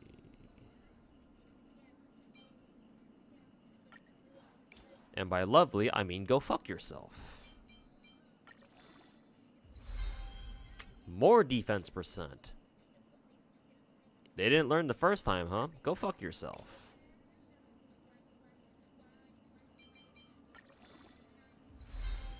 Oh, attack percent. This one has double attack.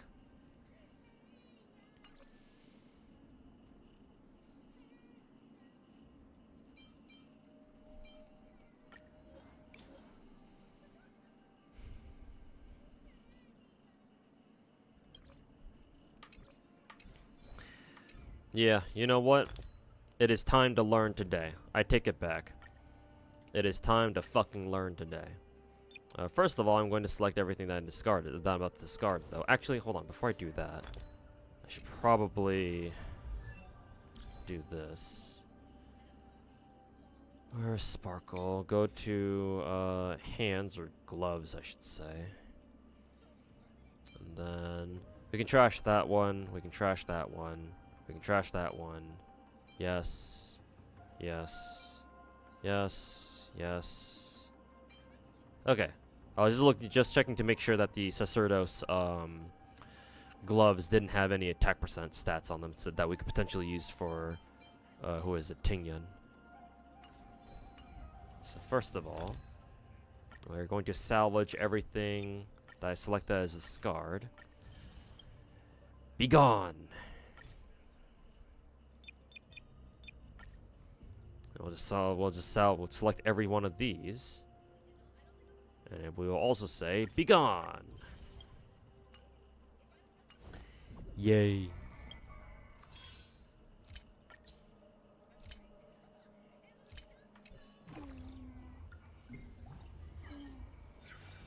We're looking for speed substats. Personally, I'm looking more for crit damage substats though. Like, to me, a solo speed stat is not good enough, but I don't know, maybe mathematically it is.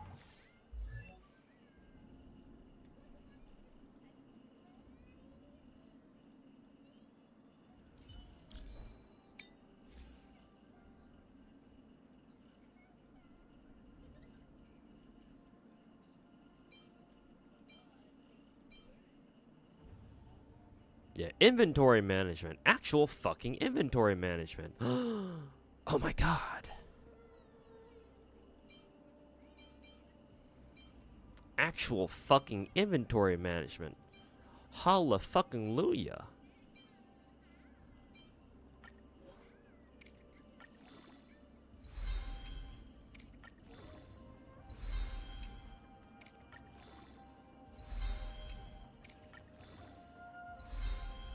Fucking you.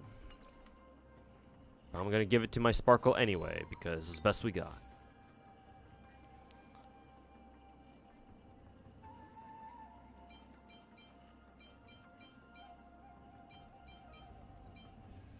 Let's see, these two are the ones that started off on as 4-line.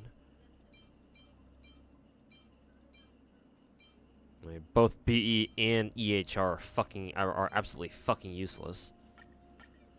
We'll level this one up. We'll level this one up anyway. HP, cool. Nice crit damage. EHR, fucking useless. HP, it's not bad. Hey, more crit damage. All right, I'll take 2 rolls in the crit damage. Better than fucking nothing. 132 speed. I guess it's alright. A little bit of crit damage.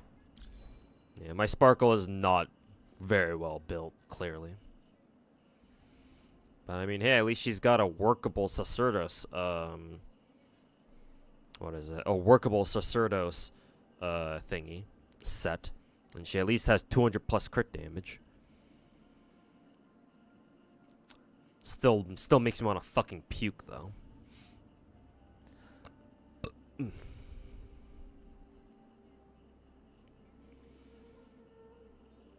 For some reason, your Sparkle is really fucking tanky. I mean, it's not like she really cares about any other stats, so yeah, she can be super tanky. I mean, look at mine.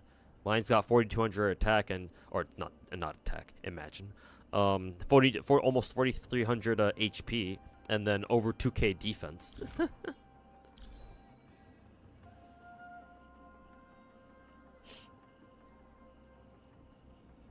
But hey, I'm looking forward to the next time I can use my Sparkle.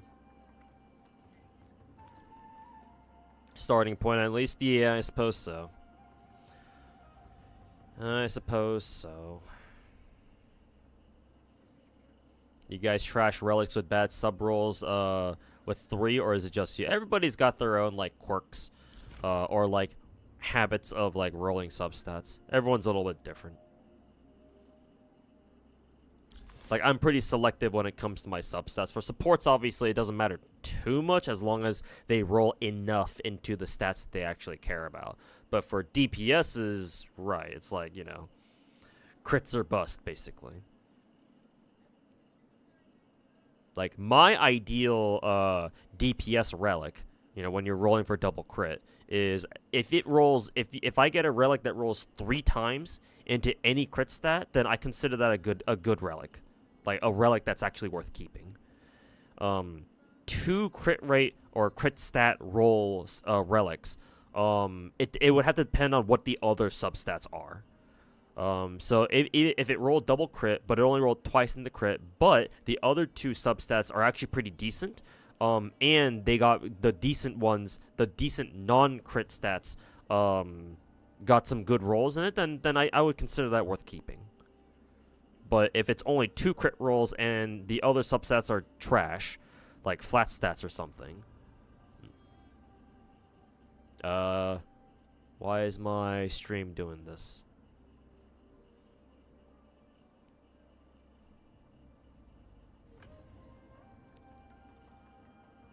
Dahero.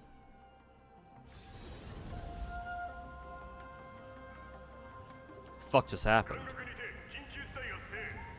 Chat, are you there? Did my stream like drop or something or what?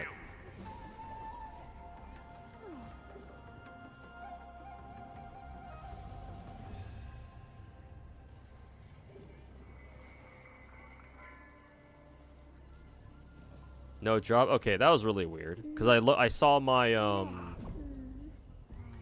what is it? I saw my stall rail bug out there for a second, right? You guys saw that loading screen, right? That symbol, that logo only shows up when like the game thinks that you're having a connection issue. So I was like, wait a minute, what the fuck is going on? Sometimes Star Rail just dies like that. It's never happened to me when my connection's good though, when it's stable. Like, yeah, obviously when my connection is, like, kind of iffy, which, you know, sometimes my internet, like, kind of, like, randomly shuts down and comes back up in the middle of the night, as I've noticed. What is it? Yeah, then I'll get that logo, and it's like, okay, well, my internet's dying, so yeah, that you know, it's obvious why that's happening. But that's the first time that's actually happened on, like, when my internet isn't even dying at all. Maybe because, you know, I'm streaming, so that might make things a little bit funky. I don't know. I have no idea.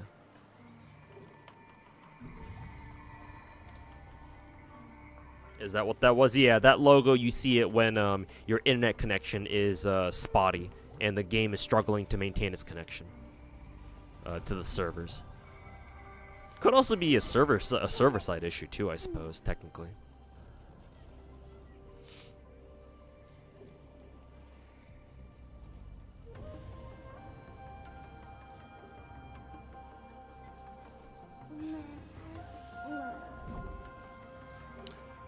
Anyways, what was I doing again? I think I was just going over Sparkle's relics, right? Yeah. And she now has a full thingy that she has to work with. Now it is time to change Bronya's relics. Honestly, her speed set probably isn't even that good either.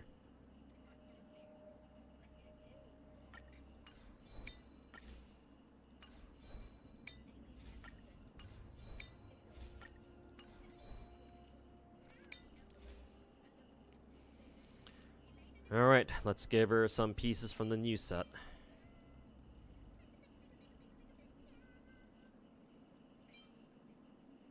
Let's see. Oh yeah, that's right. I wanted to save this for what, Tingyan or whoever? Yeah.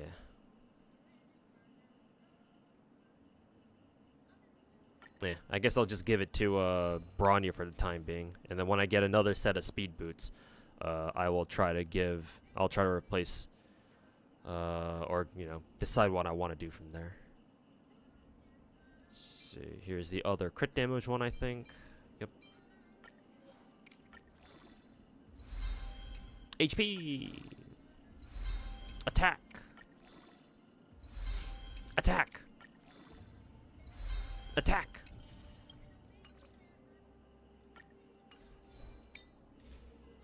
Next.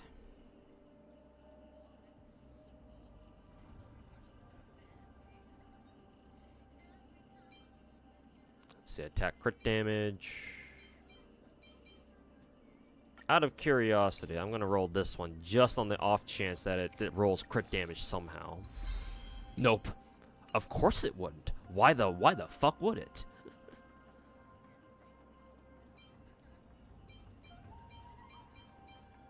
Omega lol, I thought. You thought you could get away with it, huh? Alright, we'll just level this one. Hope that it gets at least like 2 rolls and then a crit damage or something. Ew, ew, ew. Ew. Yeah, that's a dead fucking relic. Get that shit out of my sight.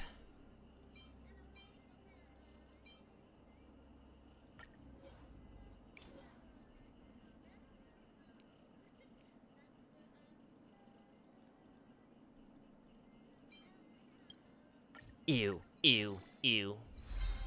Ew, even worse. Ew, even worse. Blech. Blech.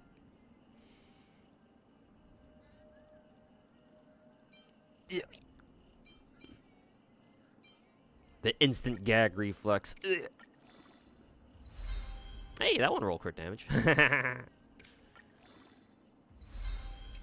Effect res. I mean, my Brana is on broken keel, so honestly, effect res rolls probably aren't even that bad.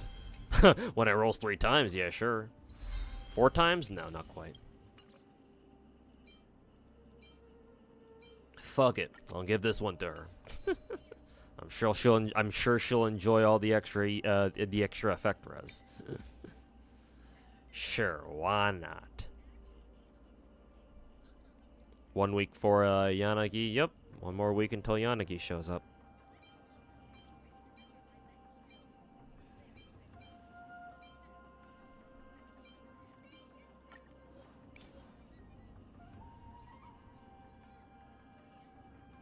Let's see. Where was the shitty relic that I want to get rid of? I think it was this one. Yeah.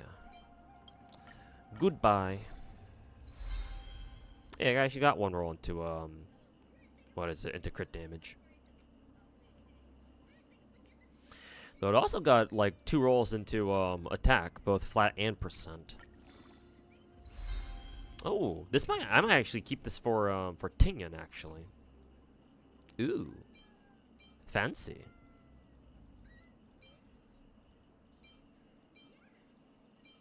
Ooh, fancy. Hey, crit damage roll right away. You'd love to see it. And immediately follow up by flat attack. Alright, this one rolled twice into crit damage. This one's already automatically the best one. Alright, you get this one. Hey, and we've got a full 4-piece Arcturus. Ugh. Ugh, do you see this, chat?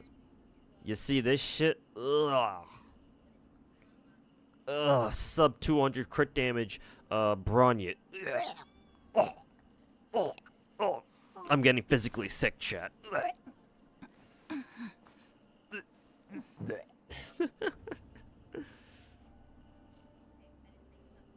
The new Honkai Impact and Star Rail trailer is amazing. I expect it to be, yeah.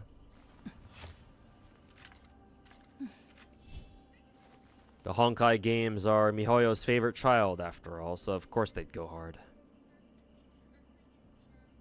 She's also fairly slow. Mm-hmm. Yeah. Honestly, I feel like my earlier builds for Bronya back during like the first 6 months of the game were probably like her best. Were probably her best builds. Like ever since I tried switching her over to 4-piece speed, is when things started going downhill for me, or for her anyway. Oh well. Hopefully I can get some better pieces for her. I should also probably try to start farming some broken keel pieces too, cause goddamn, broken keel pieces, bane of my fucking existence. I mean, relics in general just are the bane of my fucking existence. So what the fuck does it matter? Also, what relic set does Tingyan want, or ornament set does Tingyan want nowadays? Let's see. It seems like she doesn't really care about SSS anymore. So Lushaka, Panakini, Land of Dreams. Which ones were those? That's Sprightly. That's Broken Keel. Lushaka. Oh yeah, that's right. Lushaka is one of the new ones that I didn't bother farming at all for. And Panakini, Land of Dreams. I should have an ornament from Panakini. Which one was that? Oh, this one. I see.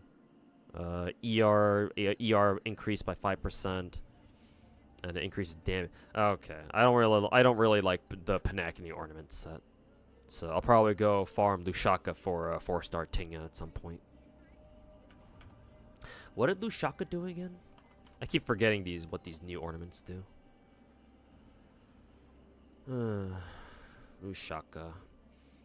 ER regenerate by 5% if the wearer is not the first character on a team line, then increases the attack of the first character in team line by 12%. Oh, I see. Yeah, that's good then. Yeah, just put your DPS first up on your team, and yeah, just put Ting on the other side and you're good to go. Cool, cool.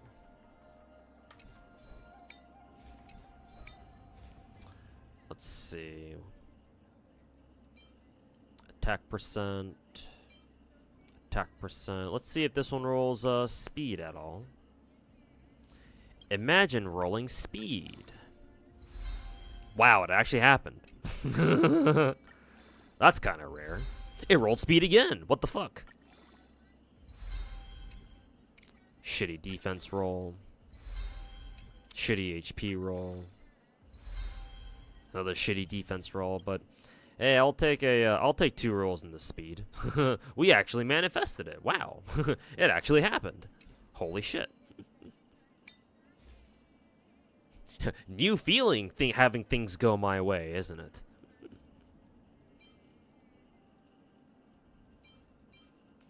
Let's see. How much attack does my Ting have? Wow, she has a ton of attack. Let's see.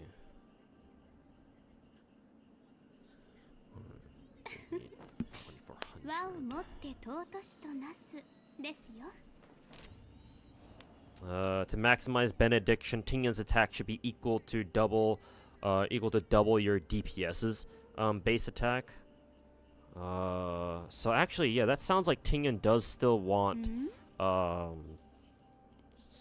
she does still want pretty high attack.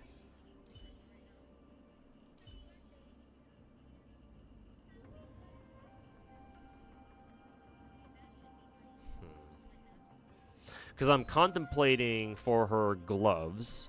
I'm contemplating rolling the rest of this to see how many speed rolls she gets, but it doesn't have attack. I mean, it's flat attack, so I mean that helps. I guess, but at the same time, actually, this one's garbage. What the fuck am I keeping this for? Try to see if it rolls attack percent. No, it didn't. Yeah, this one's a fucking piece of shit. Get rid of that later.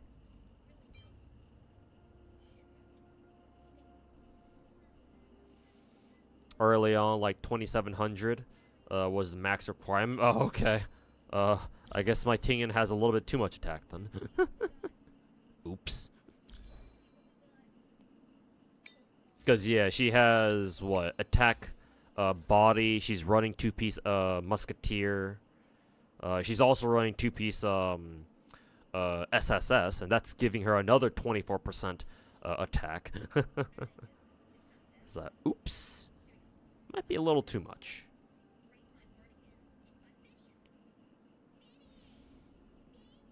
How much EHR does Kafka need, or does she need none at all? She wants a little bit, if I recall correctly. Let me check the guide real quick. Recommended EHR is 28%. So there you go.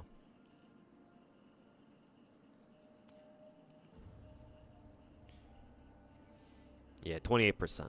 I forget if Kafka gets free EHR from her light cone. No, she does not. And for reference, my Kafka has 48% EHR. But she only needs, like, what, 28%? Remember that she does get EHR from her traces, and I believe she gets 4, 10, 18. So all you need is, like, 2 EHR substat rolls somewhere, and you're good to go, it seems like. So yeah, shouldn't be too hard. Keyword shouldn't be.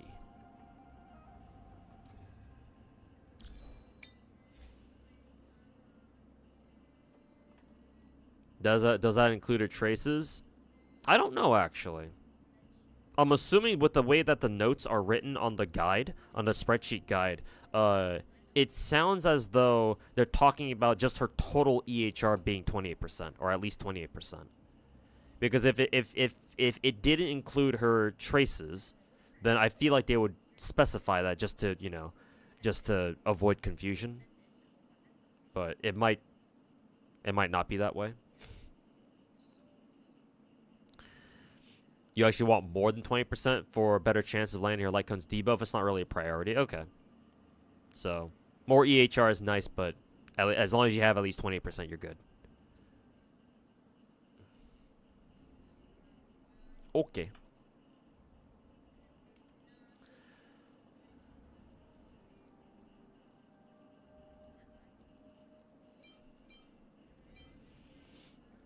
I guess for now I'll level this one up. Just on the off chance that it rolls like, what, one more time the speed or something. Hey, there we go.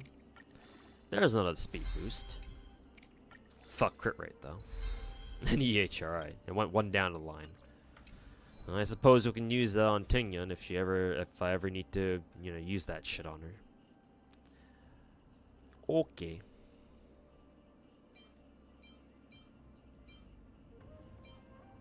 Honestly, this was probably better for Tingyan. So here we go. Ooh, speed. You shouldn't have. Flat attack. Well, at least it's better than flat defense. And of course, I get a roll in the flat defense. Fuck you, Mihoyo. Fuck you. Fuck you.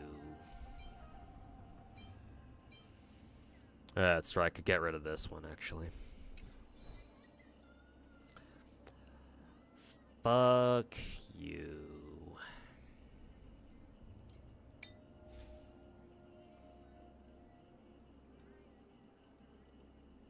11%, another 11%.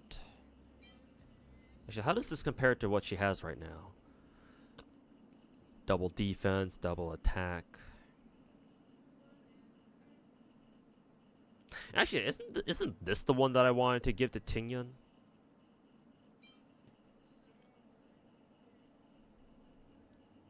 Well, at least I have options with Tingyan then.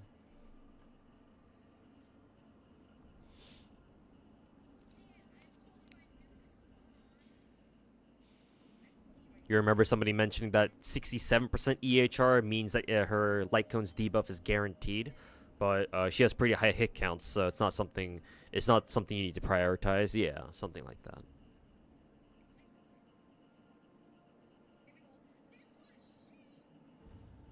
For Black Swan Light Cone, should you run Good Night Sleep Well or Birds of Prey? Consult the spreadsheet. What does the spreadsheet say? So either your choices were Good Night and Sleep Well or Birds of Prey.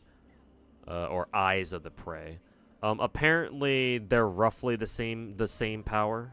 Let's see if there are let's see if the notes say anything or say anything more on this. Let's see.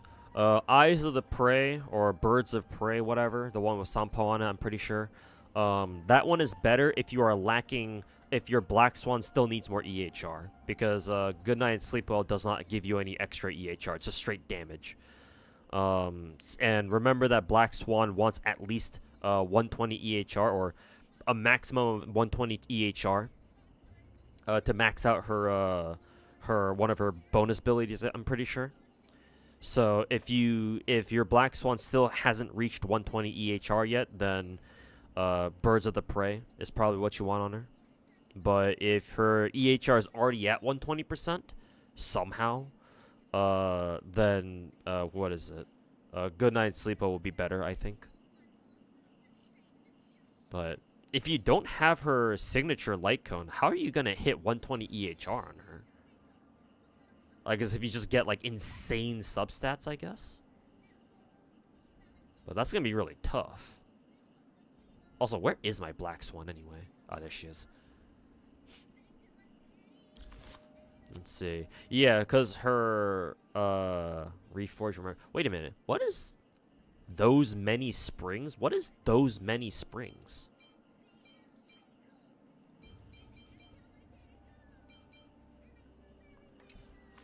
Why does the guide say that there's a light cone out there that is actually technically better on Black Swan than her own signature? What is those many springs? Is that Jiaochu's signature? Probably, because I never rolled for Jiaochu. Databank. Light cones. Nihility. Yeah, it is. Apparently, this is better on Black Swan than her own fucking light cone. That is hilarious. That is actually fucking hilarious. But I mean, I can see why. 60 EHR instead over the 40. All right, well that's already better right there. And then after the user uses basic skill or ult, 60% base chance to inflict unarmored. And when enemies have unarmored, they receive 10% increased damage lasting for 2 turns. And if they're under a DOT, well, it even specifically has a DOT condition too. There's another 60% base chance to upgrade the unarmored state. Oh yeah, yeah. This is so totally better than fucking Reforged, Black Swan's own thingy. That's crazy.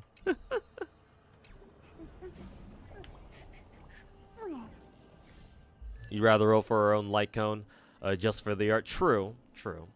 I just find it hilarious that Black Swan is like one of the few characters in the game who actually prefers, if you're talking about optimal gear, she actually prefers someone else's signature light cone over her own. In a way, that kind of makes that's kind of in character for her, no? Because considering she's a memo keeper and all that.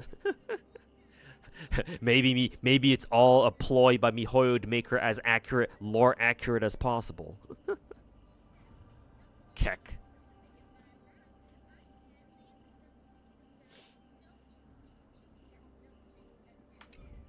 Keck fucking W.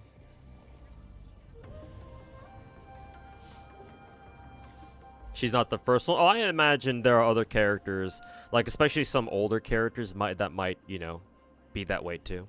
Yeah, I'm sure she's not the only one.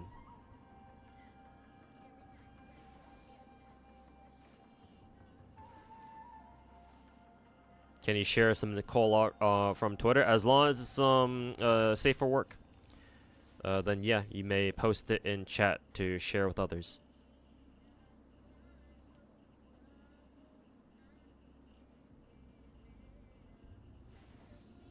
Except for the defense that her light cone has, I suppose so. Yeah, maybe the Black Swan what is it, light cone ranking is ranked purely off of like her own personal strength.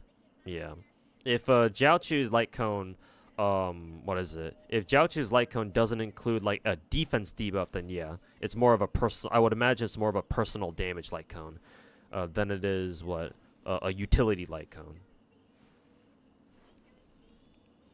Does a nurse outfit count as safe for work? As long as you don't see nip or a pussy. Well, as long as no what is it? As long as no naughty bits are showing. Let's just say.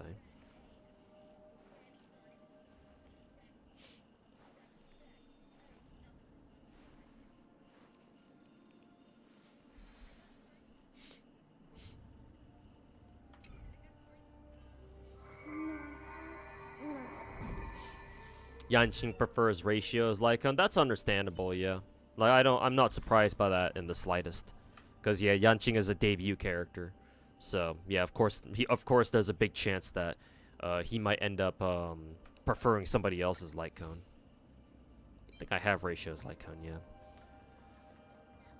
Increase crit damage by 20%. Every debuff that an enemy target has, the user's crit damage against them increased by another 8%, up to 3 times, so up to another 24%. And when using ult to attack them, increases their damage by 36%, and enables their follow-ups to ignore 24%. Yeah, makes sense.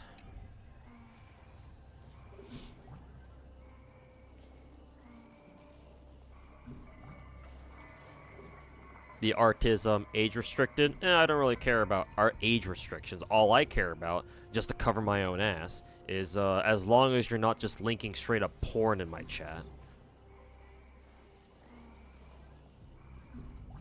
But to be fair, that's what we have nuke codes for.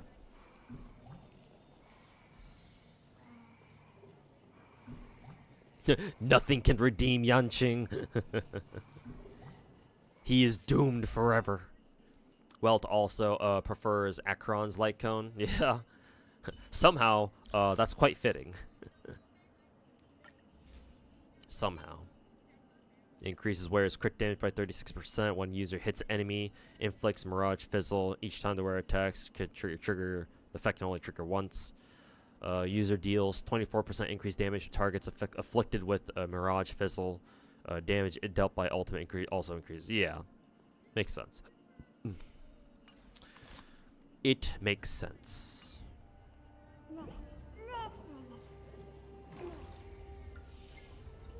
You're not gonna give Yanqing your beloved ratios light cone?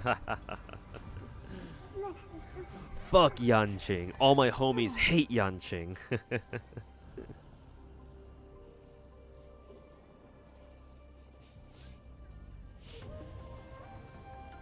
Your Sparkle only has 160 CD, but she has 169 speed. And you prefer that instead.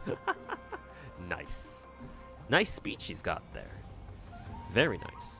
But yeah, if your Sparkle has like at that point, yeah, if she's got almost 170 fucking speed, then yeah.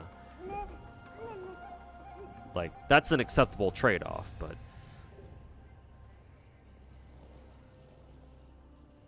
if only my Bronya or Sparkle had that insane of a speed stat too, then I wouldn't complain, or at least not as much.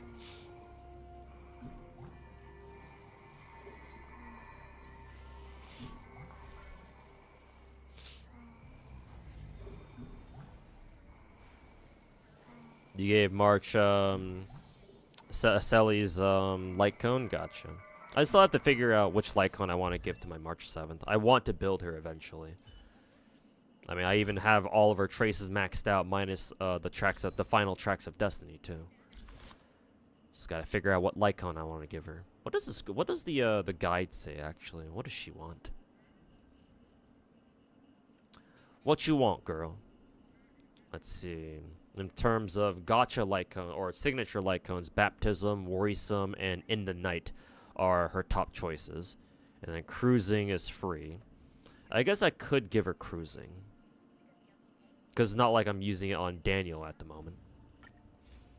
Yeah, you know what? Sorry, Daniel. March has tits, so I'm gonna give it to her.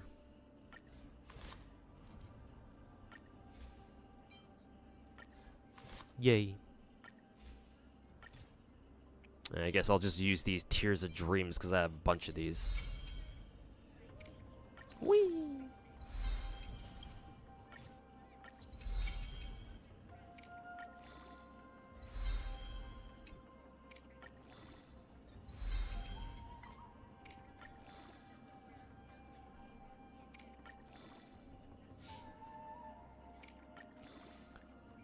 You're looking good, my goat. Are you saying that to me? Are you saying I'm looking good? And how so? Depends on if you're doing sub DPS or super break. I plan on using March, Imaginary March as just standard. I want to build her with standard crits. I'm not terribly interested in using her in like super break teams. Because, like, I already kind of have a team for that. Technically speaking, I forgot that you can technically run March as a Super Break DPS, actually, now that I think about it. Actually, yeah. Once we get Proto Tingyun, then yeah, if March 7th can be, if Imaginary March can be used as a Super Break DPS, then shit, man. We already have our, that means we already have our second Super Break team right there. Yeah, because once we get Proto Tingyun, now we can make, what is it? We can do Rappa, March 7th, Tingyun, and Gallagher. Alright, there you go.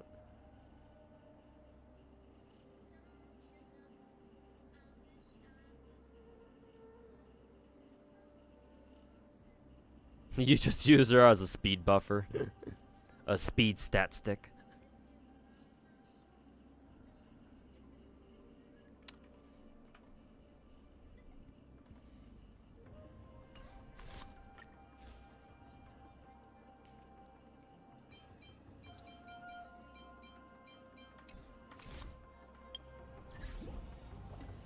Let's see, let me just search up a light cone real quick. Let's see. Shadowed by Night. This one is... Oh yeah, this one's Mosey's light cone. I assume this is gacha only, right, chat? I'm assuming this not even on rate up right now. Because it wasn't... Mosey's banner wasn't on this one, was it? Yeah.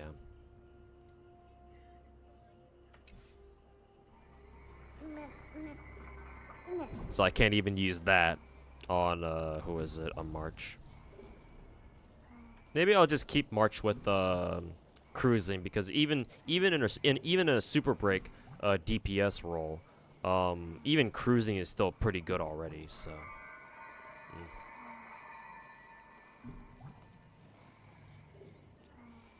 But yeah, I'll probably, build her as a standard, crit DPS, or crit sub DPS, or whatever she's supposed to be. What about Xie? What do you mean Xie? What about her? I mean, I have built her now, and she's a lot more usable than before. But yeah, she's in a decent spot. I wish she had more crit damage, but you know, it is what it is.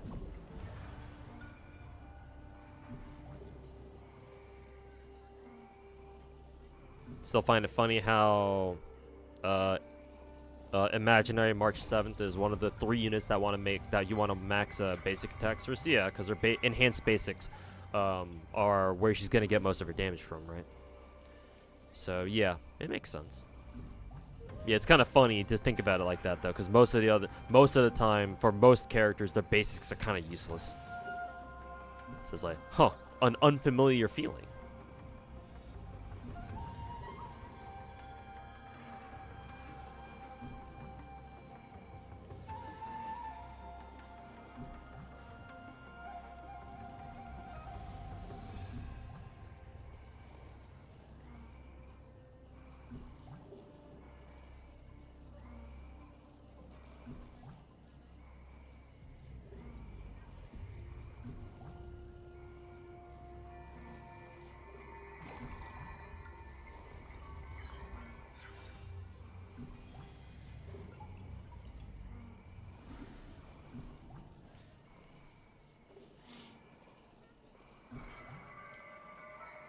And she doubles her her weakness break effect, or like her weakness break efficiency. Yeah, that too. Find it weird that people are recommending March as a 4-star break DPS when Xie exists. I mean, why not run both of them together? Well, first of all, March 7th is free, and shouldn't we have her at E6 already? Because we got her Eidolons through events, right? Yeah, she's E6. So, like, yeah, she's a free E6. She's a sub DPS, so she's not, like, stealing the role of, like, a DPS anywhere. And you can use her either as a conventional crit DPS or super break. Like, she's She sounds really good, man. Oh, and she's skill point positive? Like, even fucking better.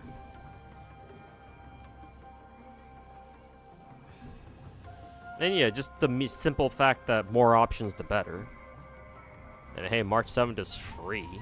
Can't really beat free.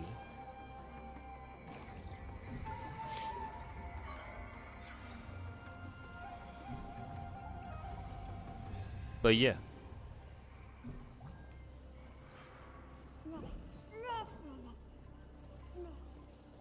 You guys max basics? Oh no, Zara. You don't want to know what I've done on my account. Look at every single character. Oh, actually, I need to level up my link shot. There you go. Now my link shot's max. But every single character, guess what? They all have maxed out basics. Hell yeah. On every single, well, fuck you, character.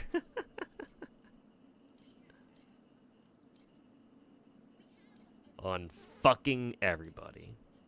I just realized my Black Swan still isn't maxed out. What the fuck? She hasn't been maxed out all this time? What the I must fix this immediately. What on earth?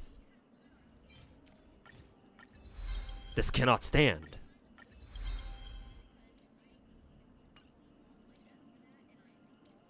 So, now I need more tracks of destiny, so I'll just wait for those.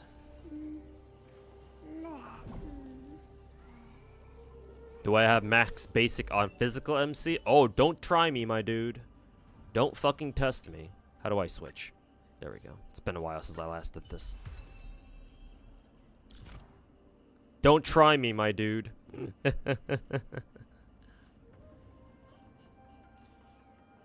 You dare test the guy who calls himself the god of gacha?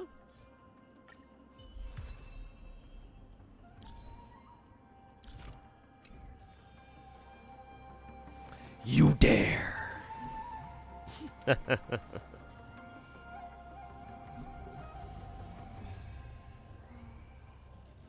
Like, once again, chat, seasonal reminder, when I say I max every character I have, or at least try to, I'm not fucking kidding.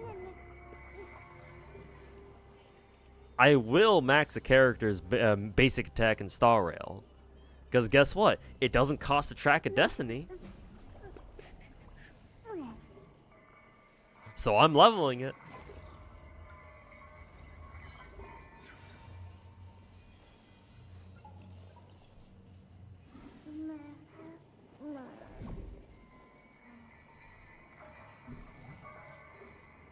Alright, it's 10 o'clock, so it's about time for me to wrap up the stream. So, thanks for hanging out, chat. It was fun going through Apocalyptic Shadow and doing whatever else I did on stream today. And just suffering and grinding for relics. I'll probably have, how many more fuel do I have? How much more fuel do I have? I will probably do like another stream. We went through about like 30 fuel today. So I could probably do like another 2 streams of me just grinding relics all day. Or for like fucking 3 or 4 hours at a time. So, yeah. When we reach the Limbus account creation, you want to see if I go max characters considering how easy it is? Well, if it's easy, then yeah, of course I'm going to do it. Yeah, if leveling up characters in Limbus Company is hella easy compared to other gacha games, then yeah, you probably will. You probably will see me do that shit. What is my Limbus Company account creation thing? Or like the sub goal? 500 subs, okay. And how many are we at right now? We are at 213, okay. Decent.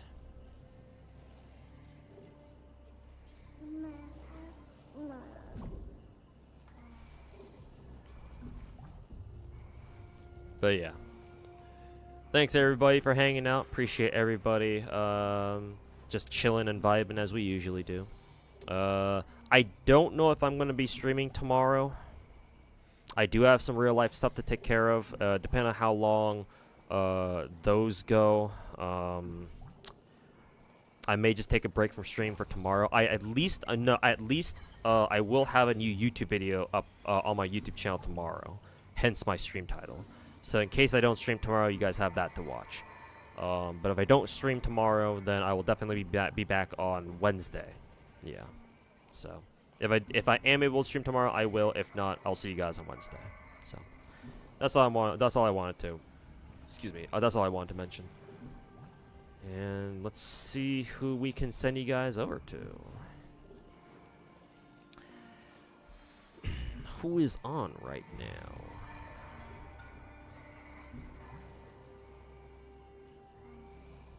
Let's see. I'll send you guys over to Mr. Fobmaster. I think he's streaming a little bit of a Silent Hill too. Variety streamer Fobmaster. But yeah, tell him I said what's up. And hang out with him, watch him play some Silent Hill 2. And yeah, I'll see you guys hopefully tomorrow, if not